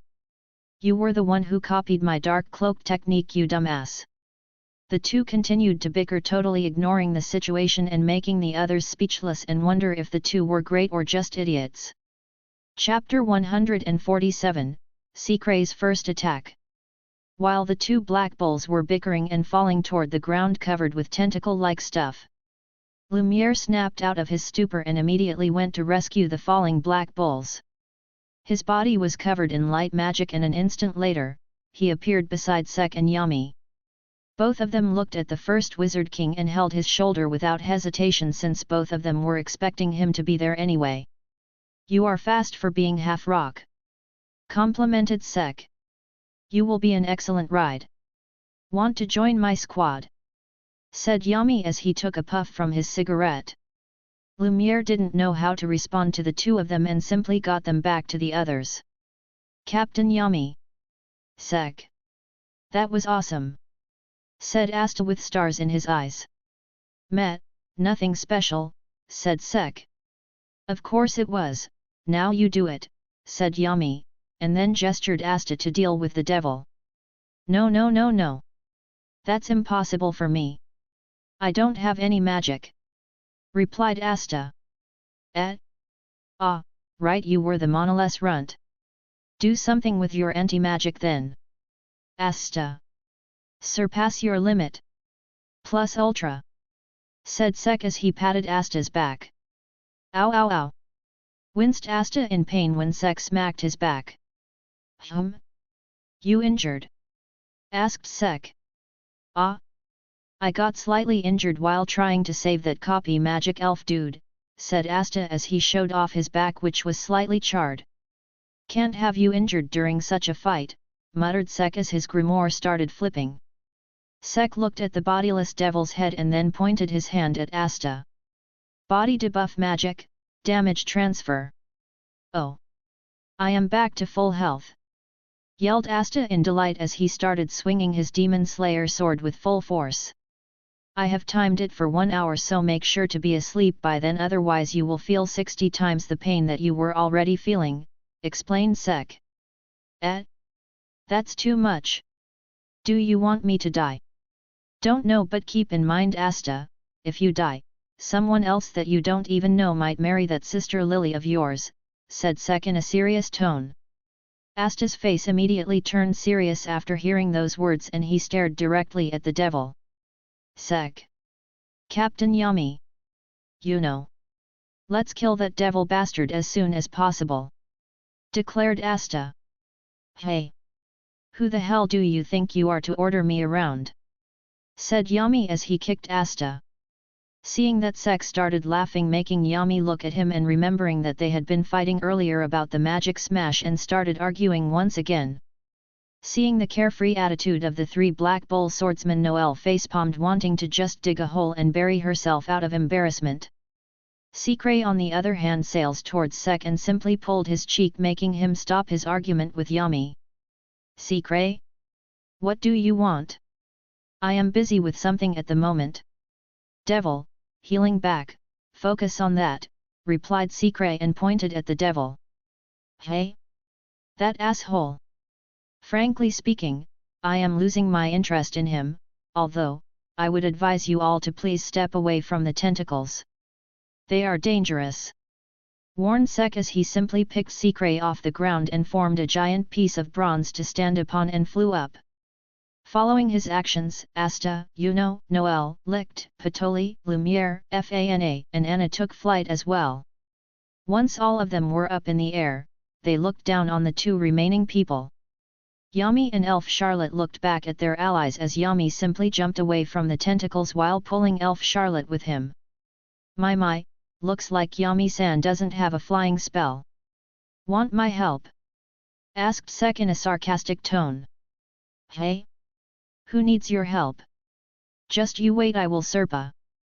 Crack open. All of a sudden the ground below Yami's feet exploded, making both Yami and Elf Charlotte fall. There, one annoyance is gone. Now for the rest of you, said the devil as he was done regenerating his body. Not gonna lie, dude, that was a cheap trick, said Sek. Not gonna lie, that felt great, replied the devil. Not gonna lie, your mom told me the same last night, replied Sek. Enough of this, I will kill you all now, said the devil in anger, and for the first time since the beginning the devil opened the grimoire that he stole from Patoli. He wasn't serious from the start, asked Sek in a slightly cold tone. Mana started surging around him, making the others look at him with a curious look on their face. Not as soon as the Black Bull's gazes landed on Sek, their eyes widened in realization and all of them immediately moved away from him. What's going on? Asked Lumiere as he glanced at Secret. My prince, Sek's getting pissed, replied Secret as she sighed at her partner's antics. Seriously? Asked Lumiere. Seriously. Be sure to not be in his way. You won't survive, said Secret in a serious tone. Lumiere wanted to ask if Secret was joking with him, since not to brag, but he was pretty strong. But one look at Secret and he could tell that she wasn't joking and decided to keep her advice in mind, though in the end, he did believe it was him and Licht that would be dealing with the devil, since normal magic wasn't effective against him. Not knowing what was going on with the human bastards, the devil started using his magic and started speaking in unknown language. Several portals opened and the tentacle-like structures started to come out of it and started filling the whole room. You all will now die, exclaimed the devil as he pointed his hand toward the elves and humans and started attacking them with the dark tentacle-like structures. Feeling the eerie mana and ki from the attack, Asta and the others immediately moved away to dodge the attack, but soon frowned seeing that they weren't the targets of the attack. All the different waves of tentacles surrounded Sek and his bronze platform, giving him no path of escape. I admit that I have been underestimating you for a while now, but not anymore. This is where you die, declared the devil loudly.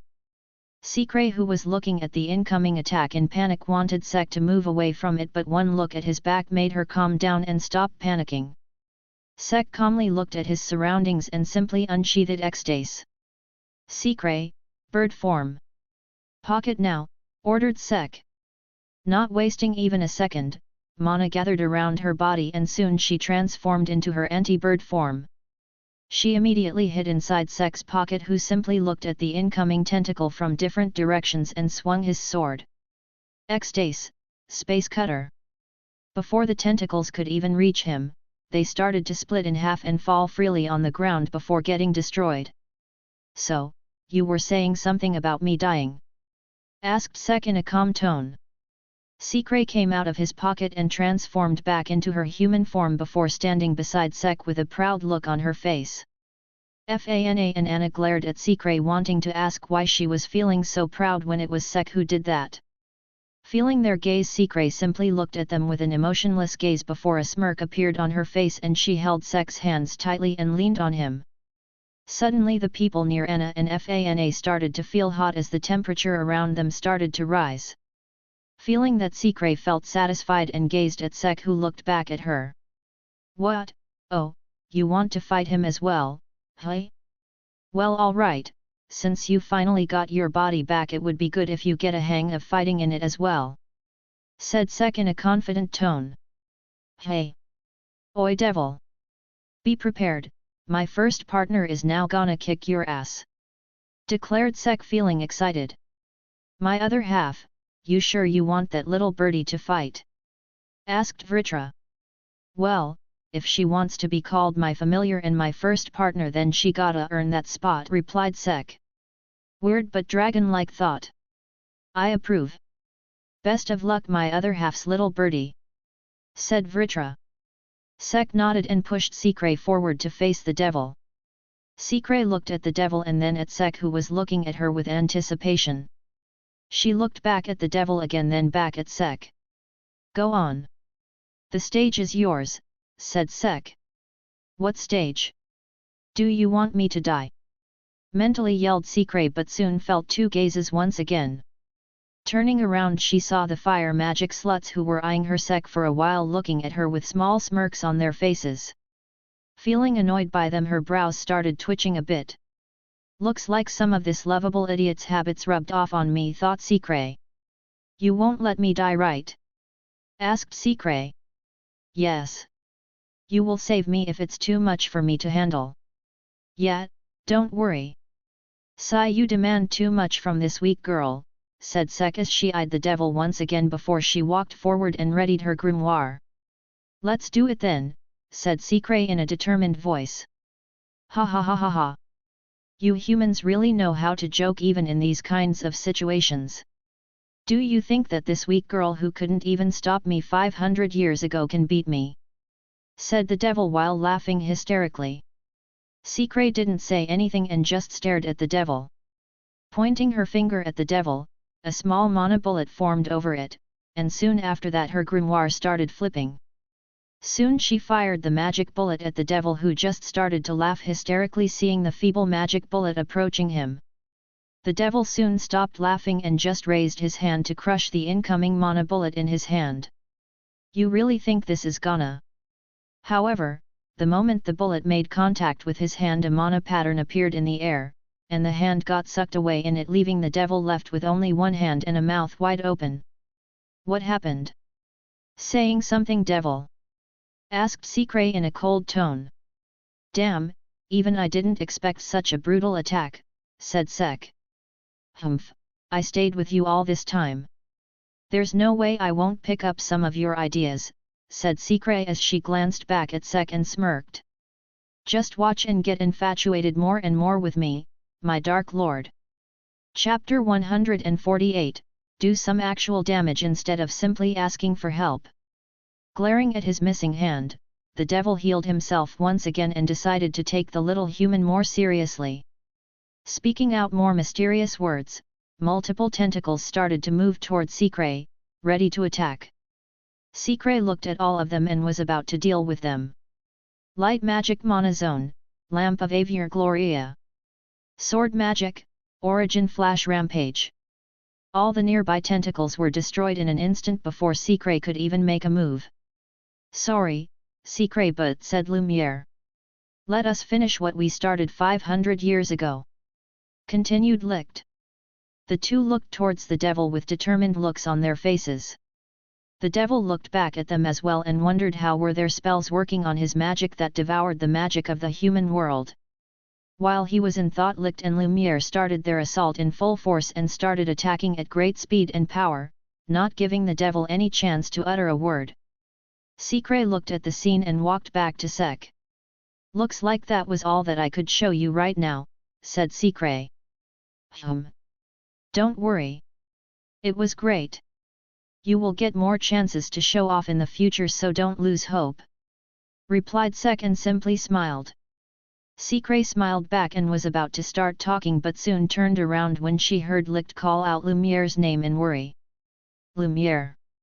Looking towards the first Wizard King, Sek noticed that he had lost his hand and was about to be stabbed by a black trident. But all of a sudden Yuno's and Asta got in action and rushed to help the Wizard King. Using Yuno's wind magic, Asta shot forward in his black mode and intercepted the trident with his Demon Slayer sword. Nice save, Asta! Cheered Sek as he simply watched the show. You aren't gonna help them? Asked Secret in worry. Not yet, replied Sek with a shrug. Why? I made a bet with Yami-san. It would be unfair if I just went ahead and beat the devil when he was not even in the room. So I am waiting for him to come back, explained Sek in a calm tone as he simply watched the fight. Are you being serious? Asked Secret, feeling slightly pissed at the Dark Lord. Well, yet. I mean, if you want you can go ahead and help them. I will deal with him if things go too much out of hand. But that's that, said Sek as he simply made a throne for himself and sat down. Secret looked at her partner with a surprised look on her face and then back at the scene above. Deciding to deal with Lumiere's injury first, she flew toward him and started healing him. You sure it won't backfire, my other half? Asked Vritra. It probably shouldn't. I mean, if he has something that can wipe us out, then there is no point whether we fight him now or later.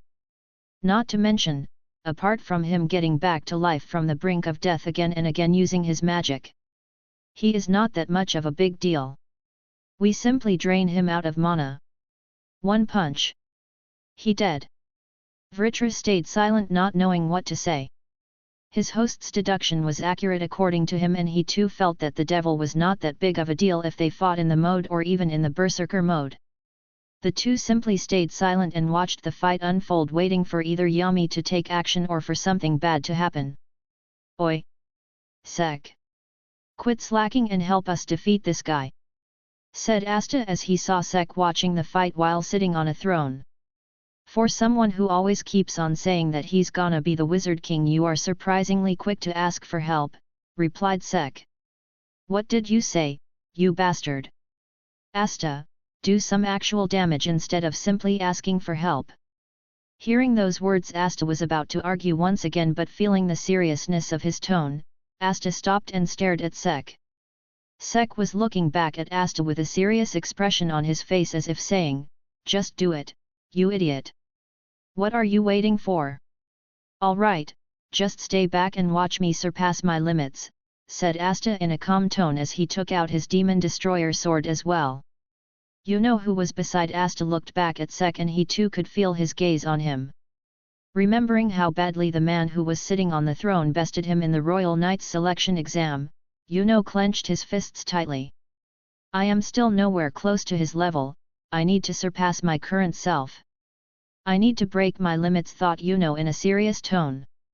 Secret looked at her partner and felt surprised, since she thought that he was just being unreasonable to not help the others in taking down the devil, when in reality he just wanted to help Asta to surpass his limits. Does he think that Asta's anti-magic is the key to this victory, thought Secret. Sek on the other hand simply yawned since the action stopped for a while. Come back, Yami-san. This is getting boring, thought Sek. You all really have quite some time to talk around during a fight. I advise you to hurry it up though, said the devil in a slightly mocking tone. Everyone focused back on the devil, waiting for him to explain his words. Feeling the attention, a huge smirk appeared on his face as he simply opened his hands and more portals spewing mana and life-devouring tentacles appeared. No matter how much you blow away this magic, it will keep flowing until you defeat me. Since the exit is on this top floor, all of your friends in the lower levels will be swallowed up and die if you keep wasting time," explained the devil as he started laughing. "You bastard!" yelled Asta in anger as he gritted his teeth. "Is that so, Noel, Anna, with me," ordered Sek as he stood up from his throne. Everyone's attention shifted to Sek as he simply stretched his body. "You all fight. I will get the rest of them here." Anna and Anna explained the situation to the other elves. Hearing his words, Asta and the others smirked while Noel and fire magic elves nodded. "You sure want to leave them to save the others? I can kill them all in that time, you know," taunted the devil. "Well, I'm gonna place my bet on you being a one-trick pony and not that strong. Just remember, once I'm back, you're dead," said Sek with a smile as he simply jumped off the bronze platform. Seeing him fall into the sea of tentacles, the others panicked while the devil just smirked, thinking that the idiot was just jumping towards his death. However, the mana around Sek soon started to turn violent, and immediately the devil's eyes shook in horror. "A dragon!" Turning to his dragon force mode, Sek faced the sea of tentacles in front of him and simply took a deep breath. A strong blast of black flames came out of his mouth, engulfing the tentacles in front of him and destroying all of them in an instant along with the ground.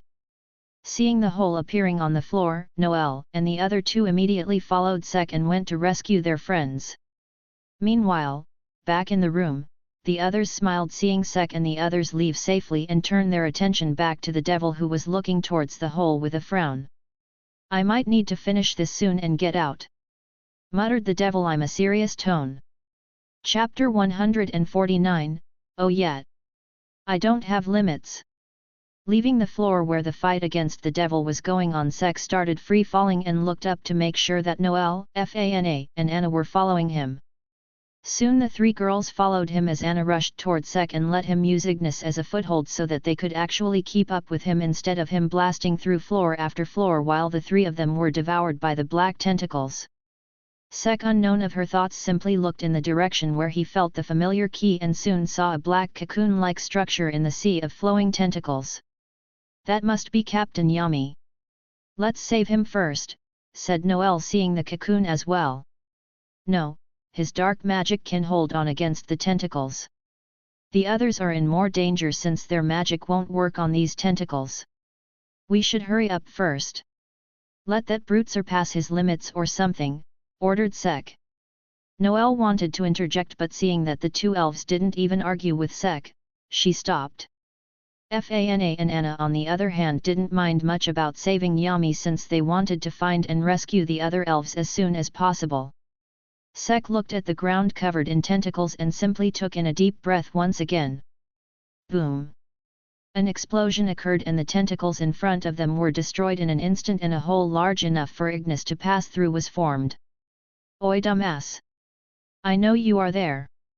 Deal with these tentacles as well," yelled Yami. "And give you a head start to fight the devil when I am busy." "Never!" yelled Sek back. Hearing his reasoning, the three girls accompanying him looked at him with their eyes widened in surprise, which the Dark Lord simply ignored. The three continued to stare at him as Ignis passed through the hole. "I know that I am simply irresistible, but still focus on the job that we have at hand." Hearing the Dark Lord's words, Anna and Noel snorted while Anna simply pinched his hand with a point on her face. "What the hell?" thought Sek as he looked at the pink-haired elf acting cute. "And another one," said Vritra. "Shut up." Weren't you simply irresistible?" asked Vritra sarcastically. Seeing his host being at a loss for words, Vritra laughed. Sek just ignored the dragon inside him and focused on breaking floors until they reached a room where some of their allies were present. "She's the last person that requires saving," muttered Sek. Anna and Noel nodded at that as the three of them looked at Mirioliana beating Veto with a maniacal grin on her face. "Veto needs saving from her," seriously, what's up with these royal women? Commented Fana as she looked at Noelle and then focused back at Miriolina and Veto. The group simply stayed silent and let the lioness and the beast mage duel it out, but soon Sek's gaze fell on the black tentacles that started entering the room. "Sigh, Captain Miriolina!" Veto! yelled Sek, grabbing the attention of the two and stopping them from continuing the bout. "Hey? Sek and Noelle?" asked Miriolina in a curious tone, wondering why the two of them were with the elves. "Fana and Anna?" asked Veto, feeling the same as Miriolina. Sek was about to start explaining, but all of a sudden the elves started glowing. "What's going on?" asked Miriolina as she calmed down her mana and looked at Sek for answers. Sek started to explain about the devil and all the shit happening on the top floor, while the elves' eyes widened in surprise as they somehow got connected with Licht's thoughts. "Licht is about to use his strongest spell," said Veto with a huge smile on his face as he simply raised his hand and let his mana flow towards Licht. Anna and Fana did the same as mana flew toward Licht's location.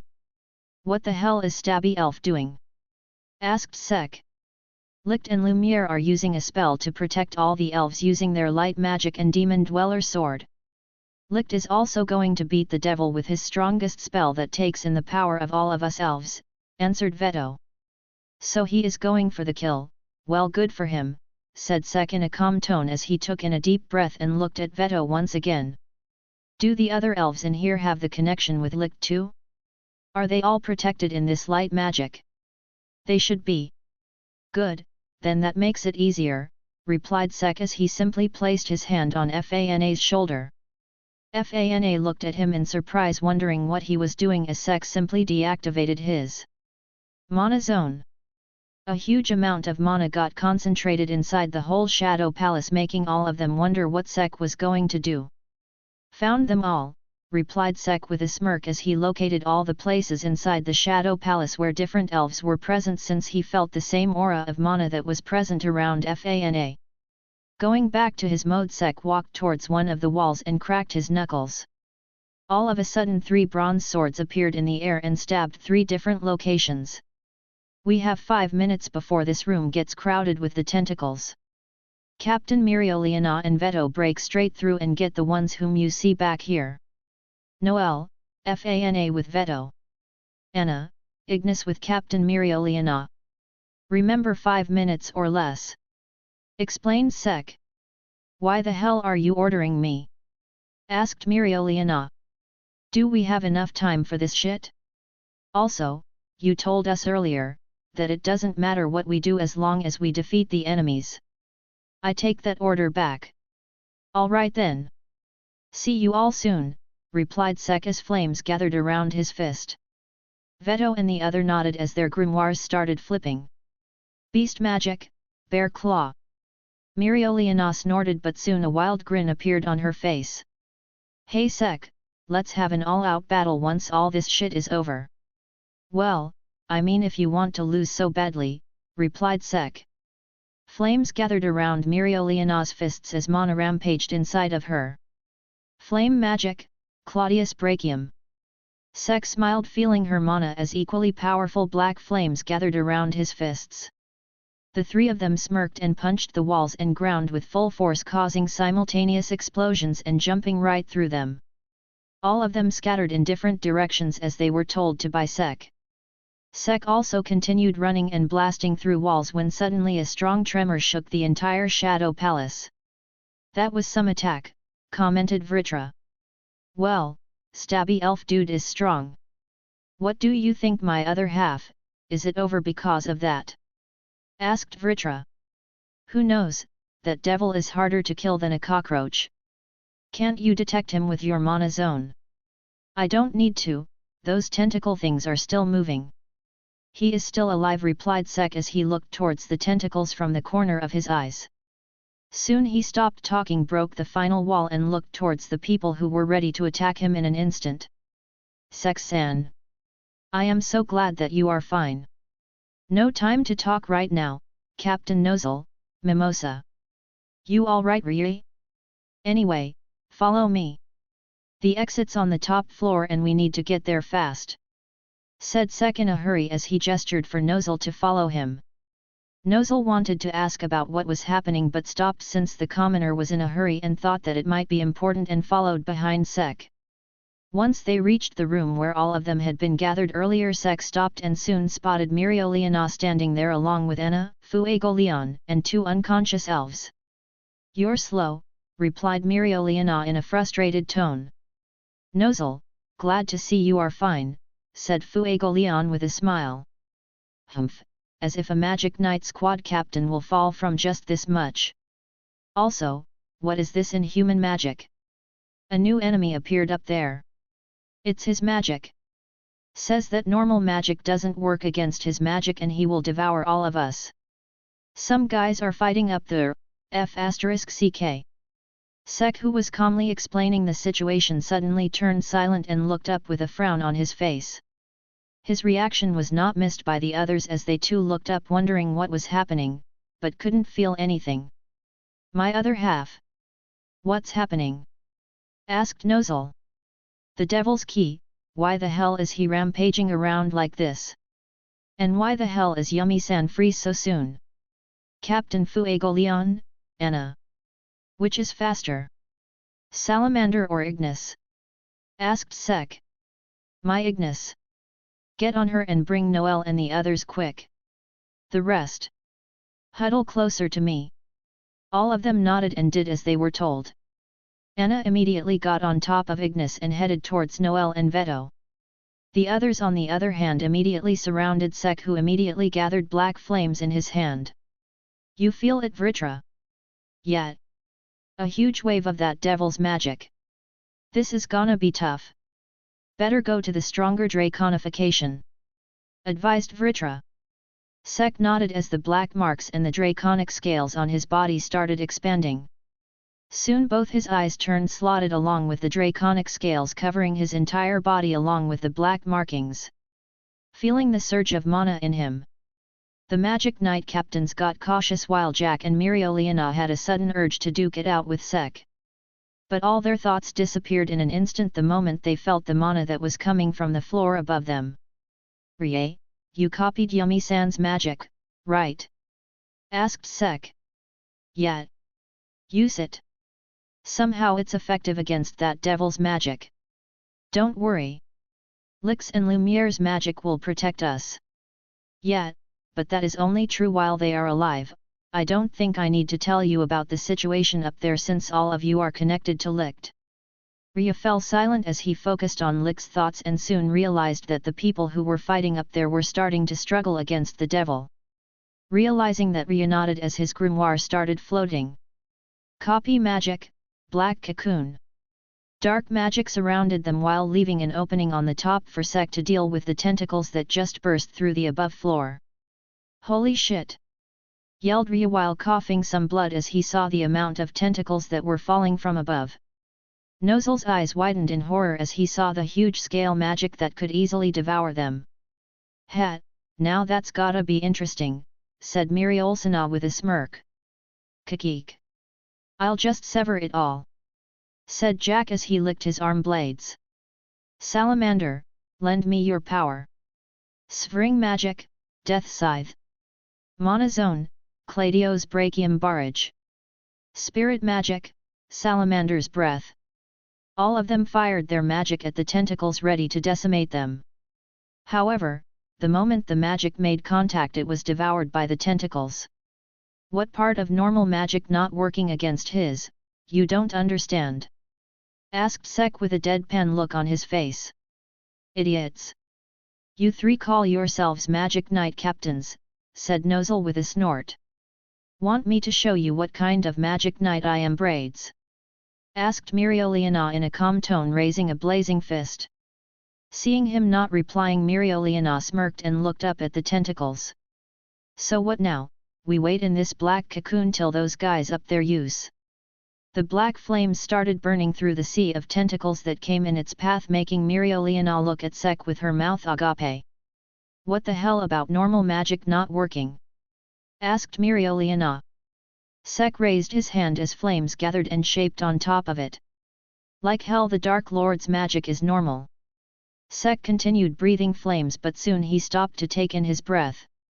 But the moment he stopped using his flames, the black tentacles started filling in once again. "It works, but you're slow," said Mereoleona. "That's huff not huff true." "Whatever you say, slow lord.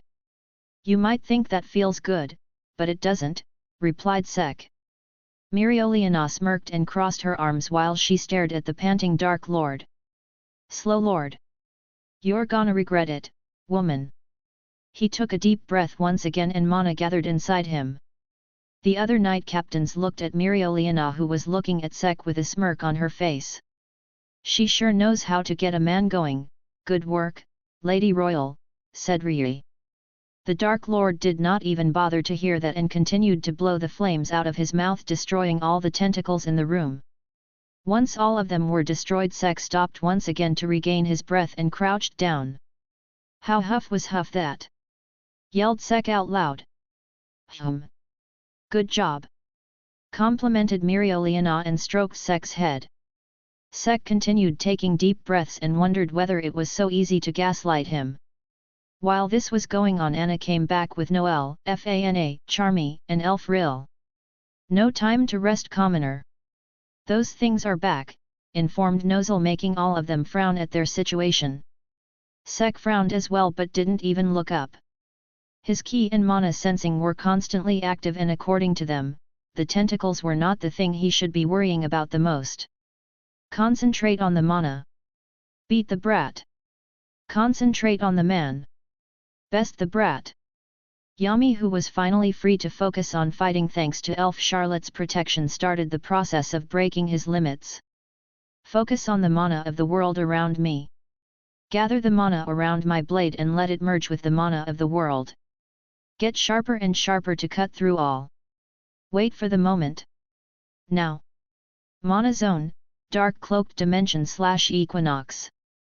The space around Yami's katana started distorting and everything in his slash's line started splitting apart. The tentacles, debris, walls, devil, everything was splitting in half at the same time, and seeing which a smirk appeared on Yami's face. "Take that, dumbass. I surpassed my limit," yelled Yami, wanting to provoke Sek if he could hear him. "He's gonna win, at this rate," thought Sek, and finally looked up at the approaching tentacles. "They are just endless," muttered Mimosa in despair. Sek didn't reply and just continued to stare at the tentacles, being lost in his thoughts. "What are you waiting for, my other half? Start burning them or you all will die," asked Vritra. "Yami is gonna win if we don't get out of here, and with these tentacles it's impossible to take everyone with me to the top, at least in this form." "You aren't suggesting full dragonification? You insane? Just want to win? Insane it is. You do know that you can lose your mind, right?" asked Vritra. "Memory magic, parallel thinking. I warned you," said Vritra with a sigh, but still felt excited. "You sound excited for someone who is warning. Haha. Be prepared to see what a part of my true might is," replied Vritra with pride in his tone. Sek smirked as a dark aura surrounded him and pushed everyone that was near him away. They were about to question him about what he was doing, but suddenly the dark aura started taking shape and soon a giant serpentine dragon-like visage appeared behind Sek. "See you guys at the top," informed Sek as mana burst off of his body and his body started to get bigger and bigger. The draconic visage behind him roared out loud, sending mana surges throughout the Shadow Palace, and the devil at the top, who was about to be sliced in half, widened his eyes in horror. Sek's body glowed as the draconic visage merged with his body and flew up at great speed while leaving behind a trail of destructive flames. Blasting through the floor at incredible speed and destroying the devil's magic as well, Sek soon appeared on the floor where Yami was. "Take that, dumbass. I surpassed my limit," yelled Yami, only to turn towards the incredible mana source that appeared near him in an instant. "Oh yeah? I don't have limits," yelled the dragon back as he continued to rise and burst through the final floor as well. The people in the room looked toward the huge explosion that occurred because of Sek's entrance, but before they could even recognize what happened, the blur headed toward the devil. The devil looked in horror as he saw the dragon's maw covered in dark flames headed toward him. Blas! Before he could speak, the devil got eaten by the dragon and was burnt inside his mouth in the destructive black flames. Thanks for listening.